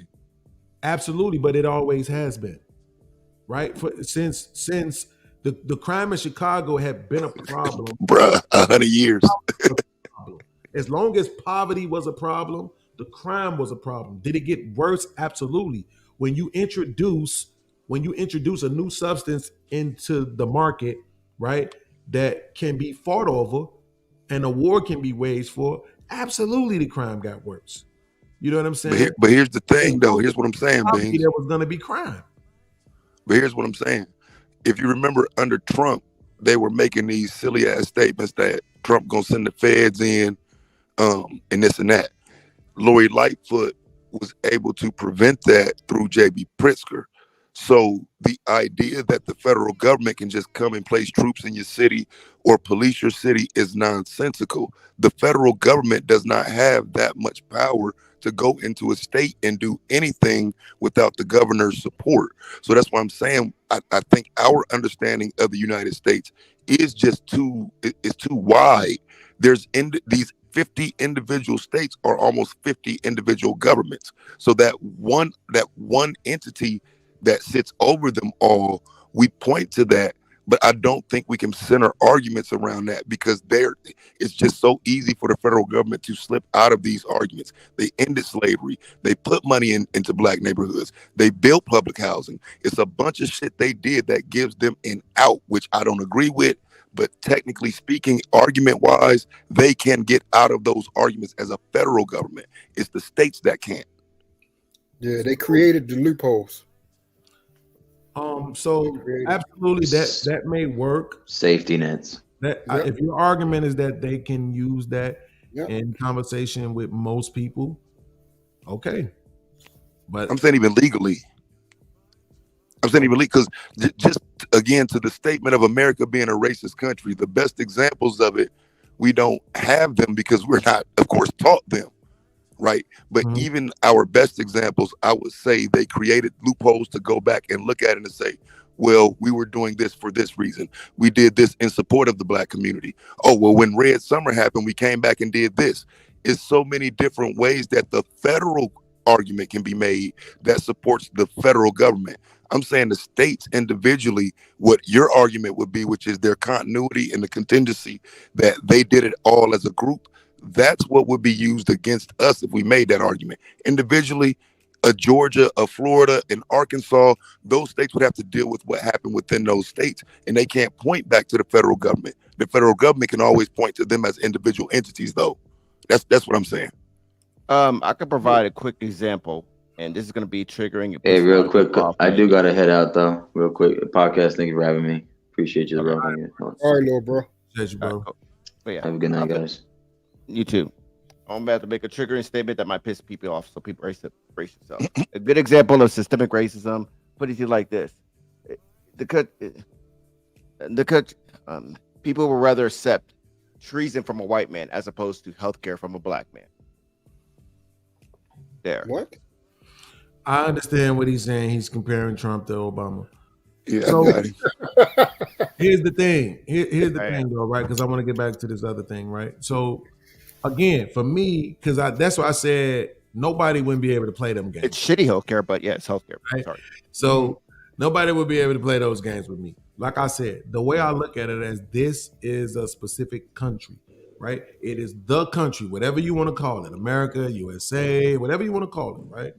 So it's country. And then from one shore to the next shore, was this thing happening more often than not or less often than more? If it was happening more often than not, then you can absolutely label it that, right? So if somebody said this was a murderous country, I would be like, that's absolutely not true, right? Because the vast majority of the people in the country don't actually commit murder. So you can't really say it's that. You can say murder happens. If somebody said this was a rapist country, I would argue that that's not true because So you're going by the numbers. People, absolutely, because when I deal with numbers, I don't have to be subjected to your feelings or semantics. You see what I'm saying? I can just go straight with what I can see numerically and say, okay, this just happens more. I have been more, as it pertains to dealing with stupid ass people, I have been more aggressive, demonstrative, loud, and angry. So if somebody was like, yo, you're an angry person, my only pushback would be, I absolutely am an angry person with stupid ass. Let me ask you a question on the number part. Wait a minute. Okay. I absolutely would be like, yes, I am angry a lot with stupid ass people. When I'm on panels with intelligent people who just want to have conversations, not trying to make you look bad, not trying to embarrass you, actually thinking, processing information, willing to concede, debate in good faith, right? Not being disingenuous, the panels go absolutely well. When I'm likewise on my end, back to you. Like when I'm on panels with stupid people, I'm less controlled. I'm way more volatile. I'm more offended. And my reaction shows it. I'm not proud of it. I'm not saying it's okay. I want to do better, which is specifically why I was trying to dial it back earlier, because I don't want that to be the image of me. But the truth is the truth. And so what I'm saying is, if I look across the country and I say, well, was it more whites only facilities or less? Right? Was it more places for black people to not be worried about being black in those places, or more? Was it more places that black people could go get employment, or less? You see, I start doing those kind of rations in my head. So like I said, when I'm usually having these conversations, Taz, with people, it usually comes up because we're talking about black people, and people don't like to talk about how black people got to where they are. They just want to say, you niggas ain't shit. Right? So when niggas talk about politics, especially, we like to get crunk. Especially my whole family is pro Trump. One second. And I'm a liberal, but yeah. So here's what usually happens. Niggas, and I'm saying niggas for real on this one, because you niggas got to stop this. Niggas want to jump to slavery, right? And I be like, bro, fuck slavery. Don't even bring that shit up ever no more again for the rest of your life. Let that shit live. It's too much shit about that just ain't the truth anyway. Fuck that shit. I don't subscribe to them bringing niggas over here and all that shit anyway, so I don't even like talking about slavery. Bro, you can literally stick with the 1900s and talk about everything white people did, fucked up the black people that put them in the positions that they are in now. And a lot of it is conditioning, right? So that's what I'm talking about. You're talking about the Reconstruction period. You're talking about KKK. You're talking about, we highlighted unions earlier today and how they was used to discriminate and undermine black people. We talked about drugs and how they were used to discriminate and undermine black people. You're talking about Jim Crow. Through I think it was wait. We came through the Reconstruction. We're talking about the wars, right? You're talking about Jim Crow, you're talking about civil rights, you're talking about police brutality, you're talking about state issues. Vietnam War. You're talking None of those are federal. Maybe the Vietnam War would be a federal issue. I'm just talking about all of the things that were used specifically. Here's the thing about it is because people think that it has to be like, I'm gonna take this and I'm gonna throw this, right? And it's gonna destroy this, right? But if I say, man, I could take this and throw it against that window and it'll break that window and destroy this at the same time, right? That's still me using that thing to get this other agenda done at the same time. So what I'm saying is things like the Vietnam War, where they were drafting these black boys, literally putting them on the front line, literally sending them off to be killed, right? So we're talking about the devocationalization of schools, the removal of jobs from the black community, We started talking about heroin. We started talking about crack cocaine. We started talking about the prison industrial complex, talking about the criminal bill and all that other shit. There's 3 strikes, the crack laws. It's so much stuff that was done specifically to target black people that we never have to fucking bring up slavery. It brings. I mean, I feel like if they want black people to forget about slavery, I mean, then we gotta like eliminate. I mean, a big help to that. I'm not saying it'll solve it completely, but a big help to that is eliminate all of the elements in life that we see to remind us of it. But right? that's like, never gonna happen. But like, but that's wait. Okay, Anton, it's never gonna happen, right? That's wait a minute. Anton, can I ask you a question? I mean, well, it's just like saying like Anton, yo. But just stick to something he said already, bro. He made a statement that should probably you could be challenging. Because that ain't my goal here, Beans, to make you look bad. I just want to fuck with your brain a little bit. Yeah, I wanted right. to So I ain't trying to make you look bad. Yeah, but I would argue this though to what you just said directly. You threw the Klan in there. So what I'm trying to remind you of is when it comes to the federal government, they created what is called the Ku Klux Klan Act, which was made to destroy the Klan.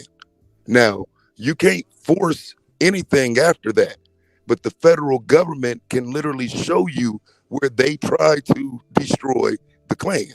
So it's going to be hard to levy this against the federal government. When you simply say the country and you tie the states together and you don't say America, I got you. I'm not even saying you're wrong, but I'm speaking directly to her argument and why white people are able to make it. And it's because I don't think we have a good understanding of state versus federal. Because again, the Klan was running wild in these states, but the federal government established a law that said the states have to stop them. Just because the states don't do it don't mean shit. And the federal government did their part. They created an answer to the problem. Absolutely, but so here's the thing: if they aren't the enforcement arm, if they also aren't the enforcement arm, not to mention the fact that you just said a few minutes ago that they can't just come in and do whatever they want to and plant military into the states without approval from the official heads of the state, which I believe they could back then. Absolutely. But wait, so they could back then. Okay, that was before the Posse Comitatus Act. Back then, they would send the federal. My point is this. This is why I said like that's because that's a great white people argument. in the community will be doing this shit to black people. The federal government sends in the troops. What I'm to say to black people. Is this. That's a great argument, right? For maybe for her, right, or somebody else. Because for me, I'm just not even gonna play that game with people. That's what I'm saying. I'm not gonna play this federal versus state versus. I'm not gonna do that. I'm saying the country itself exists without any government. It exists. If there was no government, when there was no government here, before one was established, think about it. The argument that she's making is, oh, well, we only practiced slavery for 90 years, right? As if there was nobody in an official capacity prior to 1776 when the country itself was erected. So that's what I'm saying. Those type of games that people want to play, okay, cool. I'll rock it out with you as far as you want to argue as far as numbers go. Right, which is why I didn't argue against the terminology as it pertains to the 90 years. But the fact of the matter is that you can't have it both ways, right? It's either the federal government, right, is the country or it's not. It's either it is or it ain't. And it's not. It's not the country because the country obviously existed before the federal government was enacted. So therefore, I can make the argument about what's been going on in the country and what the country was. I don't give a fuck about talking about slavery anyway, which is why I concede the 90 years. You can have it. You see what I'm saying? Because I don't give a fuck about talking about that shit anyway, which is exactly the conversation that I had with Anton. Because Anton's argument was that the argument for slavery and the reason why she could make the argument, even though she didn't, was that slavery wasn't about race. It was about capitalism. Well, yeah, that's bullshit. Whichever argument you want to use, honestly, I would say both. I don't care about it. I don't even want to. But Beans, I'm just trying to make sure you understand that you have 50 different arguments because we got to argue each individual state. Each individual state does not apply based on the racism, the Jim Crow, the lynchings. Each individual state, we still gonna run into an impasse where they more so get to downplay what they've done. because tying them together too loosely only allows for them to cover our history, which is what they've done for the past 100 years. It's too loosely tied together. They need to be individually pointed out for what they've done. Tulsa happened in Tulsa. Rosewood happened in Rosewood. Slocum, Texas. Elaine, Arkansas. See what I'm saying? We're not dealing with those places. We just throwing the government, the system, the white man. So what I'm saying real quick, please. Okay, go ahead. Yeah, absolutely. Go ahead. Okay, fun fact, real quick. A good example of that. Mississippi. And I want to add more to the comment that I saw in the comment section. They did rectify the 13th Amendment, abolishing slavery, but they didn't rectify it until which was it, 2000. I'm reading the article right now. It's 13. 2013, and it took a movie from Steven Spielberg, President Abraham Lincoln or whatever, right? Heck, they just took down the Confederate flag from the City Hall main Capitol building 3-4 years ago, so which they shouldn't have, by the way, but and for one and two, just real quick. I mean, the problem is that like it's good that they are implemented the federally, but the problem is like they're not enforcing. They're setting laws, but they're not actually enforcing it. You know what I'm saying? They had a power to. That's what I just said a few minutes ago, which is why I said they either the country or they not, and they're not. But to the point that the last point that Taz was making, this is what I'm saying. That may be great for another show, but for me, or another host, I should say, not another show, but another host. But for me, I don't need 50. I just need 26. Right? Basically, America is YouTube. YouTube has guidelines, but do they enforce it informatively? Nope. I need you to do me a favor. Pay attention to the screen. I'm sorry. When you see this person talking, that's when you be quiet. Okay, yes, sir. I'm sorry, I didn't. I apologize. So here's what I'm saying. All I need is 26. Right? I don't need 50. The majority rules. Period, point blank. And here's the thing about it. Because I know whenever anybody want to, that's what they gonna use on you. Anytime you get them pinned in somewhere about something that's going on, police officers. Man, police doing this, doing that. It ain't all of them. That's always their argument, right? Well, is it the majority of them? Nope, it ain't even the majority of them. It's the minority of them. Y'all make it. Okay, cool. Let's keep that in mind for everything now. For every single thing we talk about. If it ain't the majority and you arguing about it, you lose. That's how I operate now. So all I need is 26. If you could tell me, you're gonna lose. They literally wrote a book. I don't know if it's true or not. I'm just going off what the white man said, right? That they literally had a book for black people to say these are the safe places for you to go across the country. I don't need to. What more do I need than that? That's not an argument, dog. Because you would have to provide me 26 Jim Crow. You can't even provide me 26 states that had Jim. Like, you know what I'm saying? Like, you don't have 26 states. You don't. If that's what you're saying you need, you don't have 26 slave states. You don't have 26 southern states. No, you're missing the point. All you need is 26 states where racism actually happened or existed. Checkmate. To blame it on who? To say that the country. No. Wait, the citizens? What difference does it make? See, this is what I'm saying. You want to do the semantic thing. I'm not. No, Beans. No, I'm dealing with the statement. Country. Whatever you want to call the if we're talking about systemic racism, Beans, we're not talking about citizens. No, she said that the country was never racist.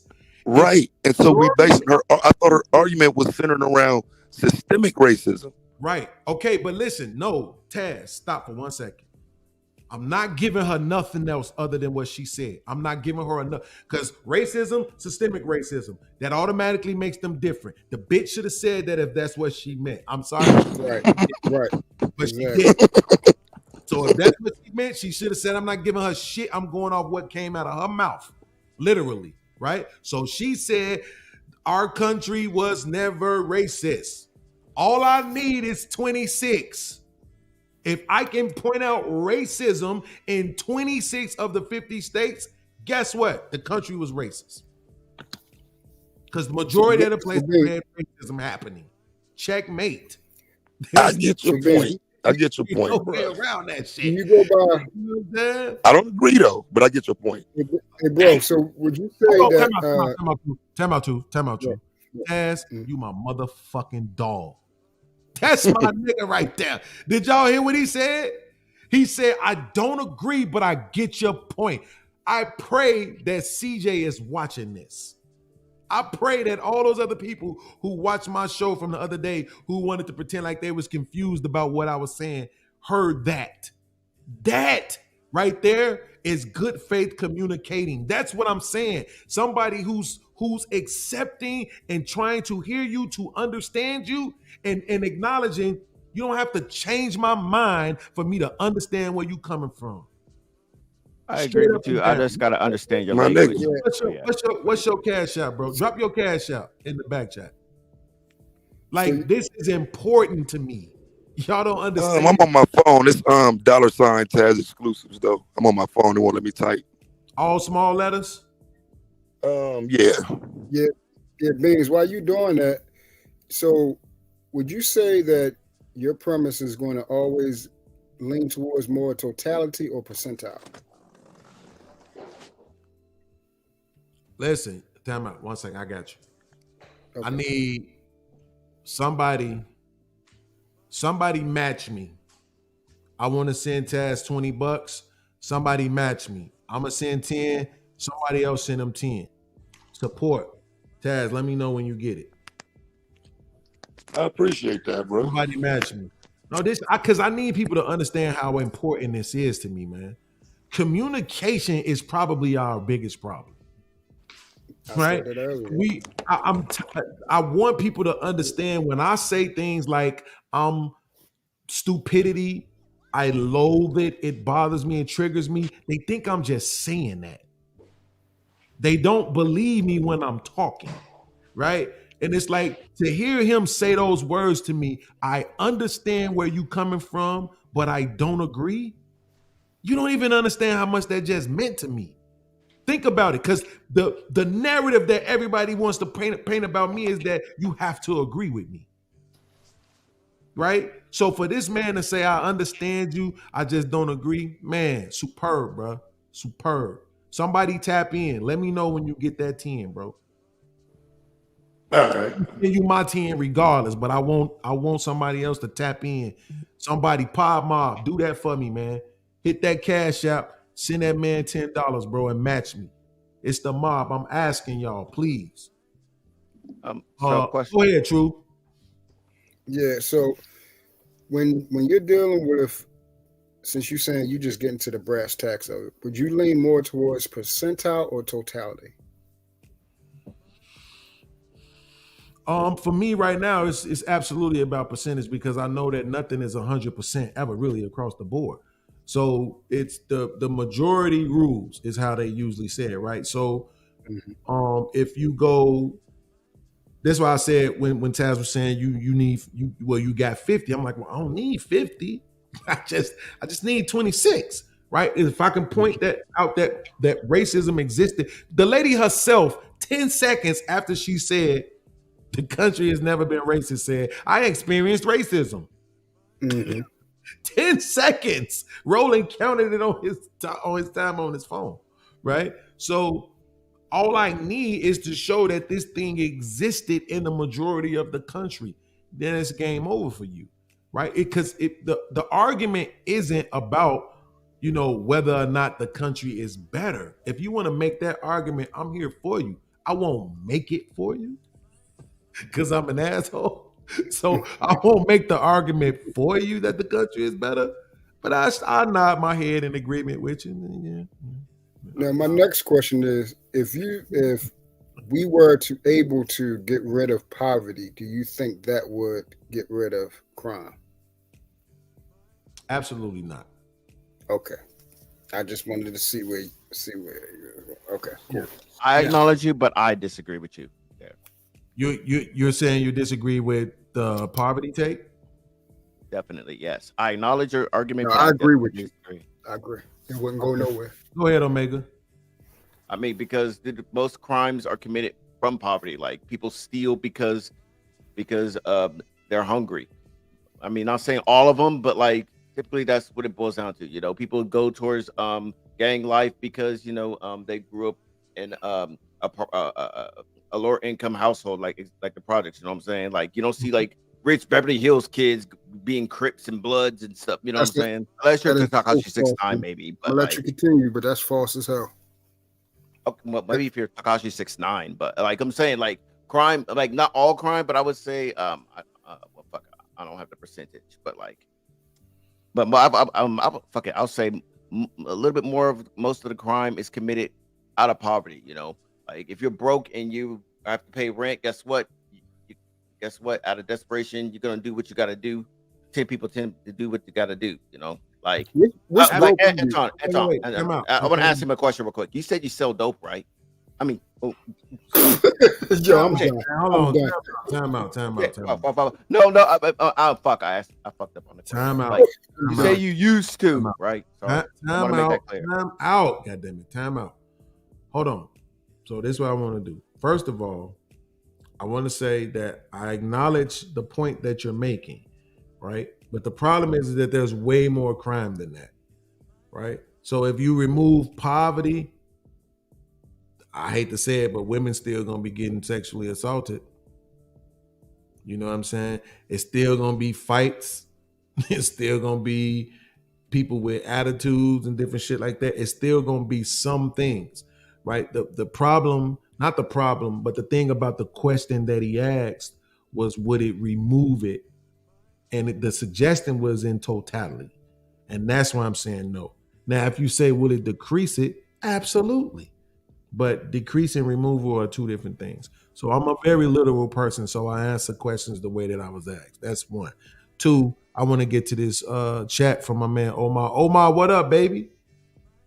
Omar said, systemic racism is proven by Disadvantaged Business Act. By the Disadvantaged Business Enterprise Act. The government states because of systemic racism, we need this act to compete in business. But I can't read or write, so research it.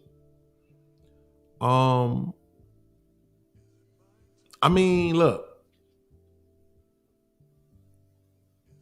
That's actually a great point. And the reason why is because to Taz's argument about the federal government, well, if they have to institute things in order to stop things from happening, that's the proof that they existed, right? Why would you need to do this if none of this was going on? That's what they always say, right? Why would you need to have affirmative action if everybody could just get into the schools? We saw the video of I think it was the National Guard having to escort this young black girl to school as a show of force to say, if anything happens to her, it's going to be problematic. You see what I'm saying? So it's like we know things existed. It's the phrasing and like I say, playing semantics and the phrasing that's problematic because it induces a certain understanding. And that's what Taz is saying, is that most of us don't have the historical knowledge and probably even the proper vocabulary or discipline for that matter to articulate the proper rebuttals to what it is that the lady is saying. And that might be the biggest one, being the discipline. Because I don't look at us as inept or dumb or slow, but the discipline, I don't think we can see it through a lot of times because motherfucker get triggered and say, like, what you mean this ain't no racist country? Like, you know what I'm saying? Like, what? So I think it's the discipline, bro. I think that's the biggest one. I mean, and that's why I was telling Anton I was glad that he did a show. Because if it wasn't him, it probably would have been just like how you just described it. It probably would have just been the radical, heated, angry, bitter, ad hominem type of thing. Whereas with him, we actually got to have a conversation about it. I want to give whoever else want a chance to speak before we get back to the last part of the video, just so I can make sure I finish. Quickly, you're not Anton. I'm new here. Sorry. I thought you were Anton. But... No, absolutely not. I am absolutely not that short. Okay. What your name, man? Shout out to Anton. I'm Beans. Everybody call me Lil Podcast, but I'm Beans. My mama call me Beans. So okay, Beans. But okay. yeah. So let me do this. Let me hold have on. you? I want to get back to basketball really quick. Have you heard the story about the owner of the Phoenix Suns? Or I don't know if it was the owner, but I think it was I think it was the owner, about the racism that he implemented, like as far as his players and to all the black people. Like he would literally go to like his employees of color and be like, who do you think you are? I own you, and stuff like this, and literally say the N-word, all that stuff. You know, even to the point where even the HR there was like shook from the owner of the Phoenix Suns. You know what I'm saying? Like people and that is until I think it was the NAACP got up in their ass and like Carmen, you must investigation and shit like this. I mean, that's just an example of systemic racism. Yeah, I mean, Carmen, you must not have did nothing too bad because I don't remember. So, I mean, you must not did nothing too bad. My man Logic came through. He said people steal because they are hungry. Yeah, whatever. I mean, look, there are absolutely some people that's out here stealing because they hungry. That absolutely still exists, bro. So, is it the majority? I'd argue not. Okay, now that I think about it, like I'm thinking about crime as a whole, because we're talking about a lot of shit. You know what I'm saying? Like, no, I agree with people you. ain't gonna rape if you're broke. When you first said it, I didn't say anything, but it's like when he put it that way, it's like, okay, yes, nigga, if you force me to choose a side, I'm gonna choose a side, right? So no, most people probably not stealing because they're quote unquote hungry. There are absolutely some people out here in grocery stores and shit trying to grab some ho-hos and some donuts and some shit and not just in the grocery store. Man, look. Cup of steaks and shit.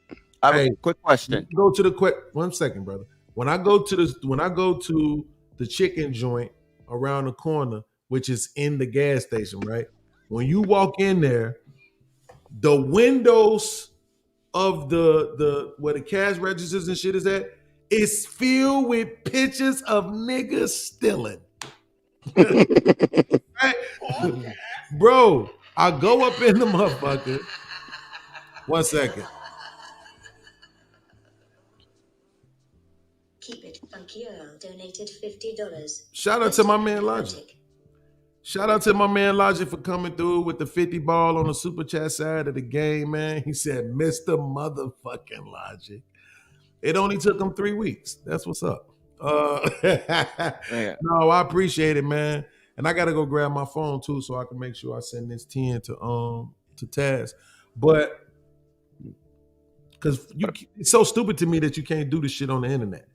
Like they make it to where you have to already have an exchange with the person before you can do it on the internet. But 100%, bro. Question, man. 100%. I'm gonna say. Let me tell you this. I'm gonna say, damn, I need to stand up for a second. I'm gonna say,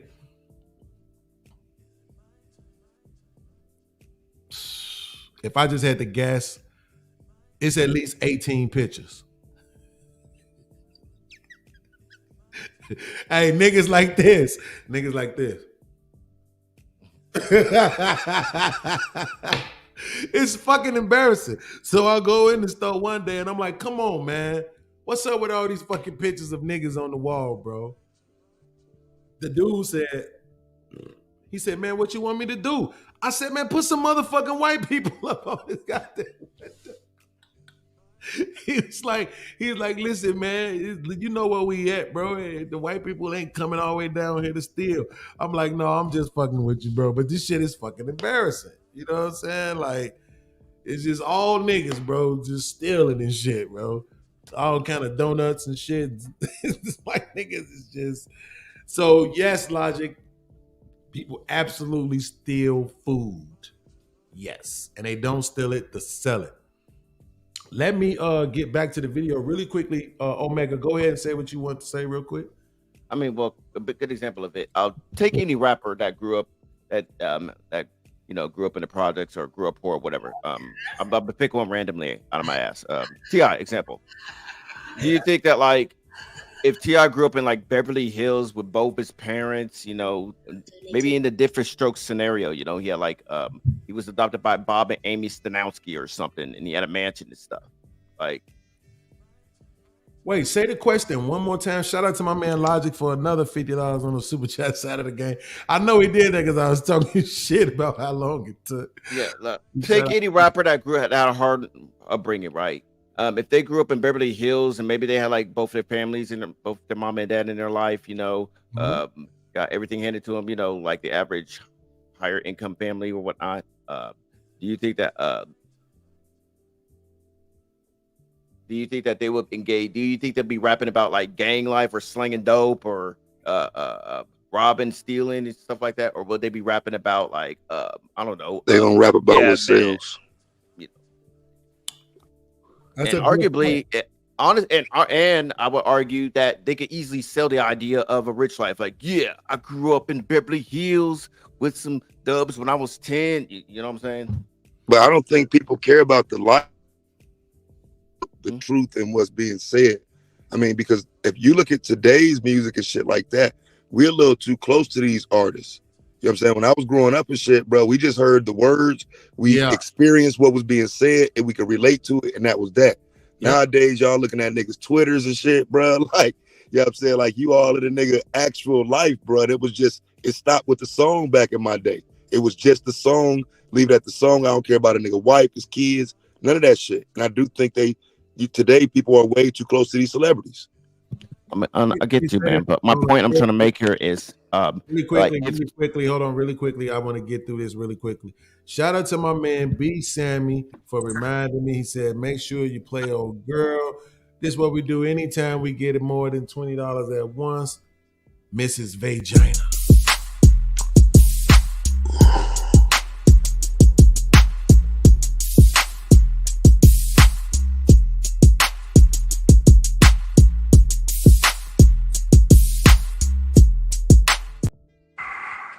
And since he sent them twice,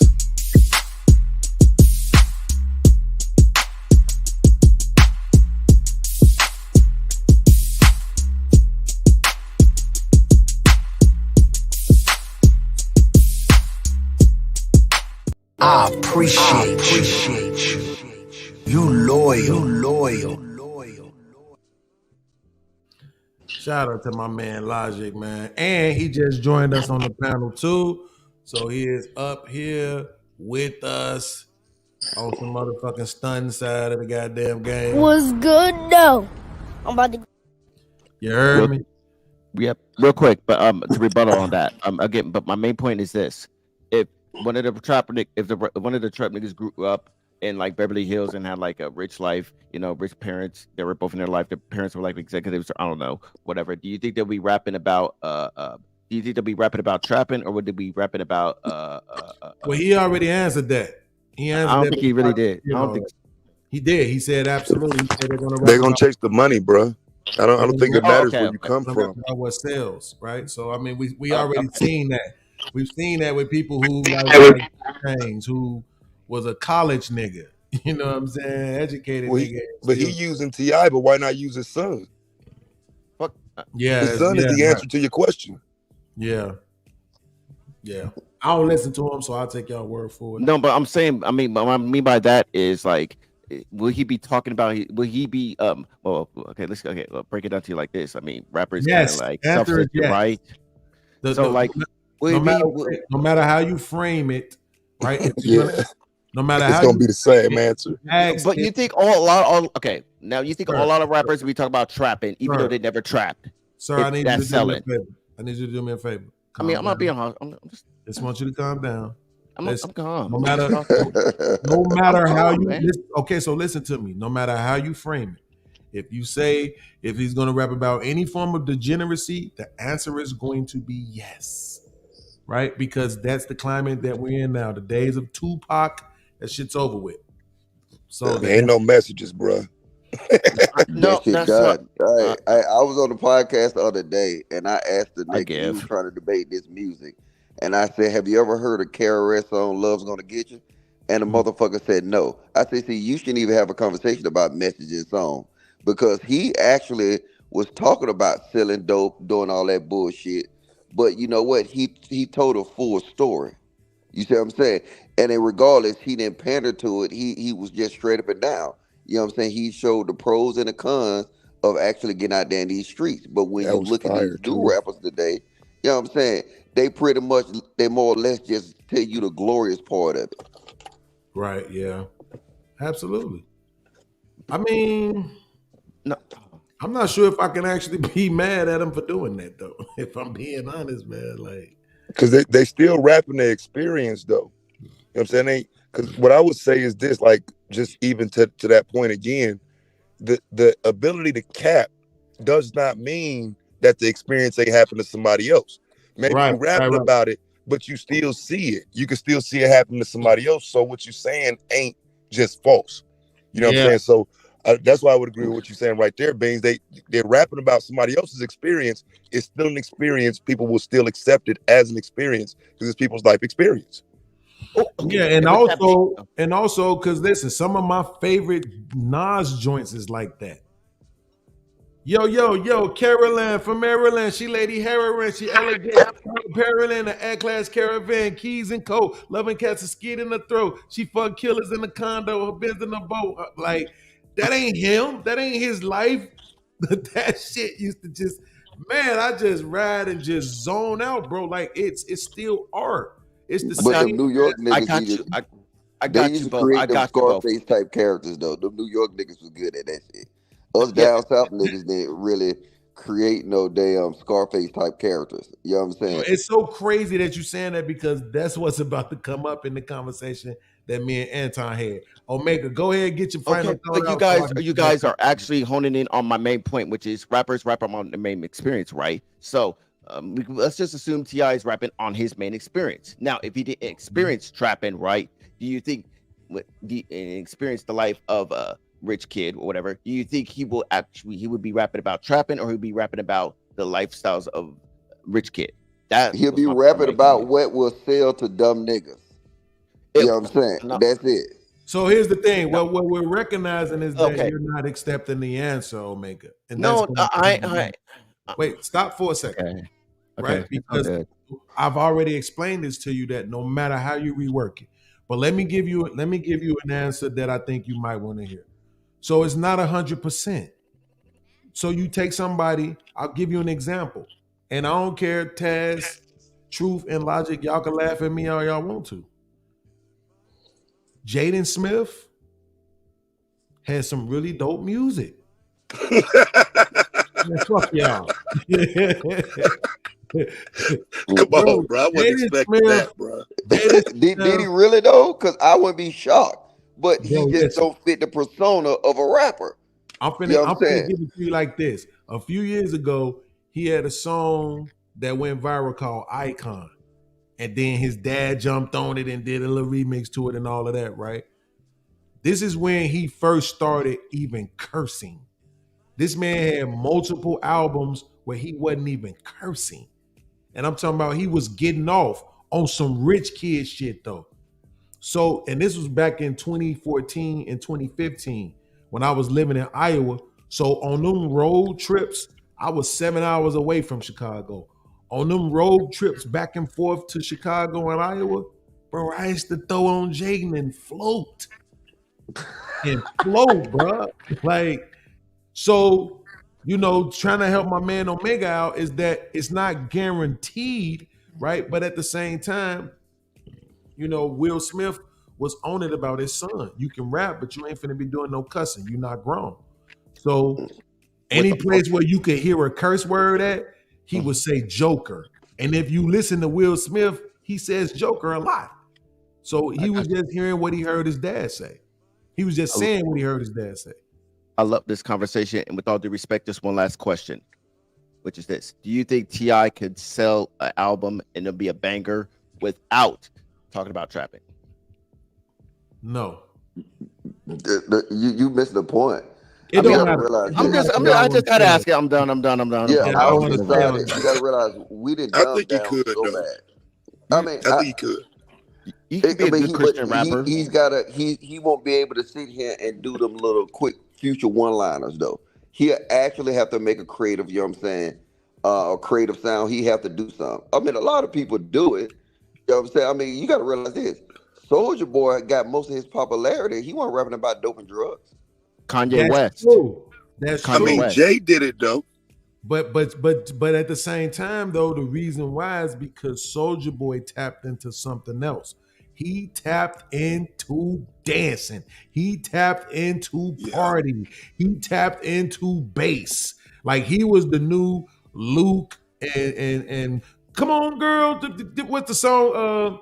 Come on, baby, shake them daisies. Look at them girl, them days to do so. Yeah. That's the down south bro. thing. You know what I'm saying? He tapped, please. But you got to realize the point though. He tapped into that market.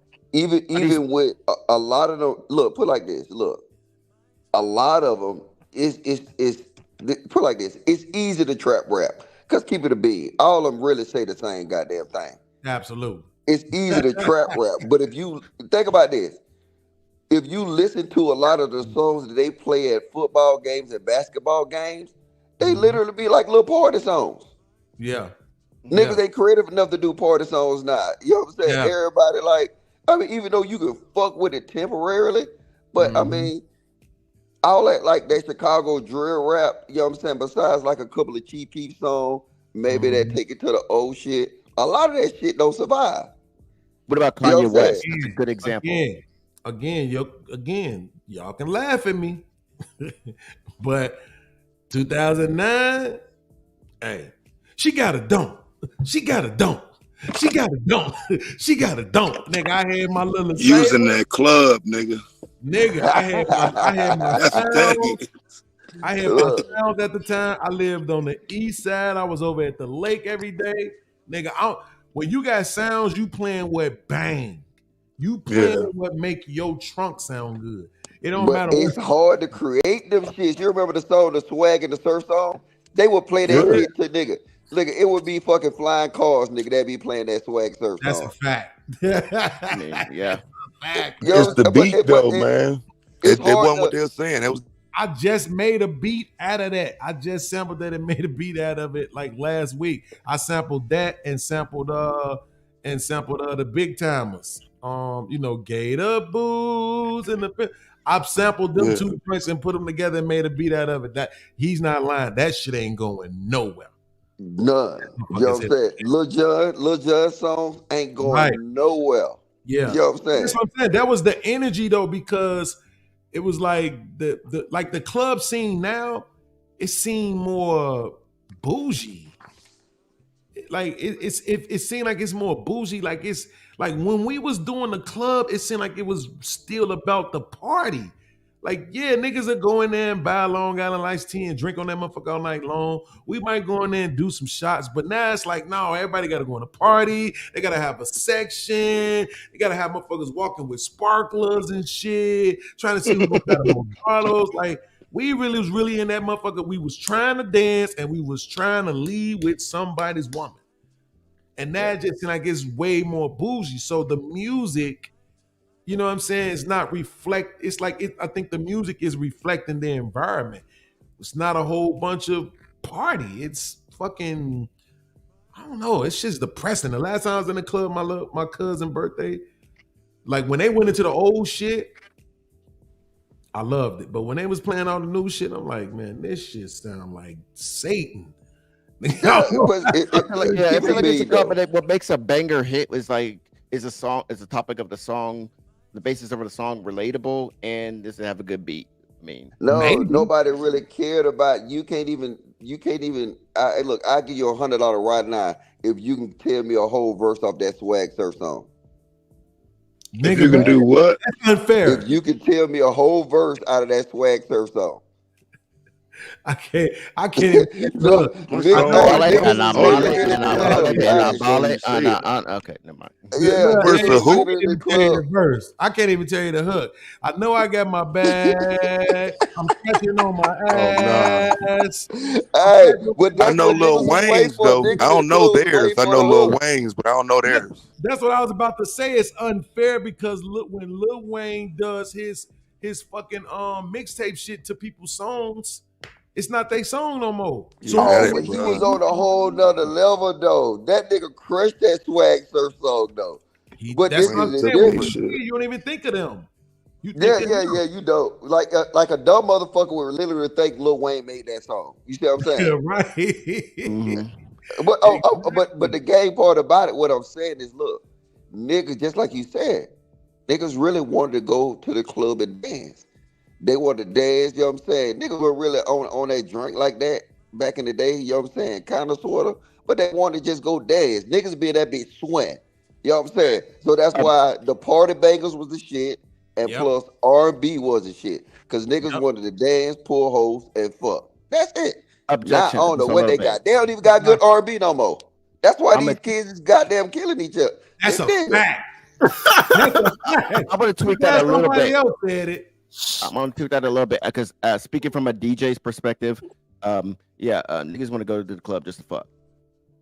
No, not like us, bro. And I Y'all say that niggas, because, like, okay, as a DJ that has DJ the club, like, we have a creed which is play music for the bitches because the bitches are gonna be the one that's gonna be dancing at first, and then when the niggas see the bitches dancing, guess what? Then niggas are gonna do what the bitches are doing just so they can get into their pants.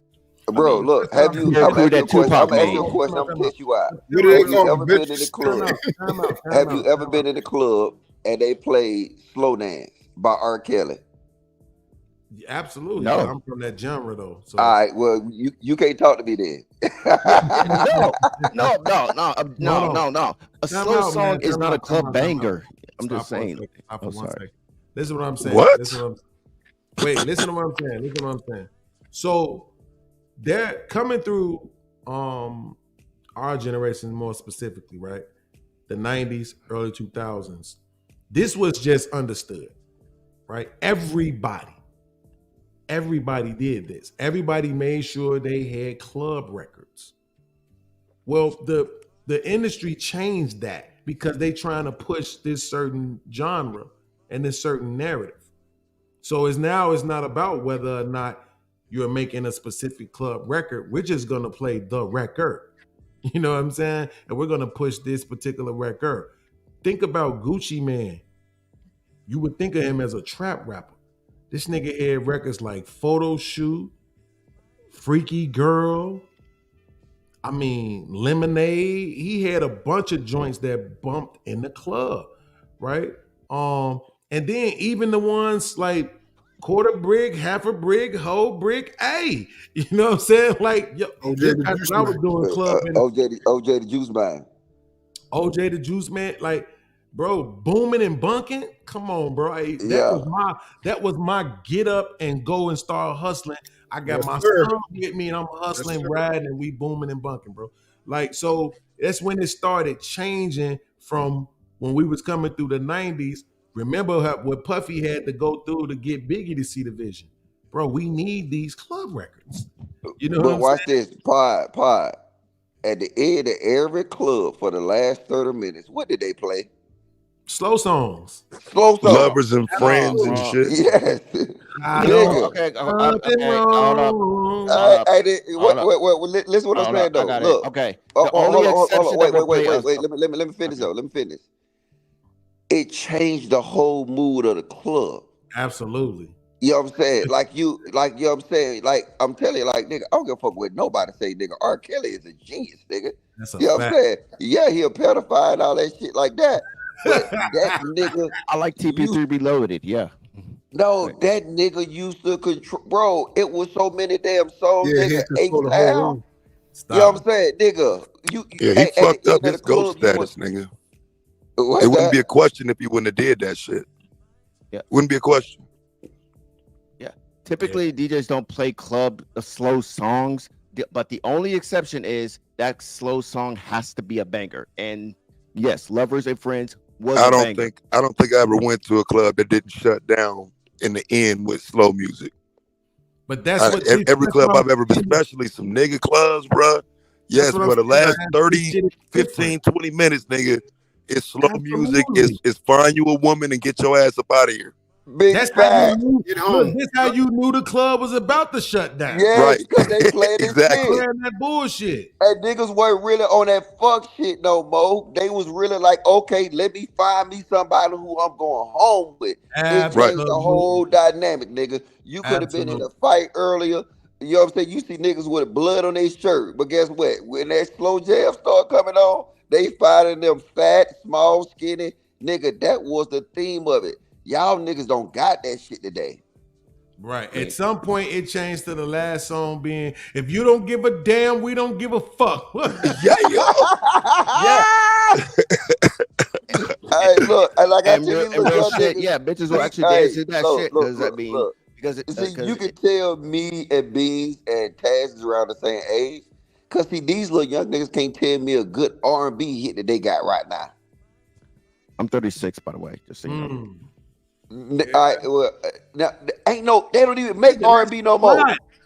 That's the way. That I hope you don't know that. Like, that's a lot, nigga. Like, I'm 10 years older than you. That might not sound like nothing, but think about it. When I was 26, you was only 16.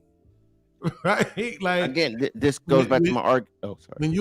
When you was 16, I was a fucking 2-time felon. Right? Man. Like life was mad different at 26. So with no They vision of don't not know that, stopping. They don't nigga. understand that, Banks. They don't like, so understand. I'm saying, like, that's a big difference. People don't think it is, but it is. I'm glad you only 36, man. Like, usually I'd be offended when everybody be younger than me, but at the same time, I'm glad you got, a lot of life left. You just this mid-age, right? The life expectancy, average life expectancy for a black man is about 77. So you right there, you know what I'm saying? But the fact of the matter is, it's another thing, Logic. I go to the club last year before, whenever the fuck it was, with my cousin them. He having a party. He had to do it at the club, right? Bro, first of all, none of the songs were played at their actual BPM. They all were played sped up. None of them was Also, they trying to get niggas hype. BPM. Yeah, right? That's the whole point. That's what I'm saying. As a DJ, that's the job of the DJ, is to keep the party hype and going. You know what I'm saying? Like, it's kind of weird from a space. If the song actually goes dum dum dum dum dum, they was dum dum dum dum dum, right? So, and this the other thing. I swear they never played more than 30 seconds. I hate that shit. So they going through like 1,000 songs a night. Bro, it's Logic. It's literally look. This is what I termed it. This is what I termed it. It's literally ADHD music. It's like the ADHD club, bro. It's like your song come on, you be like, oh shit. By the time you snap your finger, they done switched it. Bro, they got niggas in the club listening to shorts and shit, bro. I can't do it. I can't do it, fam. Right, bro. Like, look, everybody knows the best part of the song be the fucking breathe in between the end. You know what I'm saying? Like, bro, you remember, bro? If we had a nigga cut a song short, everybody in that bitch bored. Nigga, what the fuck you doing? Man, it's gonna be known. Yeah, nigga, what you doing? Put that back on. Nigga, we don't care about your DJ skills, nigga. We want to hear what niggas waiting on a certain breakdown in the song or a certain part of the song, and you to cut it, bro. Like, nah, bro. On some occasions, you caught me. You got me on that, but mostly it's because of the fact. This nigga is in the chat harassing me. He said, "Check your cash app." I gotta go grab my phone too. I checked it. He said, Sway said he already said that the South ruined rap. So no, don't do that, Sway. Okay. Nah, this nigga is goofy. Don't do that. And shout out to my man Crown Life for coming through with the cash app as well. But Crown, you should have sent that to fucking to Taz. So I'm gonna send it to him with my 10 as well. So that's what I'm Nigga, send that nigga that money, nigga. I just sent you 100, nigga. You made I me just go said look. that. I'm gonna send it. Nah, That's why they you should have made sent me it to go Taz, but I'm gonna making send a it to Taz. Streamlab login and shit, nigga. I'm like, what the fuck is this? No, but it's, Yeah, we'll hey, put R&B out of business. You could blend the combination of Sexy Red Pound Town and Taylor Swift. no, The stripper rappers are R&B going replacing out of them. Sorry. commission What? before Sexy Red, bro. Yes. No, Nah, you're Yes. wrong. Nah, bro. Yes. I will respectfully debate that. Respectfully. All right, what put name me the R&B out? I last. would say what put R&B out of business was the lack of artists, bro. Because I mean, in our time, bro, there was a plethora of them. There may have been more R&B groups than hot rappers. That's a Straight fact. up. So Facts. like now we don't even have R&B groups. You know what I mean? No. Like just the fact that they don't even exist no more like that. And notice Big fact. notice the trend that even the R&B singers are collabing with the stripper rappers. Bro, That ain't but nothing this new is- though. That's always happened. Yeah, you got to realize stripper this, rappers bro. hasn't been always new. So like, When I was coming up, bro, my sister didn't listen to no rap, man. She listened to New Edition, nigga. That's all they was listening to. It was a difference, bro. And even though niggas wanted certain shit to play in their car, they got there. It was a nigga in the South, nigga named DJ Jelly, nigga, and DJ Monte. They used to even take them goddamn slow goddamn songs. Goddamn, I don't know how they used to do it. Add a goddamn bass line to that motherfucker, and then nigga used to be driving around bumping R&B, nigga. That's a fact.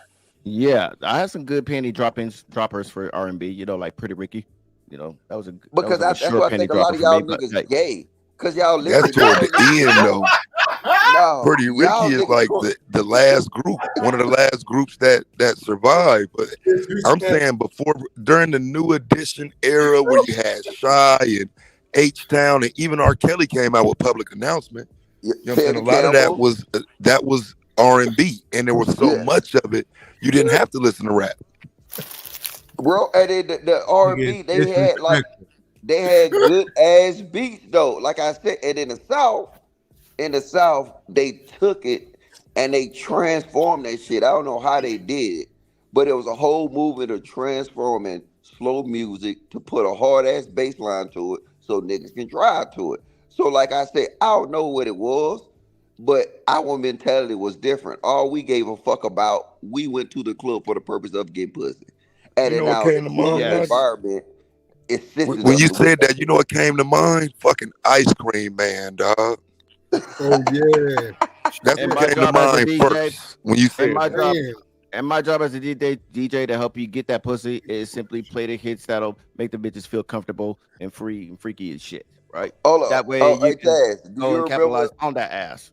So Do you remember the R&B group Master P had, the Sons of Funk, Push It Inside? Oh yeah, hell yeah. Nigga, that shit go hard. Yeah, Sons of Funk was all right. Your boy Moby Dick was all right too, though. Looking ass nigga. Hey Taz, you got justice for Tamir Rice on this joint? Yeah. I never changed it, bro.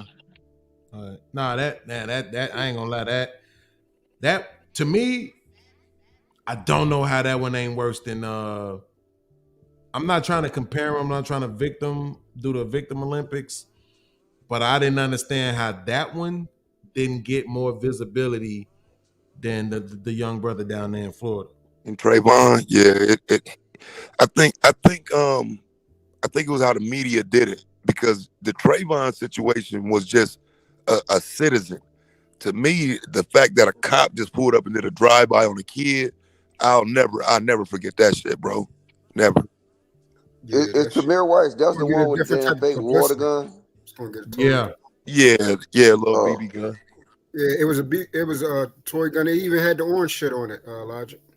It still had the Nah, orange he ain't had it. I can't do that. I ain't gonna lie. He ain't had a sticker on there. But didn't? No, I didn't have a sticker.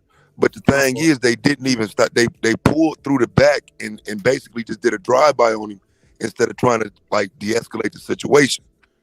They came from behind him. You know what I'm saying? Instead of, walking up saying, hey, put that down, or, anything, because, they was looking at him like he was 17. Oh, they flanked Yeah, him. he the one that was kind of he was like a little off, right? Yeah. No. Yeah. No, I wasn't No. wrong with him. Oh, okay. No, So he was just a kid in the park playing with a gun, a toy gun. I thought they see, said it's he did another have, one. like, Then what's the one that happened? Like it was like somewhere under a bridge. He was kind of off, and I think he had a water gun.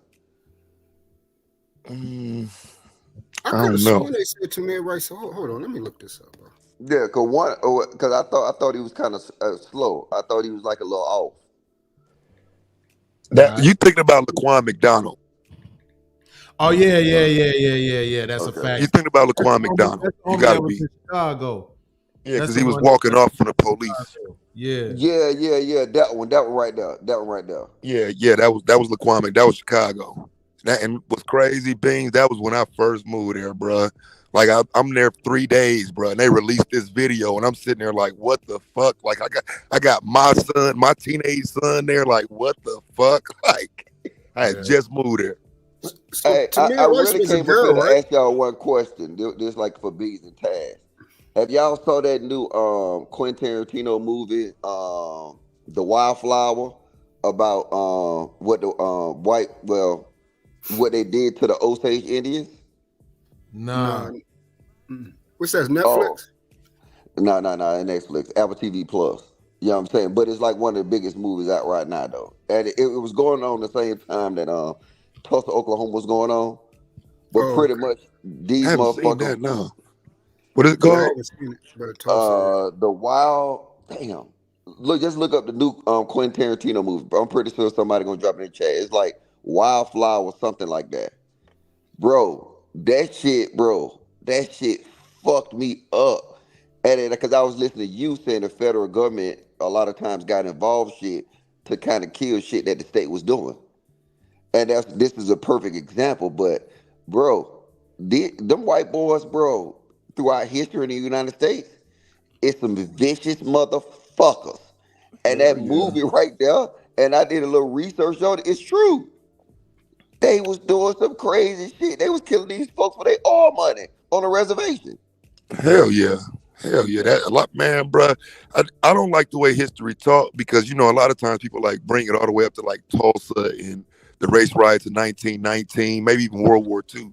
That my studies show that the shit went up when Jack Johnson knocked that white boy out, bro. Ain't no shit about taking no white bitch across state lines. When he knocked that white boy out, bro, it was 3 days of rioting in 1911. It's never been the same since. And nobody points at that moment as the nah, fam, fuck these black folks. Because from there, they wouldn't even let the nigga box no more. White people wouldn't box the nigga. Like, you know what I'm saying? A lot changed from 1911. So by the time you get to the rest of that shit, you've already had, a moment where the country went up like, hell no, we can't have no black people beating up white people. That, you know what I'm saying? People don't use that moment, though, as for what it is. But that's when shit started. But see, I think that movie, it kind of bring black people to a thing that, like y'all was talking about the difference between races. I don't think these motherfuckers racist. I think these motherfuckers just really want to destroy anything that they don't have control, bro. The shit they was doing, like I don't want to tell you too much about the movie, man, because I'll fuck it up for you real fast. But like, who? I also say, is it safe to say that like the seed of the problem with local law enforcement is the training with policing? Well, this is not about local law enforcement right here. I got your Cash App podcast. Good looking, bro. I think Logic is talking about power, bro. This is not about. Okay, my bad. I mean, but I think even with the local law enforcement, we can fix local law enforcement. You know what I'm saying? That's easy. You know what I'm saying? It's many blueprints that you can look across the world and fix local law enforcement. You know what I'm saying? I keep saying this all the time. You know what I'm saying? Only in America that goddamn the fucking police. You know what I'm saying? We live in a police state. You know what I'm saying? Niggas don't protect and serve. You know what I'm saying? You literally got niggas sitting on a corner waiting for us to fuck up. That's not protecting and serving. Like if you got a cop tucked off in a corner waiting for a nigga to fuck up, Is that protecting and serving?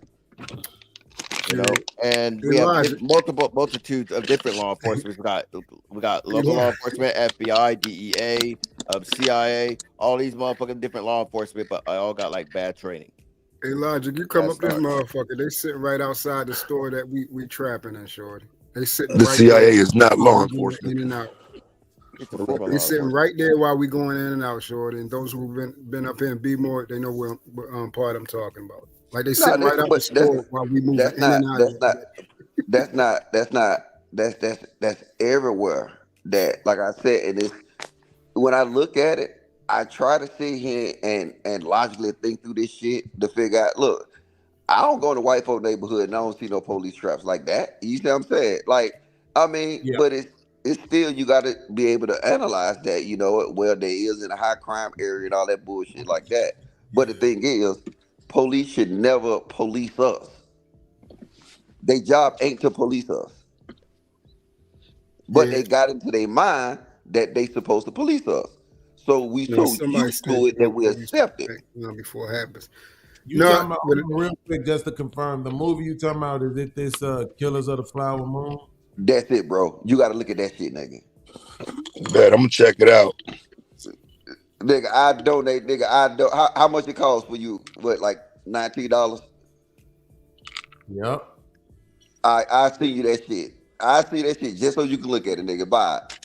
It's on motherfucking YouTube too. You might as well buy it for me too, Logic. No, you asked for too much, nigga.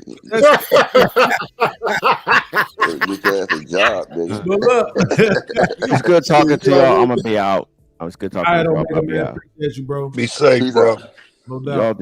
Y'all do the same, man. No doubt, man. All right, kid.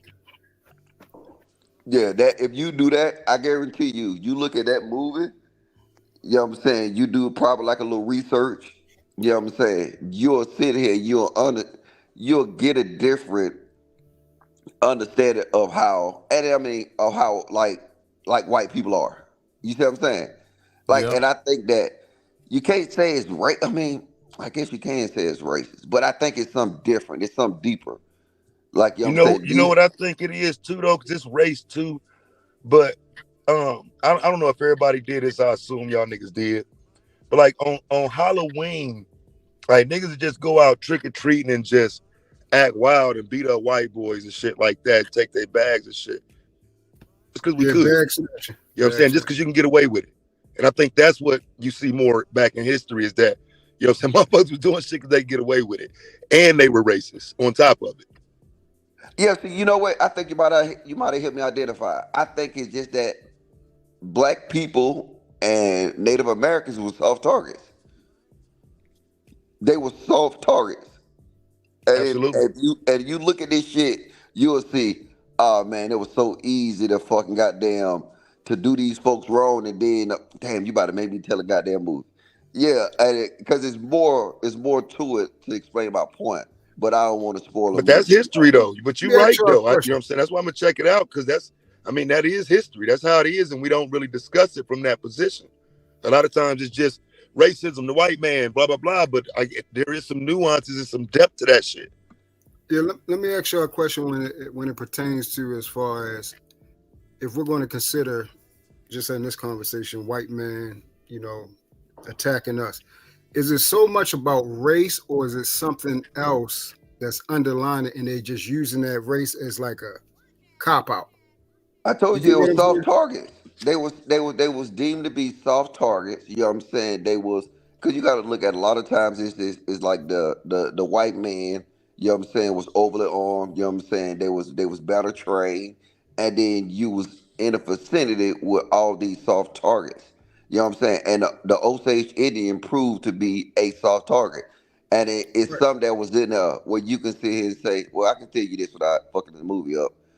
But these women, they kept marrying these white men knowing what was going to happen to them. Like it was literally these motherfucking white men was marrying these Indian women and end up killing them for their oil money. And it was crazy because another one will go and marry another one. Where's the setting? Oklahoma? Osage Indian. God damn it. Kansas. It's got to be somewhere around there. Yeah. It was close to the Midwest because it was like Indian reservations. So logic. What I was asking is like when we look at when they try to create this blanket racism thing, is it more of somebody saying, okay, like for instance, you have a white person, interact with a black person, the first thing they say, okay, he has to be racist if he attack a black person. It's not preference. It's not the fact that he don't like what he got on. He don't like it. It's everything. It can't be nothing else but the simple fact of his color. You see what I'm saying? Okay, so I'm gonna ask you this then. Maybe this the answer, right?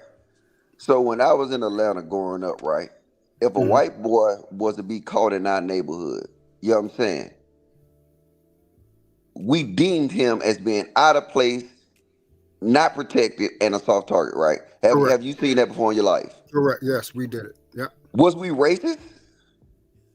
See, that's the thing. No, I would running consider sundown towns on them white boys. Yeah, I would consider not.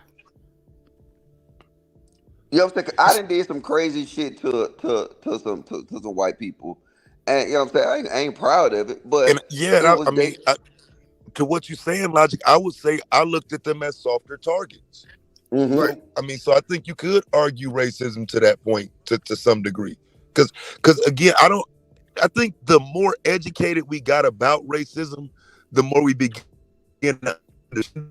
But when I was younger, bro, I wasn't fearing no racism or person or none of that shit. Maybe the police at best, but racism as an overall construct, bro, I ain't no understanding of that at 16. That's a white dude now. Beat his ass. What are you talking about? Exactly. Yeah, and we used to do it though. But see, this is the same time though. If we was around, if we call him around a lot of white people, that target became more harder. You feel what I'm saying? Correct. That's what I'm about to say. But if he in our neighborhood walking by himself with a dog, I guarantee you, he probably got his ass whooped, goddamn, before he got down that block about 2 times or harassed or some shit like that, because we just deemed him as being out of place. So facts. Going to that route, why is this big thing that like perpetuating the fear on the opposite side? Because that's what I kept saying. I was like, they was more at fear to me. That's what I felt. They were scared of me more than anything. But what's being perpetuated is the opposite. You get what I'm saying? I'm telling you, I think the thing is that it's based on the environment, it's based on the situation. Because I didn't experience it in the military before. And then it's like, you know what? If I go to a unit that's a majority of black people, you know what I'm saying? You normally won't have that issue. But go to a unit that's a majority of white people where they feel like they have the advantage. They feel like they can get away with more shit. And then the same thing I can say for a unit that's majority black. You can literally have the same. That's not racism, right? I think it's a comfort zone that they feel like they can get away with shit. And I think that's a human trait. And that's a human. Thank you, man.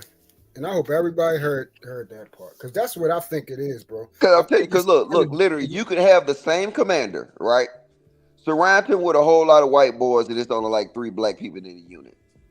He gonna act totally different. But guess what? Put him in a majority black unit, and then he's also gonna switch because he's gonna adapt to his environment. Exactly. He know he can't get away with some of that shit. You know what I'm saying? Whether he feel it or not, he know he can't get away with it. And I compare that to the same way that if I'm downtown Atlanta, you know what I'm saying, and this is white boy, I'm going to kind of let him get a pass. You see what I'm saying? But let him come to my neighborhood where all black niggas at. You know what I'm saying? No, we finna be goddamn checking that white boy. And most of the time it be for nothing. Right. So it's basically, same thing. Survival of the fittest, natural selection, right?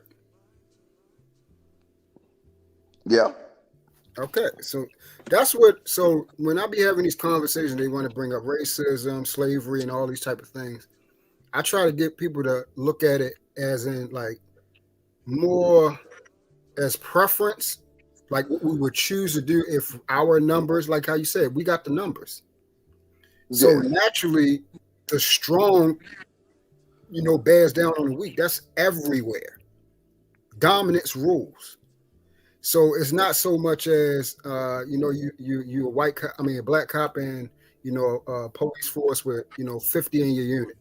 Naturally, they have the numbers, and naturally we cling to who we are alike by. You see what I'm saying? Let me do this though, because I want to make sure I finish up this clip real quick. The fact of the matter is that when you look at the circumstances of what we're talking about, you're talking about a specific demographic of people who are being told that they have a cultural problem as if it's actually their culture. So we created the culture of guns and shooting and killing. We created the culture of drugs and destroying people with drugs. We created that. We created illegitimate children. We created that. Absolutely not. The Absolutely, culture that we have about black people is actually an American culture. Wait, you said we have? Yeah, Anton said we. But I think, but if I'm being honest, I think he misspoke because he actually clarified what he meant by that right here. And people just want to put it on black people because it's easier and they think it's easier for them to punch down on. It doesn't matter where it started. It matters whether or not we adopted it and celebrated it. We made it cool. Okay, yeah, now that makes sense. That's what he was trying to say. Okay. But see, that comes from him he does this all the time. He talks so fast because he wanna put himself like out in the forefront instead of listening to the whole thing and then giving a concise. But when you say we made it cool leaving, I don't even really understand that argument. Well, I guess I understand it, but I don't agree with it. But I guess I understand about the promotion of it all.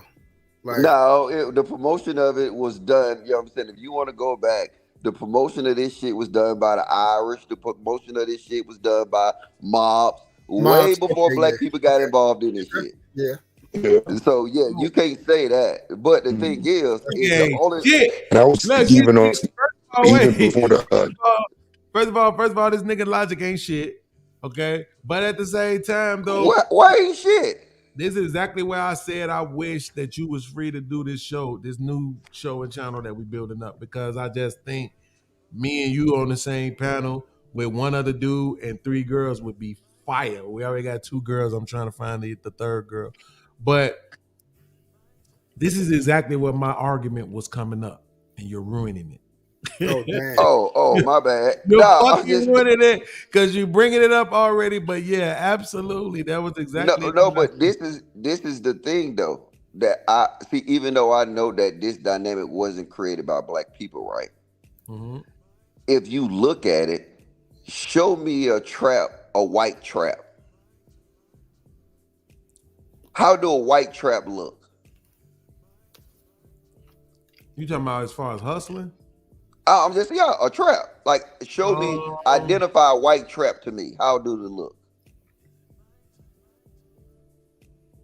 That's actually a great question. It is, because the only white people I ever knew that got down from their crib. So I don't, No, listen. I told y'all. I keep telling y'all this. When I was outside of DC in Tyson, Virginia, right, well-off neighborhood, right, bro, I saw so much dope in that motherfucker. Right. But it was some reason that they can sell drugs, they can be on drugs, they get way higher than any crackhead get. But for some reason, you don't see violence come with it. They be buying more pussy than goddamn fucking black bitches be selling on the street. Yeah. But you just don't see the violent component that come with it. Well, I think the reason why you don't see the violent component come with it is because a lot of times, from what I could tell, the drug market for white people is typically for the purpose of getting high. So there's a couple of guys who have access to drugs and people want to get high, and that's how it works. But when you look at the drug market in the black community, survival, absolute resource. I got you. It's an absolute market. You know what I'm saying? And so you have way more. It's not that you have way more dealers than users, right? But you have way more dealers competing for the same area. Yeah, for the You know what I same mean? resource. And that's what leads to the violence more often than not. Not to mention the fact that niggas be having more than that as a reason to be violent anyway. You know what I'm saying? So it's a lot of pent up aggression, trauma, all kind of shit that they dealing with. Whereas the average white boy, he just getting to his paper. No. You brought up a good point. God damn. Hold up. Rewind. That is an actual great Rewind point. that bit. Think about it. What you just said is that a lot of the violence come from competition. So when you have, well, a white boy, you know what I'm saying, he'll sell his dope, and then normally he don't have a lot of competition because a lot of people don't want to take that easy route. Where in the black community, kind of like YouTube. Nigga. Yeah, what? this is the trap right here. You can make money off dick and pussy conversations? Right. Nigga ain't had pussy in fucking 5 years. And he gonna make a dick and pussy channel. Yeah. But then listen, here's another point to it too, though, as well, right? So I'll put you like this. When I lived in Illinois, right? I lived in Illinois, I lived in Atlanta, I've been to a few other places. You know what I never saw? I never saw Louisville, Kentucky on the news. Right? That's why I didn't know where it was until I moved down here. I never saw Louisville on the news. So it's a lot of places like that in the middle of the country that we don't hear nothing about.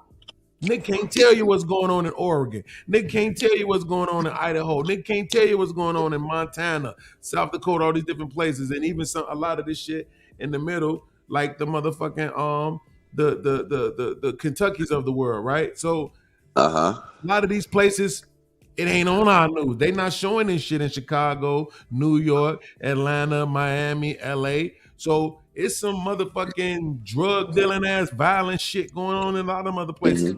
Think about it. I'm gonna be honest. I didn't know nothing about motherfucking Nebraska until I seen Belly. And a nigga was like, we out in Omaha getting it in. Is this the illest nigga in Nebraska? Like, Nebraska? But this is the point I'm trying to make for you. This is the point I'm trying to make for you. How black people oversaturate shit, right? I'm gonna give you 4 examples. You ready? Yeah. That we didn't have in our time where niggas saw an easy route and they just chose to take that easy route because they didn't want to grind and do nothing. And you'll never see this in another community. We done had rappers, we done had athletes, and this is like a majority, right? Rappers, athletes, now podcasters.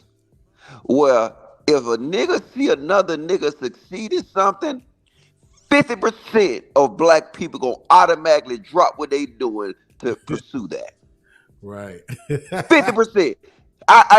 Bro, you can't tell me.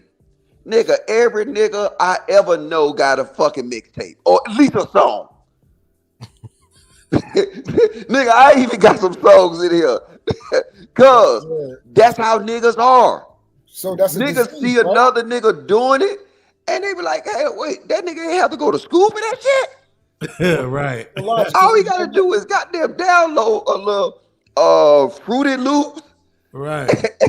Nigga, sign me up. Hold on, wait. You telling me you ain't gotta do that, but just download YouTube and talk about dick and pussy? Sign me up. Logic. So and the majority of our men will accept that and will move with it, where other communities and drug dealing too. You know what I'm saying? Just because you got white people that's drug dealing, when you get to a majority of these niggas trying to aspire to do this thing, this is when it's become a problem. Right. Absolutely. Right. That exactly. That was the point that I was making earlier, is that it's just way too many niggas competing. And again, here's another thing we say, my bad, True. One of the things that we used to always say is too many chiefs and not enough Indians. That's where I was about to go. That's where right. So watch this. So what do drug dealers do when they got a problem with each other? Oh man, that's I mean, they normally shoot it out, right?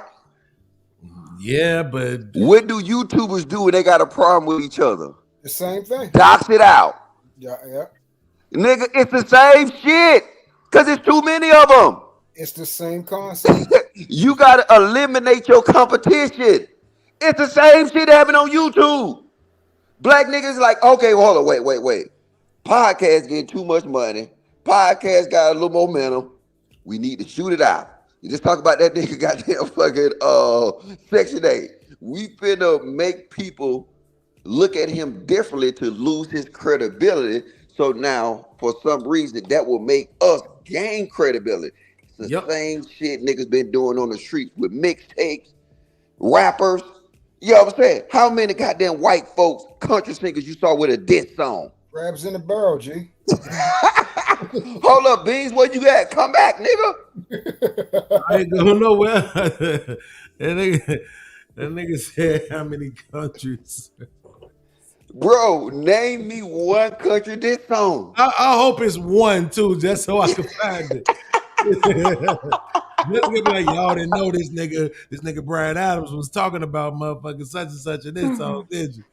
That's crazy. Bro, I'm telling you, it's the same shit. Yeah. Niggas see, oh man, this is so easy. This is easy. But listen, the problem is also that we don't actually control the markets, right? So this is what we was talking about earlier with the unions. Like this gave them literal control over those particular markets, right? As it pertains to the trades. So if I always say this, my life would have probably looked different if it was way more black business owners in my community. You know what I'm saying? Because then I would have had outlets to go to. I wouldn't have been trying to go to JCPenney, Montgomery Ward, Sears, you know what I'm saying? All of these well-known brands, but they wasn't gonna give me no motherfucking chance. Not when I'm coming in that bitch 17 and already got a felony. Let me ask you something real quick. So what was the reason that you got into the streets? Shit, my family, my brothers and my family was doing it. Okay, so it was more what's the right word?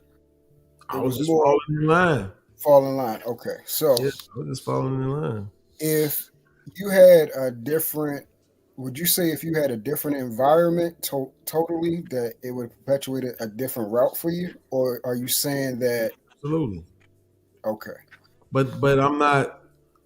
But see, I'm never one of those. Like, if you actually listen to me, you hear me say I'm not one of those guys who was a thug, you know, like about it, all that type of shit. Exactly. I got bullied for the first 15 years of my life. Yeah. When I decided not to get bullied no more, and I decided to join the gang and shit, they wouldn't let me. The homies wouldn't let me. They knew who I was. They knew my mama and shit. My barber was one of the niggas who was running it.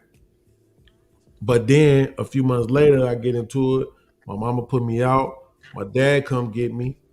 Now I'm over here with my brothers. You know, now I got brothers.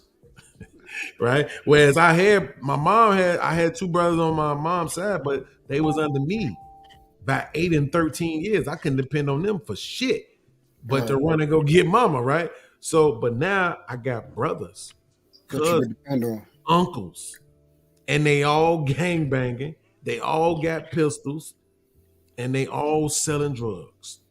So just like once I got over there, it was just like, fuck it, this is what it's supposed to be. So I got a side question. You say this: when my barber, the first time he saw me at a gang meeting, he was mad than a motherfucker. He was pissed. Like, what you doing here, nigga? Who? But then once he realized I was there with my brothers, it was nothing he could say after that. So, I got a quick question for you. This analogy, right? What? Not analogy, but just an observation. Mm-hmm. If you was just tell me what you think. Mm-hmm. If you was Korean and then you was in a gang, would you lose access to a majority of the Korean women? In America? America, yeah, period. No, he talking about overall. I know where you're going. Yeah, just America around the world. You know what I'm saying? You can use either which one of them. Well, I can't speak for around the world, but in America, I would say no, and not in America. You said in America, a fucking gang member, a Korean gang member, would not lose access to a majority of his women? Well, majority of his women is a different subject because they might not be, the majority of the Korean women might not be involved in that particular lifestyle. Yeah, overwhelming majority of it, right? I'm saying them motherfuckers, look, you know, it's a bunch of, you saying Korean, but just for a second, let me broaden it up. You know, there's a bunch of Asian motherfuckers in jail, right? And they ain't in the motherfucker for no traffic. Yeah. And I don't think none of them niggas that's in there. I know where Logic going at. I got it, but I'm saying that's what I'm saying. None of them motherfuckers. It's not a majority. Like short on women. You know what I'm saying? No. I'm with what you're saying, right? I'm not saying the problem don't exist. No, but what happens is that if you look at a majority aspect, if most dudes don't go to doing the gang shit in these other cultures because they know it's not attractive, you would lose credibility and you will lose access to a lot of stuff that normally you'll have. Let me make sure I confirm this though. Are you talking about their gangs or ours? Their gangs. I don't know, man. I don't know. I take your word for it, but I was with you at first because I was about to go that route too. Because when you think about Yakuzas and all that type of stuff, right? But basically, what Logic is saying is the thing that we perpetuate. We do these things because of, again, you know, he said credibility, which exactly is validation, and then also the other thing is the women. So he's saying in our situation, that is perpetuated more because of it brings credibility, you know, preference, validation, and then it brings the women versus these cultures. It's looked down upon. You get what I'm saying? Yeah, but that's why I said over there or here, because here, even over there. Yeah, it's everywhere. It's worldwide. And I don't look. I can't quantify it, so I'm not gonna try to. Like I said, I'll take your word for it. But bruh, every time I look up, it's another westernized Asian woman on one of these podcasts.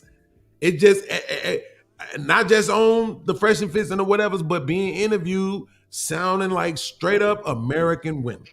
Yeah. So I don't know what the percentage is of it, but I'm just saying now, look at Angela Knight. You know what I'm saying? Like, and she's a content creator. So I mean, at this so do you think Angela Knight would date a drug dealer or a gang member? Well, not Angela Knight, the Angela Knight. But I'm saying the fine ass Angela Knight, but on some regular college girl, city girl shit, absolutely. Yeah, she would, but she wouldn't allow nobody to know she would. I think she would. What I'm trying to get you is that their cultures don't condone it, right? Right. In a weird sense, I said I would concede to your point. In a weird sense, their culture still look down on it, where our culture uplifts it. So when you uplift something or perpetuate it, you encourage it. So like low key, our society, the way we operate, we give credence and power to dope boys. Yeah, we give credence and powers to rappers. Now we give credence and powers to the most vulnerable job you can ever have as a podcaster. But we treat that shit like a lawyer now. You see what I'm saying? That it's so crazy. We even got lawyers want to be podcasters. Yo. This is funny, but this shit is all the truth, yo. It's all the truth. Yo, Logic, because I wanted to ask Big something else. It's crazy. No, okay, but here's the thing though. Again, this is what I was trying to argue. Wait, where was we at on the video? Other places don't make it cool to go and sip promethazine and lean. That wasn't given to us. That's something that we adopted. Okay, we made that cool. We went and finessed the drug companies. That was never cool. We made that cool. We rapped about it and we sold it. We sold it musically because music is programming. to our children, and we made that a cultural norm. Absolutely, but art imitates life. No. So people are just talking about what their real life looks like. Most of y'all, 98% of y'all would never know that was real unless they heard it in a rap song. So you can't say art imitates life. That's an excuse for people to say things that they're not going to hold themselves responsible for. He just contradicted. That's an excuse. Art doesn't imitate life. Wanda, he just contradicted the shit. Art is an excuse for people to say that it is art so that they can sell it to the people and then get rich off of it as a result of it.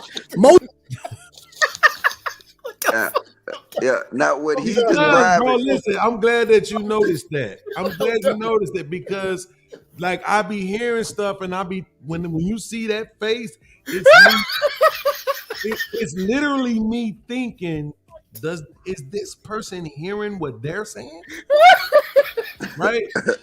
Like, I'm not trying to be disrespectful. That's why I'm just making the face.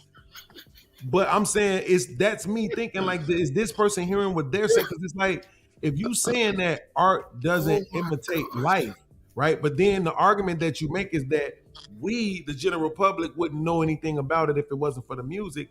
That's the art. That's the art. Yeah. Absolutely. Right? Yeah. But see, he's wrong because he's still wrong because black people didn't create this. Because even you can have the hardest black gangster, and in every last one of them will have a picture of fucking Scarface in their house. You can, so if he's saying that we started this, no, you're wrong. We did not start this. The mobs, all this, goddamn Lucky Luciano. Last time I checked, Lucky Luciano wasn't black. You know what I'm saying? That's what I'm saying. It was look. So this is what I did earlier in the show. Because I didn't get to do it with Anton. Of course, we're having a conversation in real time. Well, it was even before that. I brought it up earlier when we was talking about two people in particular. One was Billy the Kid, and the other was Jesse James. Yes. You know how many movies they have made about Jesse James? And this at dude least was 12. the hero. He was a bank robbing, train robbing, motherfucking outlaw, and he was the hero. They cried when that nigga got murdered. But you watch this though. Now to Anton point, right? See, I'm in total agreement with you right here, right? That Anton, he's trying to goddamn shade shit. But this is the point. How many white men wanted to be Jesse James? That's the difference. See, I'm with your point, right? Anton full of shit at this point in time. Oh, we started this. No, nigga. Stop. Anton, I saw you with an Al Pacino shirt on. Stop. Nigga, you ain't got no Big Meat shirt on. You got Al Pacino. Niggas ain't running around here with no Big Meat posters in their house. They got Al Pacino. They got Lucky Luciano. We know all these names because guess what? They took that and they goddamn glorified it. But a lot of their people, even though they can look at him and say he was a badass, would not take that route where a majority of our boys would say, I want to take the route of Big Meech. I want to do this. You could have a conversation with these niggas. I think I was having a conversation with Daryl on like maybe 6 months ago, right? He talk about all this protection shit, right? But he literally glorifies Big Meech. He glorifies him. And low key, we glorifies what works for us. Most of these niggas can't name no political figure that's black. Most of these motherfuckers can't name no. But that comes from people not actually being in the actual life logic. Like, it's easy to watch and see something or read about it and type up about it, but actually being exposed to that shit it's on a completely different level that fucks you up in a way that you can't. It takes you talking about 20 years to get out of that shit. So when you hear people talking about that shit is. But here's the thing, though, right? So one thing I gotta push back on, because I think this is it may be hyperbole, but you can't say a majority of our guys, do the bullshit either, because they don't, right? Or the numbers could be worse, right? Like we might rap along with it, we might watch all the movies, we might know all the quotes, we might have it in our our mannerisms and our vocabulary, but most niggas just go to school, end up getting a job and work, and that be it. You know what I'm saying? Like, Beans, what about the other part? About most gang members when they talk about, oh yeah, it's it's 20,000 gang members. I'm like, yeah, and 15,000 of them motherfuckers don't nobody even know they in the gang except for the people they know. Nobody don't, their name ain't on no scrolls. Don't they can't go to jail for I'm such and such and such, and motherfuckers like, oh, okay, cool. Like, who the fuck is you? You know what I'm saying? Like, most gang members know handshakes, and that's about as far as that shit go. Right. They not out here really mobbing like that. But this was the point I was trying to illustrate to Anton. I used the mob, but now I think I'm going to incorporate the earlier point I made, because it illustrates that this culture that we're trying to put on black people is just an American culture, right? It's not a black culture. You see, white people, when they was going through their bullshit, they ended up in that shit, right? In the underworld. You're talking about, like I said, you're talking about what they called them outlaws, right? And they also called them gangs, because Jesse James was the James Younger gang, right? He was the leader of the James, and this guy's something younger. It was the James Younger gang, right? But I'm saying they were outlaws, bank robbers, train robbers, and they were championed to the point where people cried, goddamn it, when the motherfuckers got killed and shit. Billy Kid got killed at 21, right? And they absolutely made all of these movies after movie after movie after movie after these people. Keep referencing them, you know what I'm saying? Talking about what they did, right? They popularized the outlaw. Something else that dawned on me was like growing up when they used to do the whole cowboys and Indians things, and they made the Indians the bad guy. Right. They actually believing that the Indians was the bad guy, right? So now what I'm saying is they perpetuate this idea that the quote unquote rebel, the quote unquote outlaw, you know what I'm saying, is really the good guy or really the thing to be. It's the the powerful thing. It's different. You're pushing back against the system. You're not the hamster on the wheel, so to speak, right? If you're gonna argue that rap music popularized and even promotes the lifestyle, then there's no way you can escape for all the history of these movies, which was the dominant media presence for a long time. Those movies about the outlaws, and then coming into the mid and late 1900s when they started doing it about the mob. So you go from the average white person to the Italians, right? And then you can jump to the Irish. The Irish. Like I told him the other day, I just watched this movie called Kill the Irishman. It's a true ass story. And that shit was in the fucking 70s. Yeah. Dude was killed in 1977, same year I was born. You see what I'm saying?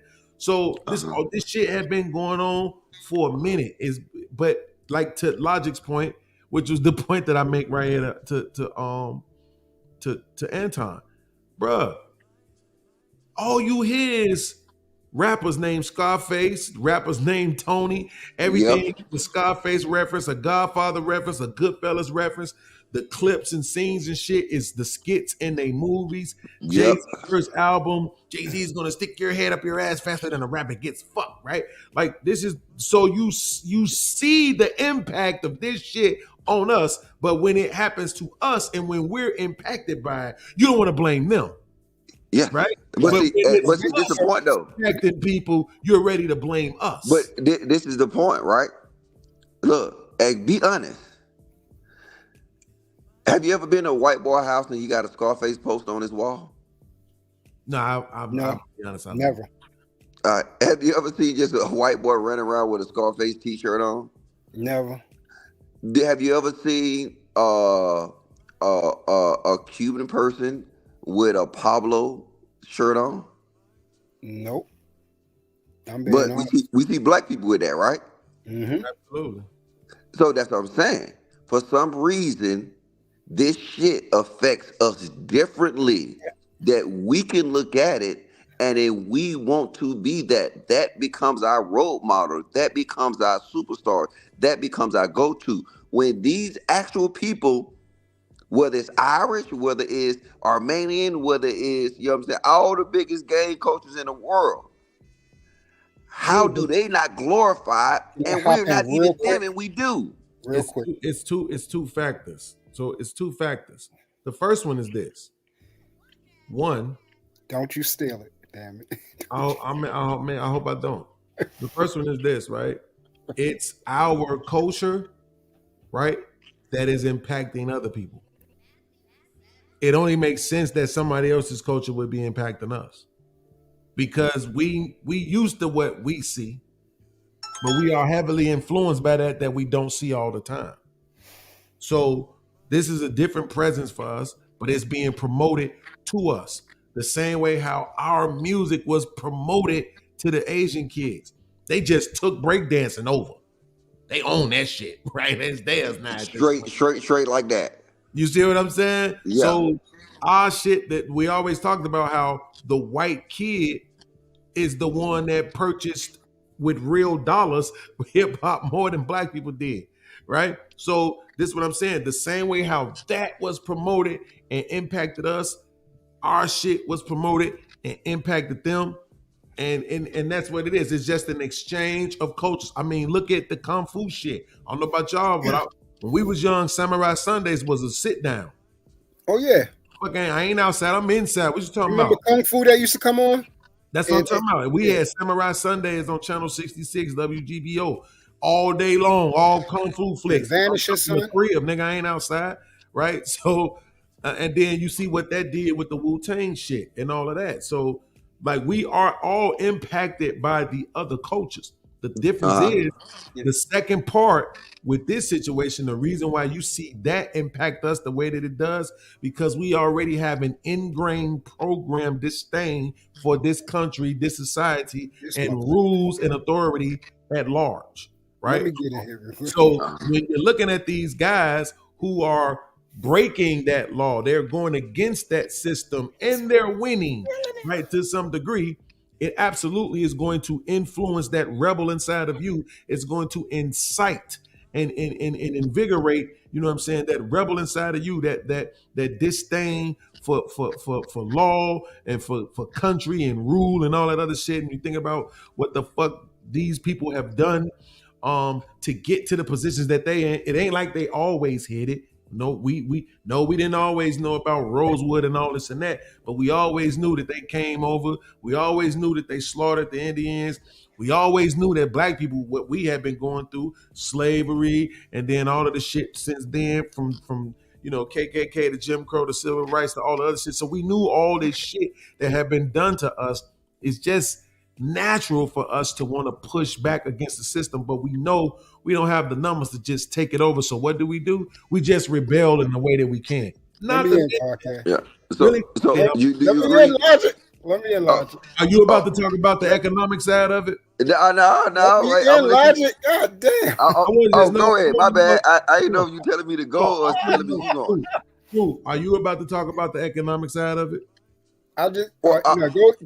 You go if you're going into it. You're gonna talk about the economic side of it, then I can let you have it. But if not, I want to make sure. Yeah, no, I wasn't going to the economics. The third part is that. So hold on, I just want to make sure I get that out. And then the third part, because I said 2, but I meant 3. The third part, logic, is the economic part of it. So now, when you show me what these guys are able to do on the quote unquote illegal side of the game, on the outlaw side of the game, right? Then I know automatically when I'm looking at that and I'm looking at what these other guys is doing, going to work every day, looking fucked up, tired, beat down, dealing with the white man and all his bullshit, always seem like they ain't got no money, can't never have what we want to have, all this other shit, mama cheating on them, talking to him like he ain't shit. All of those things lead to, yes, this seems like more of a better way to go. Yes. Okay, so now. Hold up, Lodge. Let me in. Go get in there, nigga. So, all right. So we basically, when we get back to the brass tacks of it, is capitalism. Everything is basically being centered around that. So also, when you see these guys, like how he said, they're rebelling against the system. What does that symbolize? Freedom. Freedom from what you're going through. Freedom from the system. Freedom from poverty. Freedom. This what's the euphoria? You know, I'm free. I'm free to do what I want to do. I'm free to explore. I'm free to get the things that I'm not used to getting. So all of that is being perpetuated in the mindset, like how he was talking about economically. Now I'm able to get the things I was never afforded, being access to certain foods, certain medications, doctors, things that can help my family, all these things. So now where we're talking about also we're getting there faster. That's the real problem with it. The capitalism is supposed to be able to cap out where you can make it to and actually slow it down. Like, okay, it take a certain amount of years, like what we worked in 40 hours for 40 years and then you're supposed to retire. Something like that, some bullshit like that. Versus somebody that's in, like, if we're going to use the drug market, they can get to that shit in a year. And they're free from everything. All your generational curses done. That's what they're scared of. So that's why naturally it comes to us, because we always got this goddamn shadow over us. And I'm not using this as an excuse.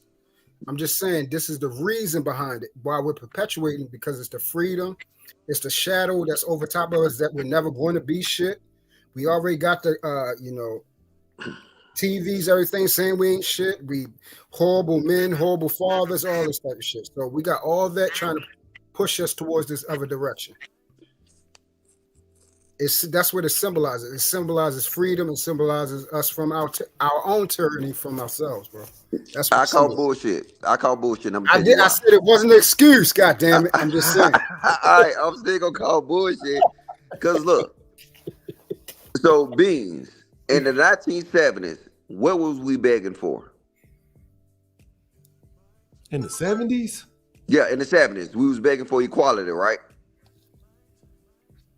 In the 70s?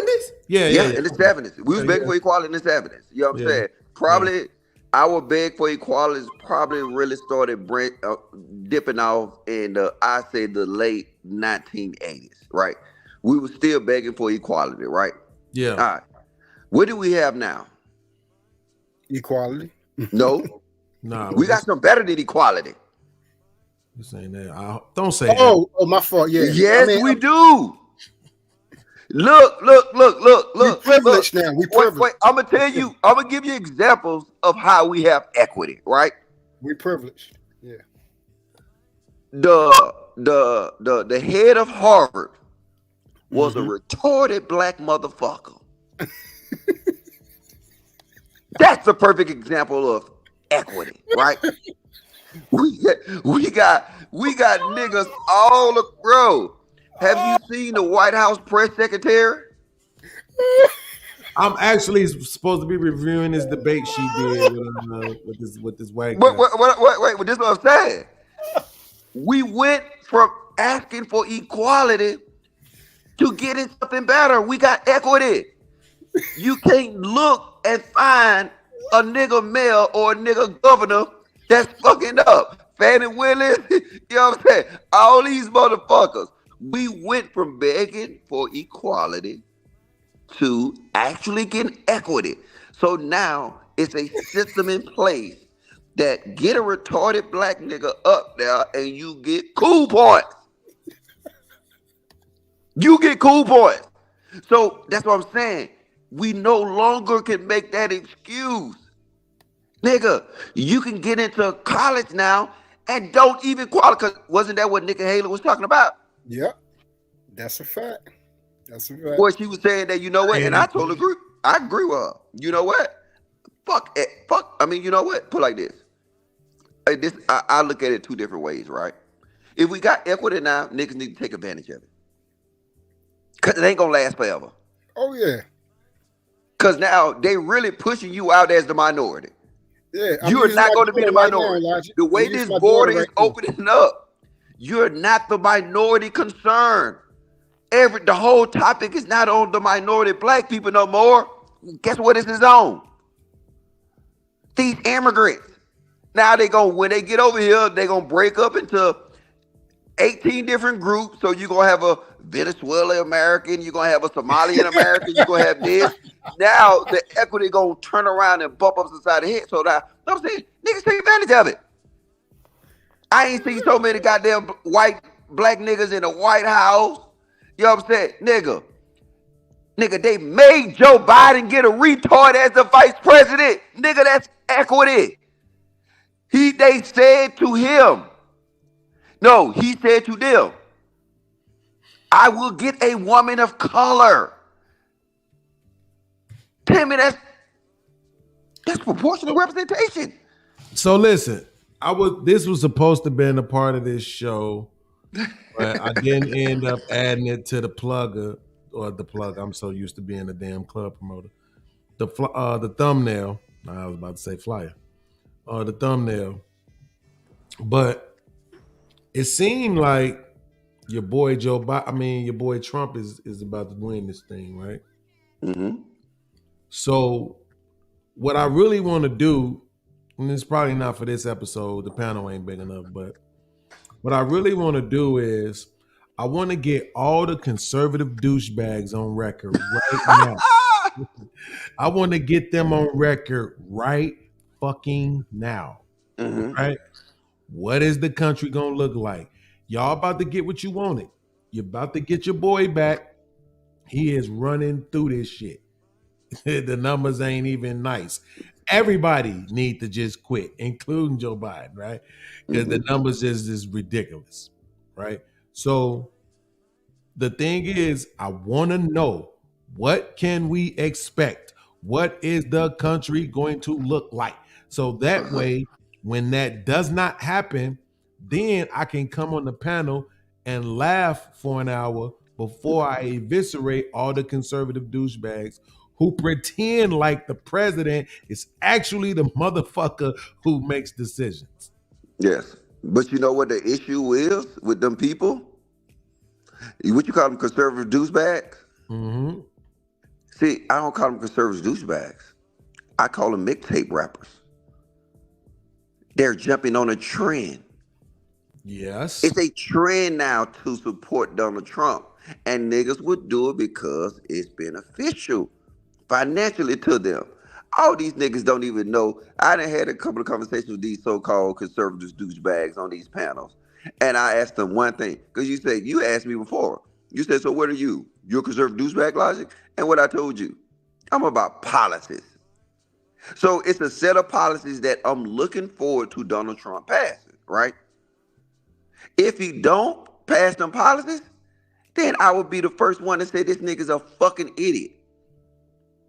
I don't give a fuck who's it, Donald Trump. It could be Ron DeSantis. It could be Nikki Haley. Whatever fucking her name. I'm looking at the policies. These other conservatives douchebag, they're looking at the person. Yeah. Fuck him. This is what I gotta say. You gotta say, fuck him. What are you bringing to the table? Yeah. Absolutely. And they not. So they're not. You had a panel all you want to. And then how many people have you ever heard talk about Trump policies? I mean, only when they trying to say like, oh yeah, y'all don't, he did a lot and y'all don't know what it is. And then they try to say certain things.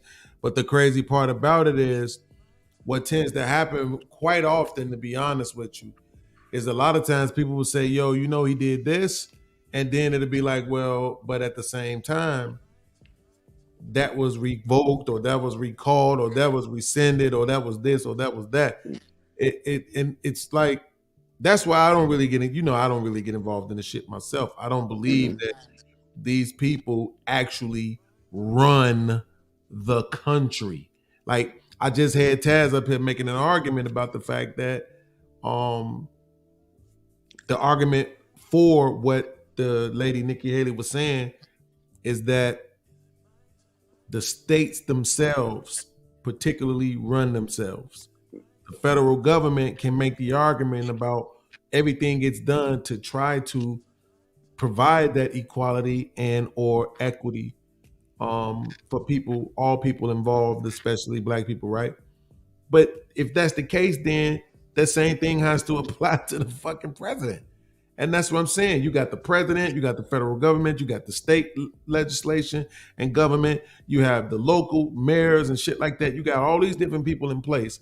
But the country in itself is affected in a way, in totality, usually. And I'm saying those effects, I don't think the president has anything to do with that. I don't think the president has anything to do with the fact that we got all this alphabet shit going on. You tell you why he do? I don't know. I don't know how he would. Okay, I'm gonna tell you. So what they do is they put it in the form of a bill, right? So they say, hey, the LGBT Act we finna pass, right? And then now with this LGBT Act, you know what I'm saying, we're gonna put forward $1 billion, right? Mm-hmm. Each state that enact these policies get federal dollars. So they'll go along with the scenario. So it's about money. These Right, but states. listen to what you just said though. See, this is what I'm saying. He might be able to do that, but he's not doing it to further the LGBT alphabet community. He doing that because somebody else want it done. Oh no. It's But just a part of it based on whatever money is being exchanged. yes, but he get money in the form of his benefit as a president would be in the form of donors and all that kind of stuff like that, right? Absolutely. But he give the benefit to the states in the form of money, not from his donors, but from federal money, right? So it's a whole circle. But the thing is that we got to get to asking these conservative douchebags what policies. See, don't ask them how America would look like. What policies that he's trying to enact that you is in line with, and then now just don't. You can't leave it there because they'll say, "Oh, he's trying to stop the Mexicans from coming over here." Okay, how would that affect the everyday Black American? Right. What This is why, but I would agree with you on that, and that's exactly why. I don't know why people get frustrated when I say this, but that's exactly why I don't vote or participate in it. They're not doing anything per se that I know of that I want them to do. Like, it don't matter if they do something that might benefit me. Okay, congratulations. But I'm saying, what is it that I want you to do? They ain't doing that shit. What I want you to do is this, and this. And none of these politicians are even gonna pretend like they're gonna do that shit, except for Bernie Sanders. Bernie Sanders is the only one. I'm gonna give you this. That he was gonna do something I We wanted. can start this, right? Which a lot of these conservative douchebags don't discuss. That Trump foreign policies Mm-hmm. and its push was to bring back American companies from overseas, right? Right. So I look at that and I say, how do that benefit everyday Black Americans, right? True, but you're saying it as if you believe it was plausible, and I absolutely don't. Oh, it is plausible. Okay, so so since you're about to get your man's back, right? You should be able to stand on that then and say, for sure, that's gonna happen. Yeah, and I literally been right around here saying I've been pushing for. Because first off, it's only been, like I said, it's not the person.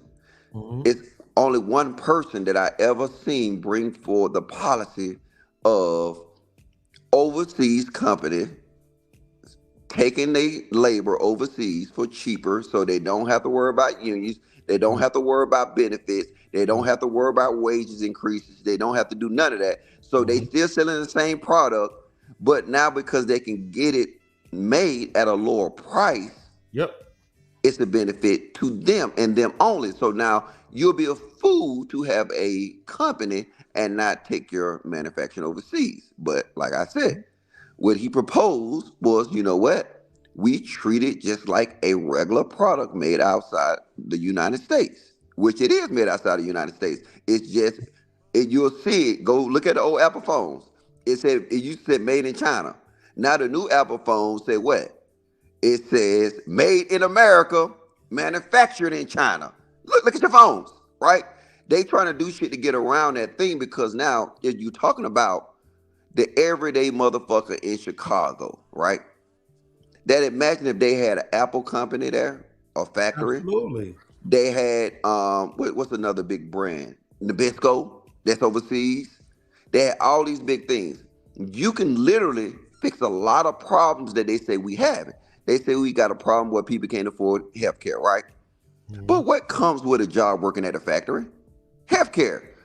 You said people don't have no savings. What comes with a job working in a factory? A 401k. So a lot of the problems that we have that we complain about, I don't want to give a nigga free Medicare. I don't want to give a nigga handout. Let me give you a job. And then now, by giving you a job, I can fix that. It's only been one person that I saw even introduce that policy, and that's been Donald Trump. That's it. Right, but I'm not sure. I'm not even gonna say I'm not sure. 100%, you haven't explained to me how he's going to do it. Because to me, we talked about this earlier, literally in this episode. My thing was, you started that company here? You from here? You live here? You taking your company where? You must be out your mind. You can go, but your company's staying here. No. And I would be all for that.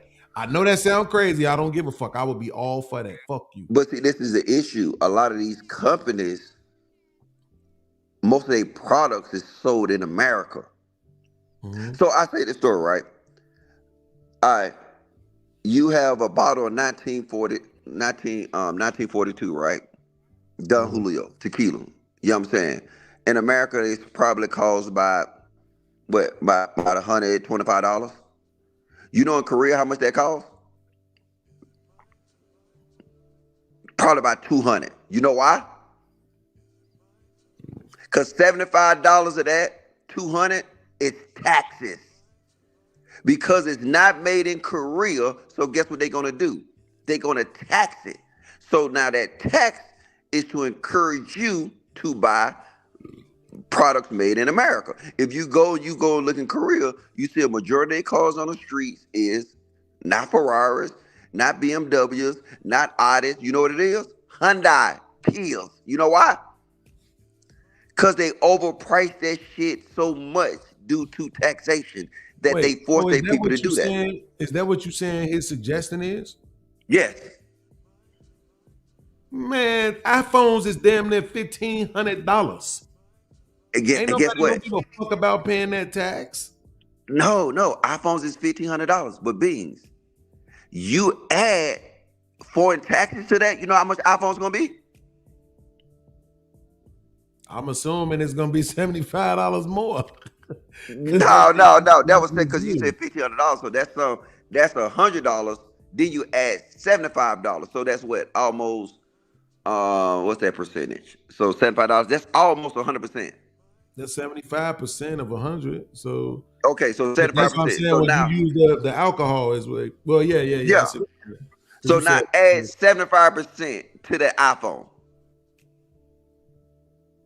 Niggas ain't gonna be lining up and getting no iPhones no more. No, man. The niggas who got it, but the everyday niggas would not be able to afford a $3,000 iPhone. But as long as Verizon let them put them on a payment plan, I think them niggas will do it. Because they argument is get to the bag, right? Anyway, right? So they feel like I'm not successful. I'm not actually getting to the bag if I don't have these things or these items that suggest that I am, right? I can see your point if it costs that much money. I just don't think they would. I'm just gonna say this. Shit ain't gonna happen. So I could be wrong, but shit ain't gonna happen. Yeah. But I think the motherfuckers will kill that nigga before they allow him to move forward with something like that that's gonna prevent them or cost them, millions to billions of dollars. I just don't see it. And I think it's feasible. Because every other country uses the same blueprint for their country. We're the only one that don't. Every other country do it. And then now, guess what? When I'm in Germany, guess what I all see? The major car I see out here in Germany: BMW, Audi, Porsche, Mercedes, Volkswagen. You know, all the companies. Them companies they're German companies. Right. Not saying.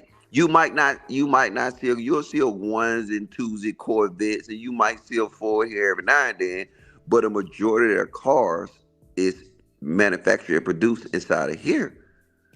And it can be simple as giving somebody, just like they giving you tax breaks for these electric cars. Well, let's go with that. is if you're doing that, is that capitalism? Yes, I'm gonna say this, right? See, this is my point, right?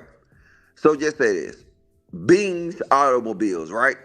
You make your own No, car. I get the example. I'm asking you specifically.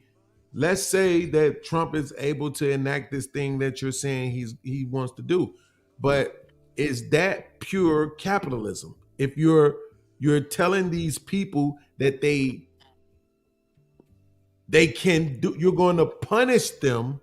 That's not punishing them. That's not punishing them. You're It taxing kind of them. is. No, you're taxing them. Well, let's not pretend like taxation. No, it ain't. Because only America let them get away with that. Okay, just because everybody doing it don't mean it ain't punishment. Like it's like because everybody practiced slavery, then that mean it wasn't wrong. Like this is what happening, Beans. This is what happening, right? Look, check this out. If you work at, just say you had a Beans automobile, right? You know what I'm saying? You manufacture and you make your shit in America. You hear me? Yeah, go ahead. I'm listening, Logic. Oh, nigga, you on the phone with a goddamn a motherfucking phone company in Venezuela right now. No, yeah, no. Actually, I'm not available to talk, and I'm actually his father. I put my email in there too. So if it's any information that you have, is it possible to just send it through email, and then I'll have him contact you all back to talk about it? Yeah, I put my email in there. Absolutely. Okay, sounds good. I'll email you information right now then. Thank you so much. I appreciate it. What was your name again? Have a good day. Okay. All right, thank you. Oh shit, I was muted. Okay. No, you weren't muted, nigga. We I'm heard talking you about on the that phone. I was motherfucker. muted on the phone. That she couldn't hear me.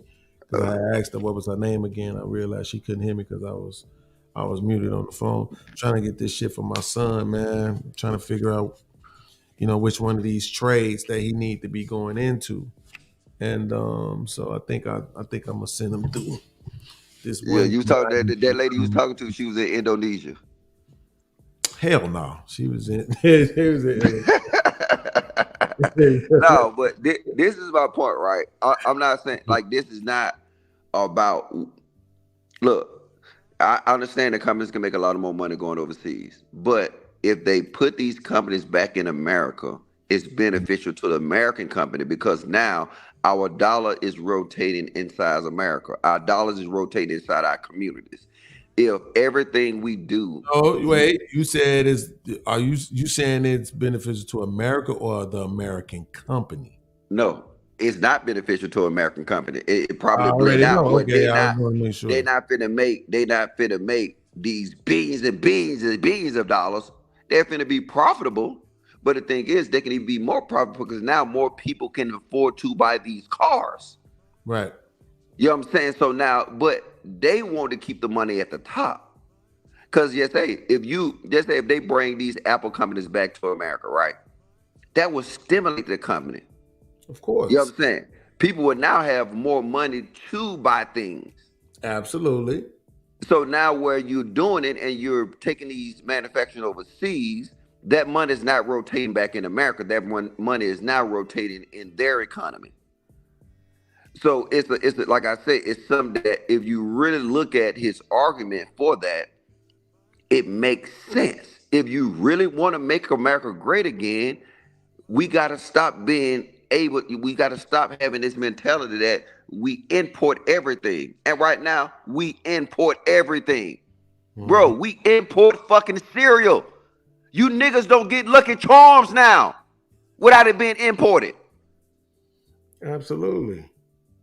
But we export a lot of food. Figure out why I don't like. I don't see. Don't the United States export the most food in the world? No. We don't? No. I don't see how y'all think we're gonna get there, honestly. Yeah. Even with this plan that you're talking about, like, and this may just be the conspiracy theorist in me. I just see them, hey nigga, you going to jail. Like So we motherfuckers, don't export a lot of food to motherfuckers China. gonna find a way to move you out the way whenever it is that you're trying to do something that impede the filthy rich from being able to capitalize as much as they want to practice capitalism to its greatest, with its greatest advantages. It was something specific that they said was the reason why they really got Kennedy out of there. It was something he was trying to Central do. banking. The central banking shit or whatever. Like, Yeah. it's like that's what I'm saying. It's different shit the way that these people look at it when you I gonna got it, because you're going to fuck with some people's pockets, though. But the thing is I it should better say for state America? banking instead of federal. Absolutely. They're trying to do state banking instead of federal, and pretty much it's taking out all the money from the man, quote unquote, and putting it back into the people's control. So that was the big issue. Yeah. All right, and to answer your question, Sway, what's going on, nigga? I ain't seen you in a long time.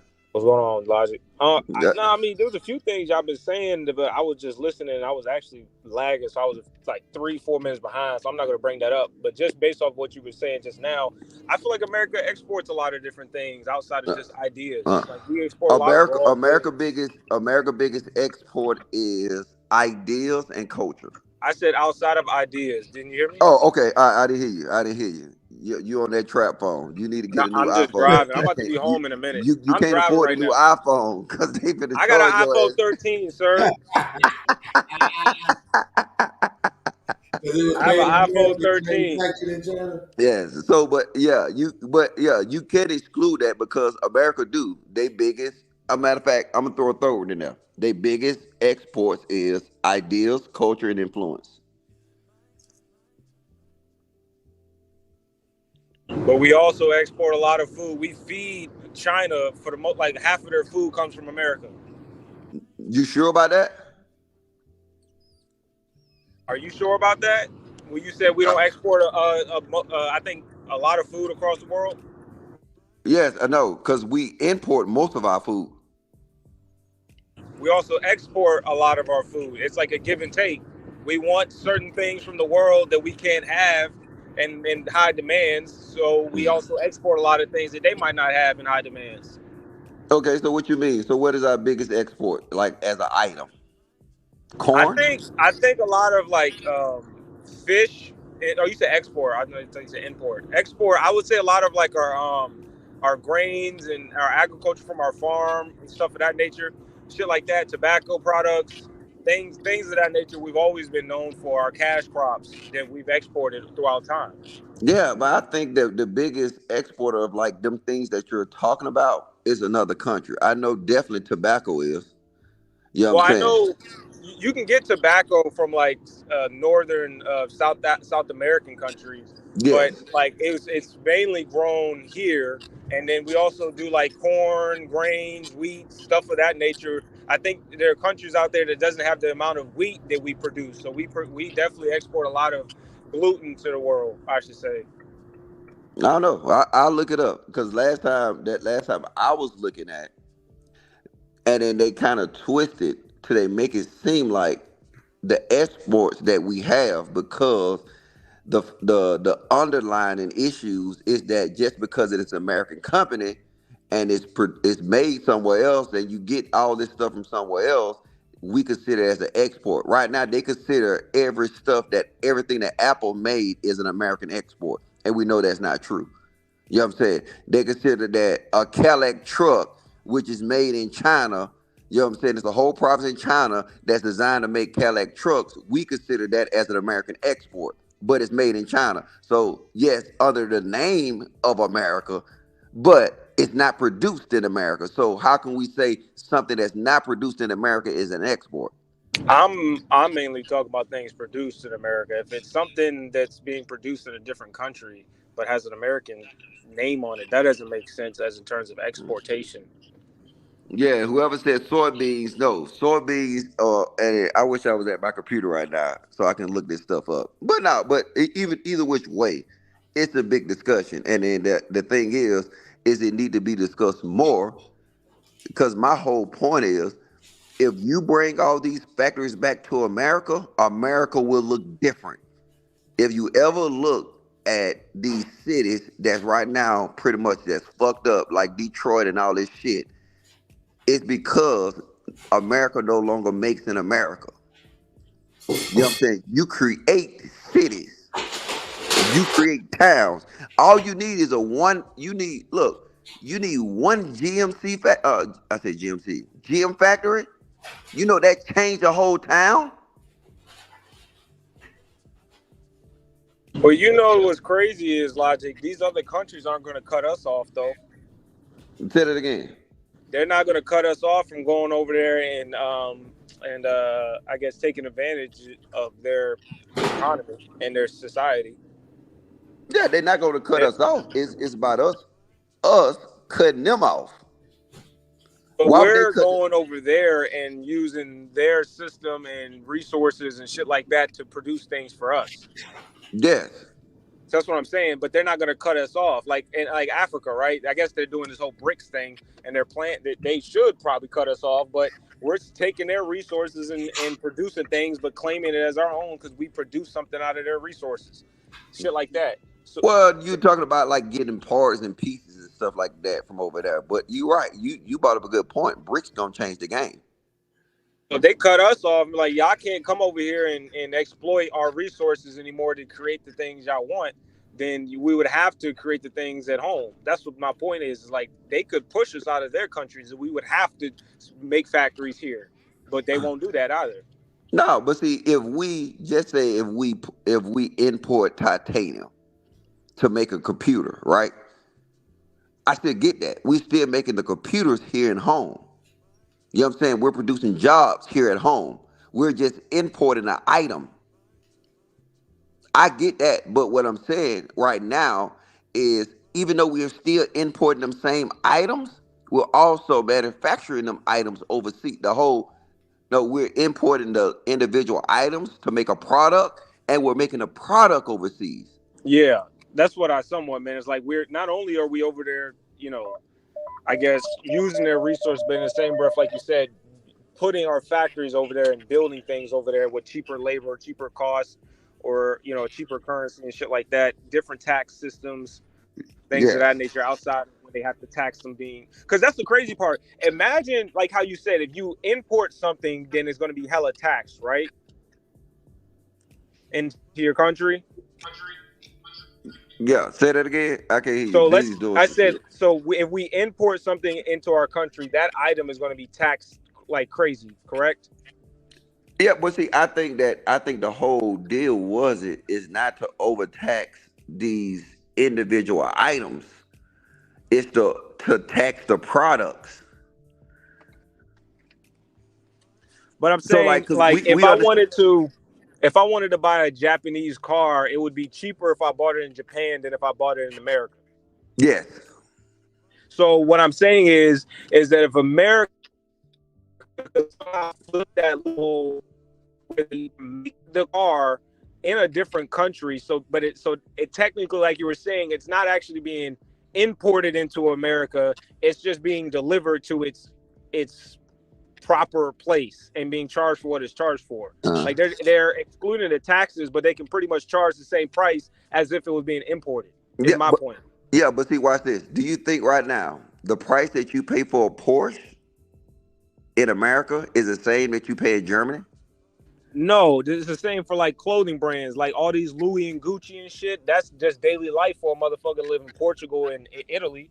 Tom Ford, that's just normal clothes. They don't give a fuck about that shit. Yeah, but you know the price difference? Yeah. It would be like a $50 Tom Ford shirt here than a $25 version of it there. It's the same shirt. Yes, same thing. But then who benefits from that? I would say the exporter. Yes, the exporter. Yeah, they mostly benefit from it because now they're going to change their prices based off of what Americans going to tax them with, and a lot of times that'll vary though. But I ain't getting into that. I'm getting into because like you're talking about all these Louis Vuittons, all these European companies. Yeah.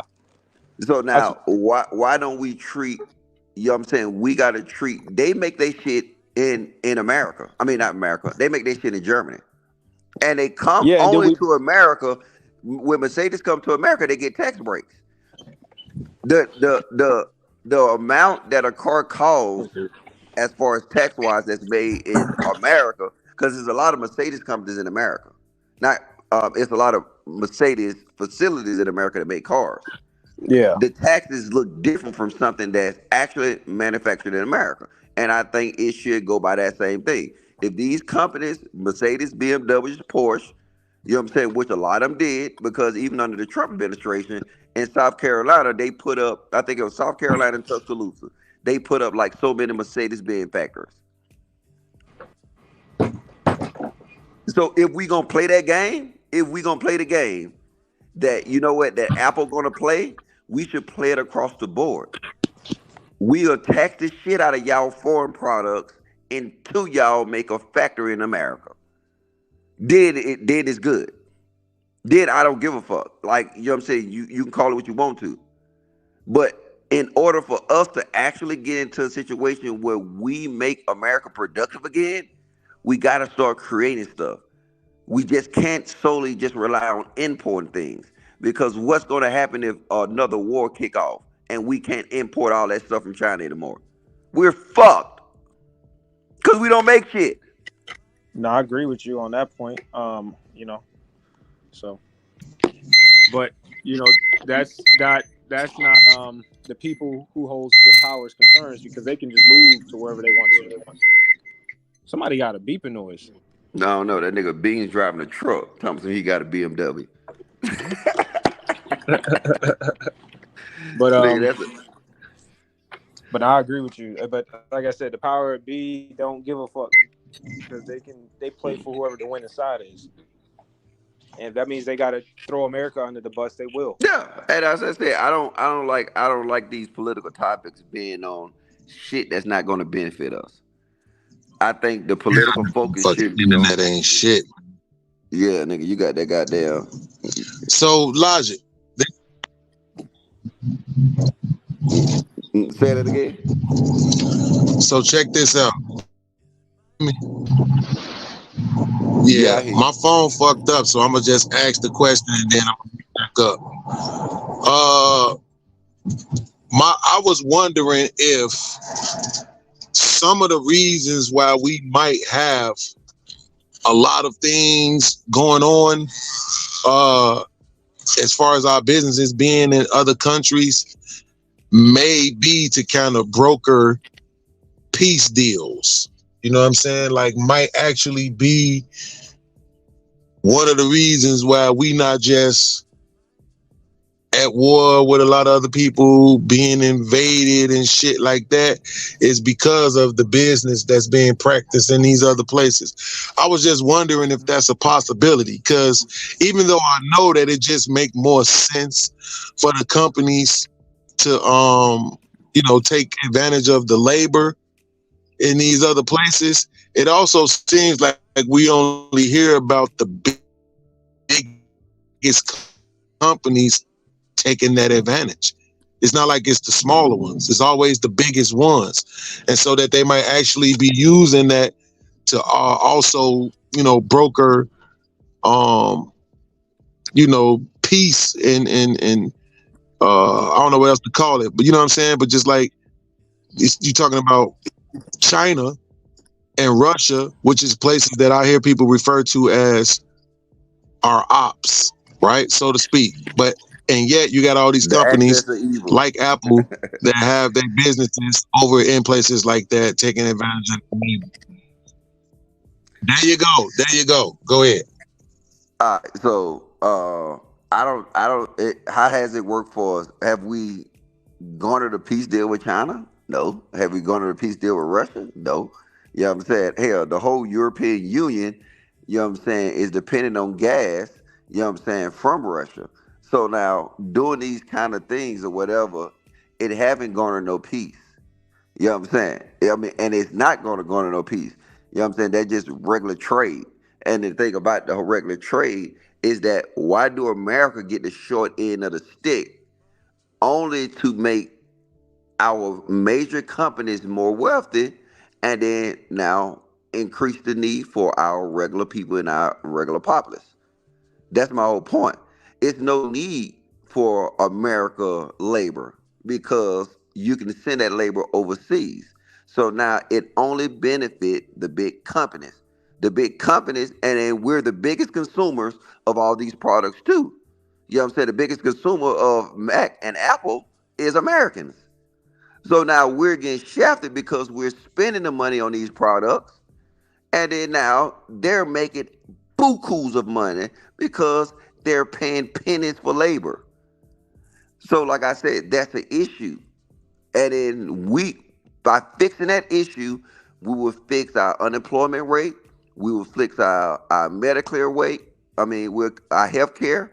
We'll also fix, you know what I'm saying, our savings. You know what I'm saying? To where people can afford to buy houses.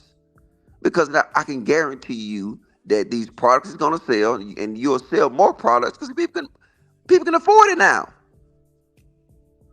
And either which way you want to do it, you know what I'm saying? If you, like I said, you could do it either which way. You can keep them factories overseas. But if you want a tax break in America with your Porsche, your Mercedes, your BMWs, your all these different brands, your Lamborghinis, you have to produce it in America. Otherwise, we're going to tax the shit out of your ass. That's the formula that every other country uses.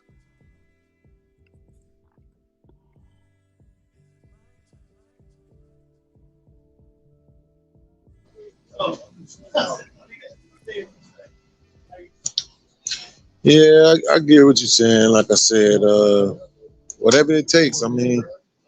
My thing is I just want to see it. I want to see if it's going to actually happen, because I think by now most people probably understand that that's gonna change the landscape of America. But the problem is do you foresee us getting to a point where there's too much money and not enough products, too much money and not enough goods to be purchased? Like everybody just got money, so everything is bought up and the goods can't be replenished fast enough to meet the demand. You know what I'm saying? Because that I've always considered is that part of one of the reasons why they try to keep people so poor. Because the more everybody have money, the more they can purchase, the less goods will be available. You know what? Let me tell you this, right? In America, right? You want a new car. Where do you get it from?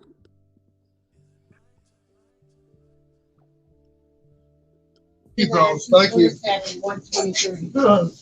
Don't ask me no questions because my internet messed up. I'm outside. I'll be back. Just tell me what your point is. All right. So in America, you want a car, you go and you get it from a dealership. Overseas, you want a new car, you get it custom made from the factory. So now they just don't have a car lot full of unwanted cars. Over here, if you want something, you gotta order it. I ordered a fucking goddamn a dining room table, right? It take me 3 months because they make it. They just don't stock shit up and just keep shit, right? So now it's based on they supply based off demand.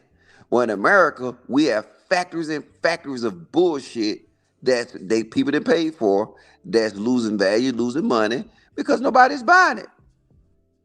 So, like I said, if you have factories in America, you can make to order. Beans want a new dining room set. All right, Beans, here you go. Pay your money. All right, 3 months later, you got your new dining room set. In America, you go in there, they got a whole factory full of goddamn dining room sets that you can go in that bitch and get it. You can pick, right? But that's just losing money because we don't make shit. We're importing shit from all over the world. IKEA, all that shit. That's overseas.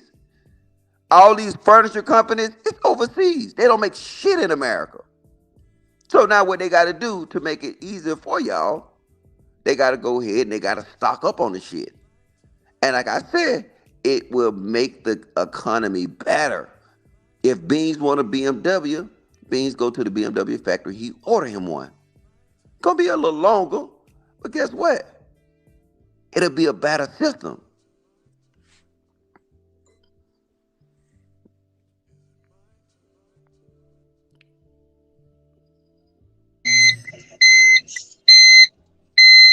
trying to consider what I'm trying to consider what the country looks like with less convenience. That shit sound like chaos. It sound like chaos? Like yeah, because you're talking about removing the convenience. And I think more often than not, as Americans, that's really what we pay for. Right? Okay, so this is what I'll give you an example. Oh, go ahead. I'm sorry. That's a fact, actually. Go ahead. No, this is what I'm gonna try to explain it another way, right? So here, right? Because in America we don't make shit, right? We stockpile a lot of shit in these warehouses. Where here they don't stockpile it in the warehouses, they make it to order. So now you having people working. My main thing is to make people work. Put people to work. You got the same problem in America right now. It's just that they stockpile all this bullshit in warehouses. So you can order it and you can click on it, you'll have it in 2 weeks, right? You know what I'm saying? But I kind of like it better because now I don't got to go to the store and get the color that I want. I can goddamn say, you know what? I want that bitch to have 5 legs instead of 2. It's okay. I want the middle of it to be black and not goddamn yellow like you got it. Okay. I don't like this fabric. I want this fabric. I like it better because now, even though I don't have even when y'all go to the car dealerships, right? Y'all got to get west on the car lot. You can't look and say, I don't want my seats that color. I want this color. You literally got to get what they want for you. When I go out here, I tell them what I want and I get it. That's a difference. I love that shit. I ain't got to walk in and say, damn, I like this chair, but I don't like the fabric. You fuck, Mr. Bivens. In America, in Germany, they were like, oh, all right, yeah. What color you want? What fabric you want? All right, it's good. I like that. I like to get what I want over getting something that's fast.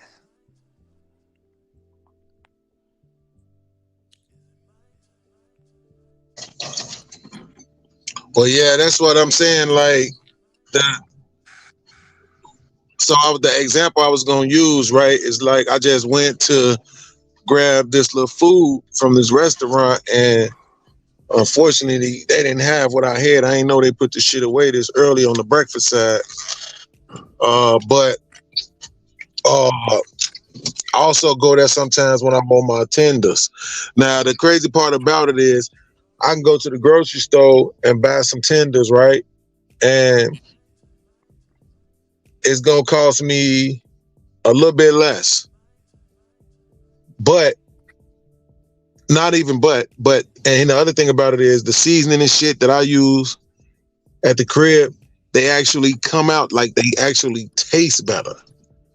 But the fact that I could just jump in my car, go 2 blocks, grab them shits that's already made, they throw it in a container, you know what I'm saying? And I come back to the crib, I ain't got to stand there and clean no chicken. I ain't got to season that shit. I ain't got to fry. I ain't got to watch it. You know what I'm saying? Like, you really paying for the convenience. You know what I'm saying? I get that, though. But we're talking about 2 different things. We're talking about actual, like, food, right? I get the food, right? You want something quick, fast, and in a hurry. Because a lot of times, you can't wait on food. It's different. When I'm saying you're buying some furniture or a car, right? Most of the time you go to a car dealership, you know what I'm saying? You want a new car. You really don't need a new car. You want a new car. So now, for me, I'd rather use their model because I don't want to go. You ever been to a car dealership and you see 3 cars, all the same, but you see something you want in all the damn 3 cars? You're like, why you ain't put this in this car? Why you ain't put this in this car? Well, you know what? I don't want this color. I want this color. Well, we ain't got that. You know what I'm saying? Or we can order it for you, but it's going to be this, you know what I'm saying? It's going to be 3-4 months, right? Same thing. They just don't load up on shit that they assume you want you can get what you want. You know what I'm saying? You can get beans put in your car seat out here if you wanted to. That's what you want. It's different. In America, you get what they got.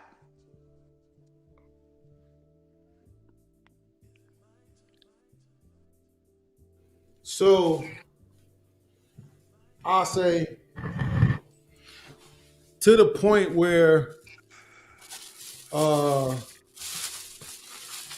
because it sounds like to me like you saying, and I feel like this can't be accurate, but it sounds like you saying if you want something, it don't necessarily have to come with the vehicle. You can still get it. Out where? Out here? Yeah. Yeah, if they make it, you can get it.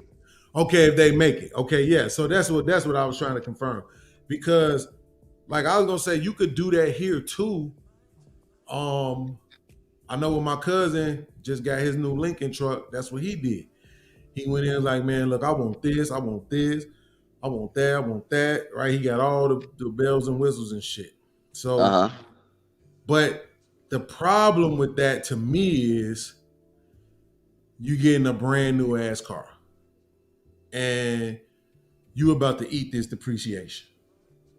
Because you're doing that on a car that's absolutely going to depreciate. Because you're doing it on a Lincoln.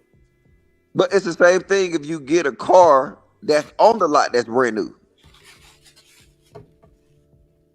Yeah, that's what I'm saying. To me, the problem is the fact that it's a brand new car. All right, so look. You know what like, I'm saying? So you go pick up you a BMW, right? Mm-hmm. You go to the dealership. You want a XM, right? They got 5 XMs on the lot. Well, not XM. They probably got 2. You got 2 XM on the lot, right? Mm-hmm. You got to get what they got, correct? Absolutely. Or they might say, okay, we might look in the system and see can we find another one in another BMW dealership that meet what you want, right? You got to get what you pretty much, you're stuck to getting what they got. If they ain't got it, they gonna say, hey, look, bro, I know you want red seats, but nigga, this one is black. You know what I'm saying? I know you want it green, but guess what? This one is goddamn blue. You got to get what they got. And then that's how the American way, because of these products come from overseas and they don't make shit. They import a lot of them, and they keep them on these big, huge, gigantic lots, right? With here, it's different. You go and you buy a new car, like not used.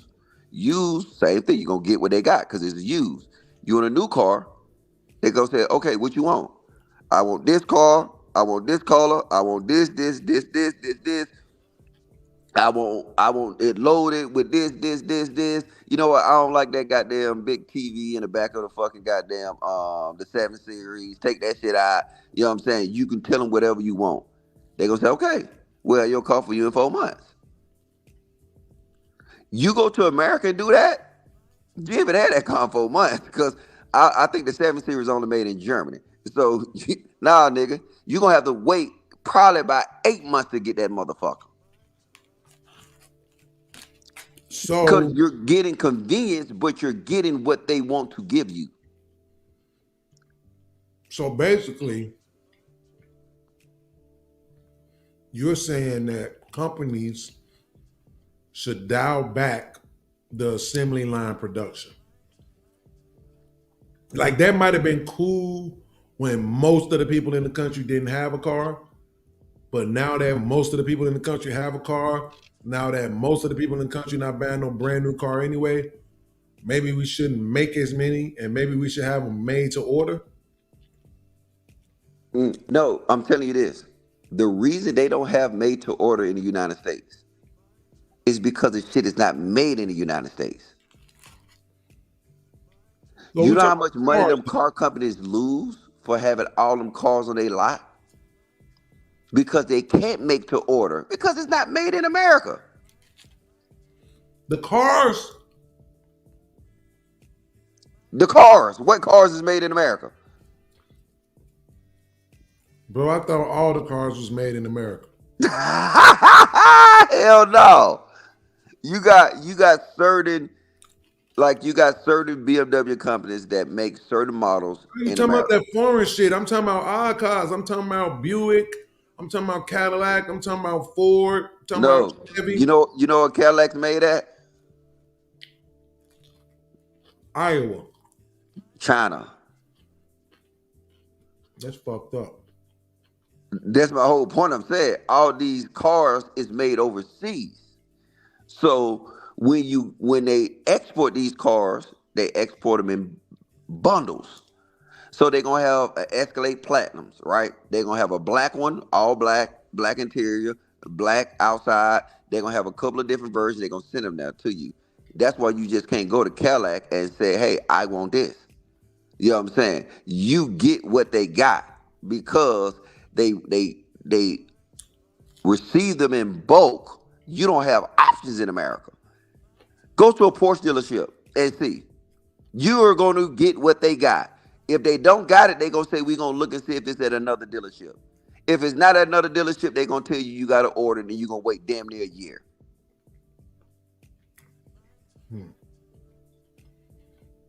So they can actually fix that. Because all you got to do is have the factories in America. Hey, Beans, order this. All right, we finna make it. Put on the line. All right, he'll have it in 3 months. Everything we have get imported. Even American products. Like Ford. Like, you know what I'm saying? And even though it's some sprinkles of companies that's Ford and stuff like that in America, but they making the cheap model vehicles and they making them in bulk. They're not making them to order. They're making them in bulk.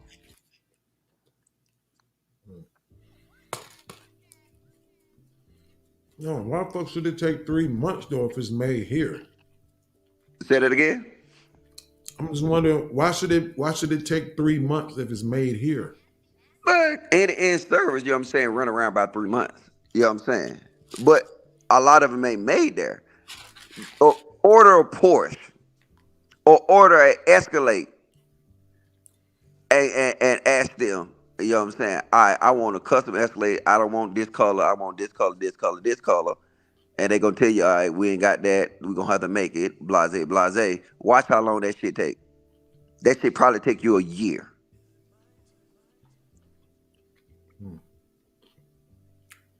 Well, I'm saying this. Why not have the factories here in America?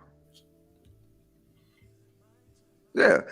Somebody said Brittany B make GM cars. Yeah, she probably do make GM cars. By Gary, she'll make the top of the line GM cars. I guarantee you, she probably make the goddamn cheap GM cars that they got. That's their business model now. The ones they think they gonna sell a lot of them, they probably make in America, but they don't make them to order. I thought she made Ford trucks. Oh, he said she make GM. I don't know. GM is Ford too, right? Yeah. I don't know. Oh, she make pickup trucks. Yo, I remember her saying. Yeah, but I guarantee you, she ain't making no order. She just make them in, huh? No, hell no. She just ordered in bulk. The assembly line getting it in. Yeah. But my main thing is I'm saying is that I think that I don't think the policy that I align myself with is that we need to go back to shit that's made actually in America. Because if it's actually made in America, I can get Beans a job. I can get Beans a 401k. Beans don't got to worry about fucking Obamacare. Beans can have fucking, what you call that shit? MedLife, all that shit. Beans can have good insurance. Well, Beans ain't got to go to no little fucking retarded doctor. Beans got true benefits. The thing is, a lot of our problems is fixed through employment. Not no Taco Bell job, not no stuff like that. You know what I'm saying? Let's put Beans to work. Let's get Beans a affordable wage. Let's make it to where it was back in Detroit. When, you know what I'm saying, GM was in Detroit. You know what I'm saying? Detroit was booming. Why? Because people was making a good wage. Mm-hmm. People had benefits. People had health care. People had retirement plans. You ain't getting no retirement plans at no McDonald's. Do McDonald's offer you fucking goddamn health insurance? No. Do the mall offer you health insurance? I'm pretty sure no. Do the mall got a retirement plan? No. Give people jobs where they make shit and they got benefits. Yeah. That will repair a lot of the problems that we see now. At the same time, though, I'd be okay with universal health care. Well, yeah. As long as like even if you set it up to where like people were paying into it, right? Mm-hmm. So like instead of a person individually paying for his own health care, he's just putting money into the healthcare system for everybody. Okay, and then you tell the problem with that? Look at the countries that got universal health care, like Germany, right? And I tell you, I can fix your problem by giving you a job that has that benefit of health care, where you pay $40 a month for your family. Or I can take 19%, have you a 19% sales tax, where I take 40% of your income in income tax. You say you down for that? Absolutely not, but you just went to an extreme. No, I'm not. It's not extreme. I'm giving you an example of Germany, where they pay 40% of their wages in taxes, and then now they still pay a 19% VAT. But guess what they got? They got universal health care. When all you got to do is say, fuck universal health care, I'm going to give you a job that got health care, that you ain't got to pay 19%. That you get health care through the job, where you pay $40-something, $50-something, what, $60 a family, or whatever it is. Right. I'm saying, why shouldn't we be able to pay that same $40, $50, $60, but it be towards, the healthcare system itself? Because that's not how the healthcare system works. Because if you're going to involve the government in it, it's going to cost more than $50-something. Well, you're involving the government in. So now you're creating a whole new agency. You're doing all that. You're paying people wages. No, look, it's a company. It's called MetLife. Mm-hmm. You know what I'm saying? You go through the job. They work through your job. They get a discounted rate. You're paying $60. If you go through the government gonna do it through taxes. And I don't want to eat them taxes. Fuck that. Why I gotta pay 19% value added tax, and why I gotta pay 40% of my shit to benefit another nigga? No, fuck that. Get a job.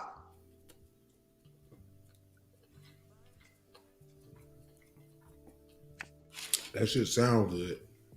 It is. Shit happens, man. I know. But guess what? If you out here working and you out here, just say you working in Ford. You working, you busting your ass, you paying goddamn, you got your Medicare. I mean, well, whatever that shit called. I don't even know the insurance called. I got track here. But I think it's MedLife. Do you want to be taxed because another nigga don't want to get a job like you? No, but you going to that. I'm going to. Shit happens, man.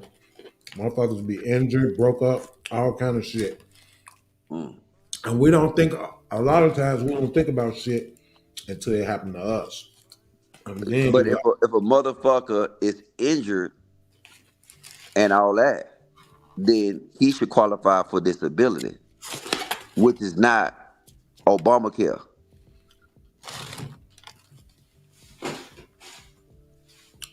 I give you that, but who paying for that?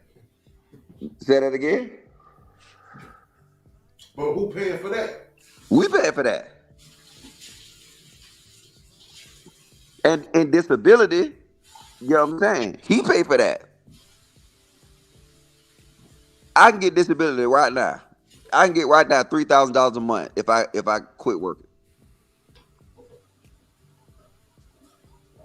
And I done paid for that shit my whole life.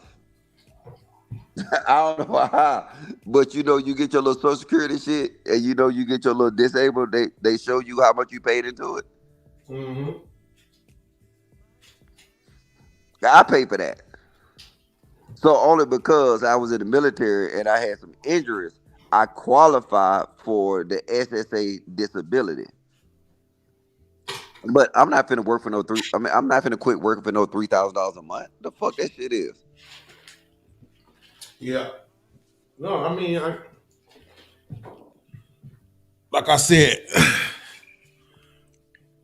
I've been in this position before, so it's like for me, I completely understand the necessity of it. Based off, even if I just base it off the fact that it's motherfuckers out here that can move their company overseas and do a disservice to the country.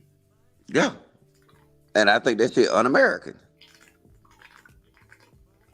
And now you should not benefit through our tax system for doing something that's un-American. Absolutely. Now, I've never heard, I'm going to say this and then we're going to get out of here. I've never heard your boy talk like that. I think I can say that I heard him. Who's your boy? Trump. He actually have. I was about to say that I can say that I've heard him, talk about the part about bringing the jobs back over to America. I've absolutely heard him talk about that. But I'm saying like the language that you're using right now as far as, un-American, taxing the corporations the way you're talking about doing it, different stuff like that. I don't usually watch the shit, so I'm not saying that he never said it. I'm acknowledging that I've never heard it. And it's more than likely and almost 100% sure that it's based on me not watching, right? So I'm gonna ask you this. What's Trump model that he didn't have since 2016? Make America Great Again? Make America Great Again. What premises was that started on? Building a wall? No, he got that in it. No, it was about actually making America a company that produces things. Making America a company that, was like it was, to where we actually was we was manufacturing different things. So the whole premises of Make America Great Again is off of this exact topic that we're talking about now. That's why he got a lot of people behind the Make America Great Again, because it was saying that at one point in time we made shit here in America on American soil, which produces jobs, which reduces income, which circulated our dollar back into our communities. That was the whole premises of Make America Great Again. Absolutely. Well, all I'm gonna say is this: I don't vote, but I'm absolutely gonna hold your boy to the things that you said today. I'm gonna get the other conservative douchebags on the record. I'm gonna see what everybody thinks this guy is gonna do for us, and then we're gonna see if it's gonna happen. Yeah, and if he don't do it, guess what? I'm gonna be the first one to say. He a fucking fraud. Like, he talk a good game, but he didn't do nothing. And like, the only reason I give him a little bit of leeway during his first term is because COVID happened. So COVID, pretty much, you got to just say it knocked America off the rails. You know what I'm saying? You couldn't focus on policies and shit like that when you're dealing with a pandemic. That was the major thing. You know what I'm saying? Everybody was asking for an explanation about COVID and not everything else. And hell, you couldn't ask for nothing else because half of the country wasn't working during COVID. They was at home. But yeah, good conversation, nigga. Hey, I ain't really come here to have this conversation. I was really come up and tell you, nigga, Your debate skills is goddamn fucking good, nigga. I definitely appreciate you saying it. You say that again? No, I said I definitely appreciate you saying it out loud, goddammit. No, nigga, you done came a long way. A long way. Just I don't know where you get it from. I guess you've been doing more research or looking at a lot of YouTube videos. But you know what I'm saying? I see how your positions have grown. Yeah, you got a bigger bag of tricks now. So like back then when I first met you, you was more on a white man, you know what I'm saying, kind of tip now. And now your horizon then kind of, well, I ain't gonna say kind of, your horizon is extremely grown. And then now you're looking at positions from multiple angles. Yeah. So shout out to you for that, nigga. But I'm finna get up out of here, nigga. It's 5 o'clock. Yeah, no doubt, man. Be safe, boy. All right. Appreciate you, man. My homeboy, Mr. Logic, also the sponsor of today's show by far. So salute to him. With over 50% of the donations for the day. He came through and got us to the goal. So I want to say real quick before we get out of here, shout out to the homie, supporter of the show, my main man, Black Hawk, for the Cash App. He said, Cadillac Escalade is made in Texas. I need to come to Texas then.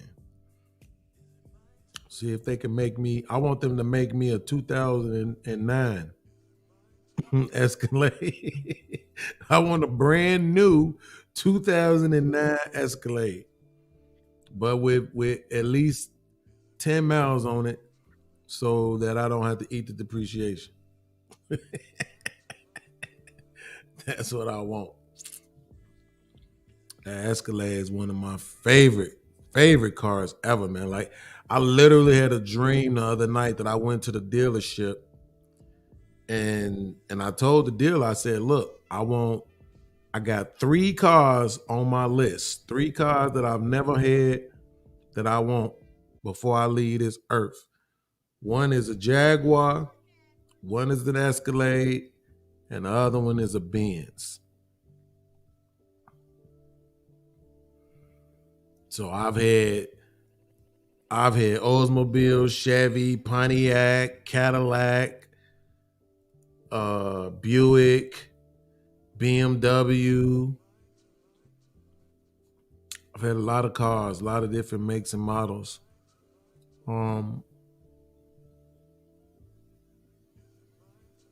I wouldn't mind having an Affinity, but if I can I don't know what I want my next car to be, but I'm really thinking about going into the Benz market. I said I was going to stay away from this foreign shit, but because I don't drive a lot, you know, I'm not just out here driving every day, putting a gang of miles on the vehicle.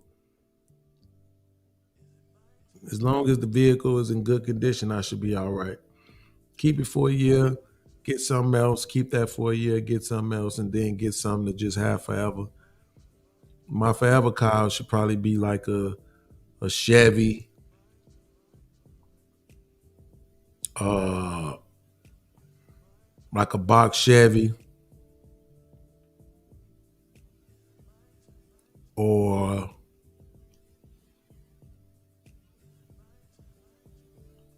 like a 83 Delta 88. Yep. So I might try to jump into a Benz next, man. I got one I've been looking at. S500. Get on up out of this BMW.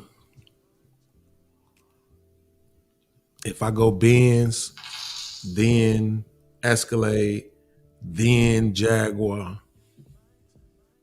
Or if I go Benz, then Jaguar, then Escalade, the Escalade might be my last one. I could see me driving Escalade for the rest of my life right now, actually. It just costs so much. That's the only thing about it. You can find one. I found one with 115,000 miles on it, and it's still $20,000. So, but anyway, yeah, we're going to go ahead and get out of here. Man, listen, for all the people, David M. said, Infinity is the luxury line of Nissan. David M., you must be young. Or maybe you're old and think that nobody know that. But no, good information though. It absolutely is. Infinity is the luxury line of Nissan. Lexus is the luxury line of Toyota. So there you have it. Little do people know Buick used to be considered the GM's luxury line. If y'all never seen this documentary called The Cars That Built America, super dope documentary. I think it's only like 3 episodes, and I highly suggest it. And then earlier, Logic suggested a movie called Killers of the Flower Moon.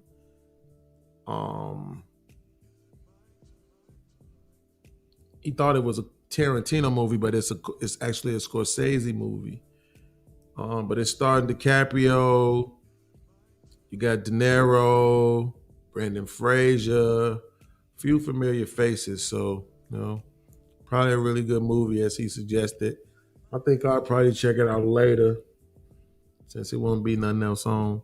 No games or nothing. Football games anyway. So, documentary to check out, Cars That Built America. Movie to check out, Killers of the Flower Moon. I'm pretty sure some other podcasts you all can go rock with that's up now. Again, appreciate all of the donations and supporters of the show. And absolutely salute to the show's sponsor, Mr. Logic. Maybe tomorrow, maybe Wednesday. I already got enough material lined up to do the next 2 shows, so we should be good. The next episode might actually be a stupid detention. We got a couple of videos to deal with. Oh my God. These people just be saying any and everything, y'all. I have to put them in a stupid detention. Y'all know what time it is, man. It's the PodMob, baby. And we gone, y'all. Be careful. Peace.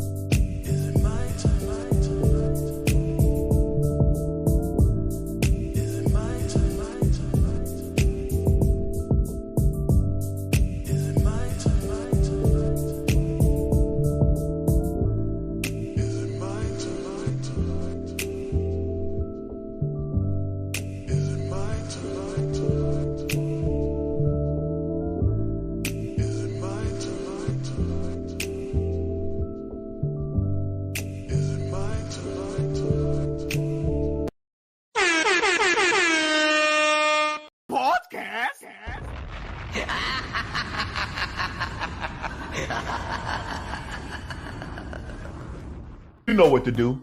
Hit the subscribe button. Told y'all niggas. I told y'all niggas. Y'all thought I was playing, but I told y'all. Wool up, nigga. Wool up, wool up, wool up. Just wool. Do me a favor, please. Get out of here. Get out of here, man. Shit, I'm saying.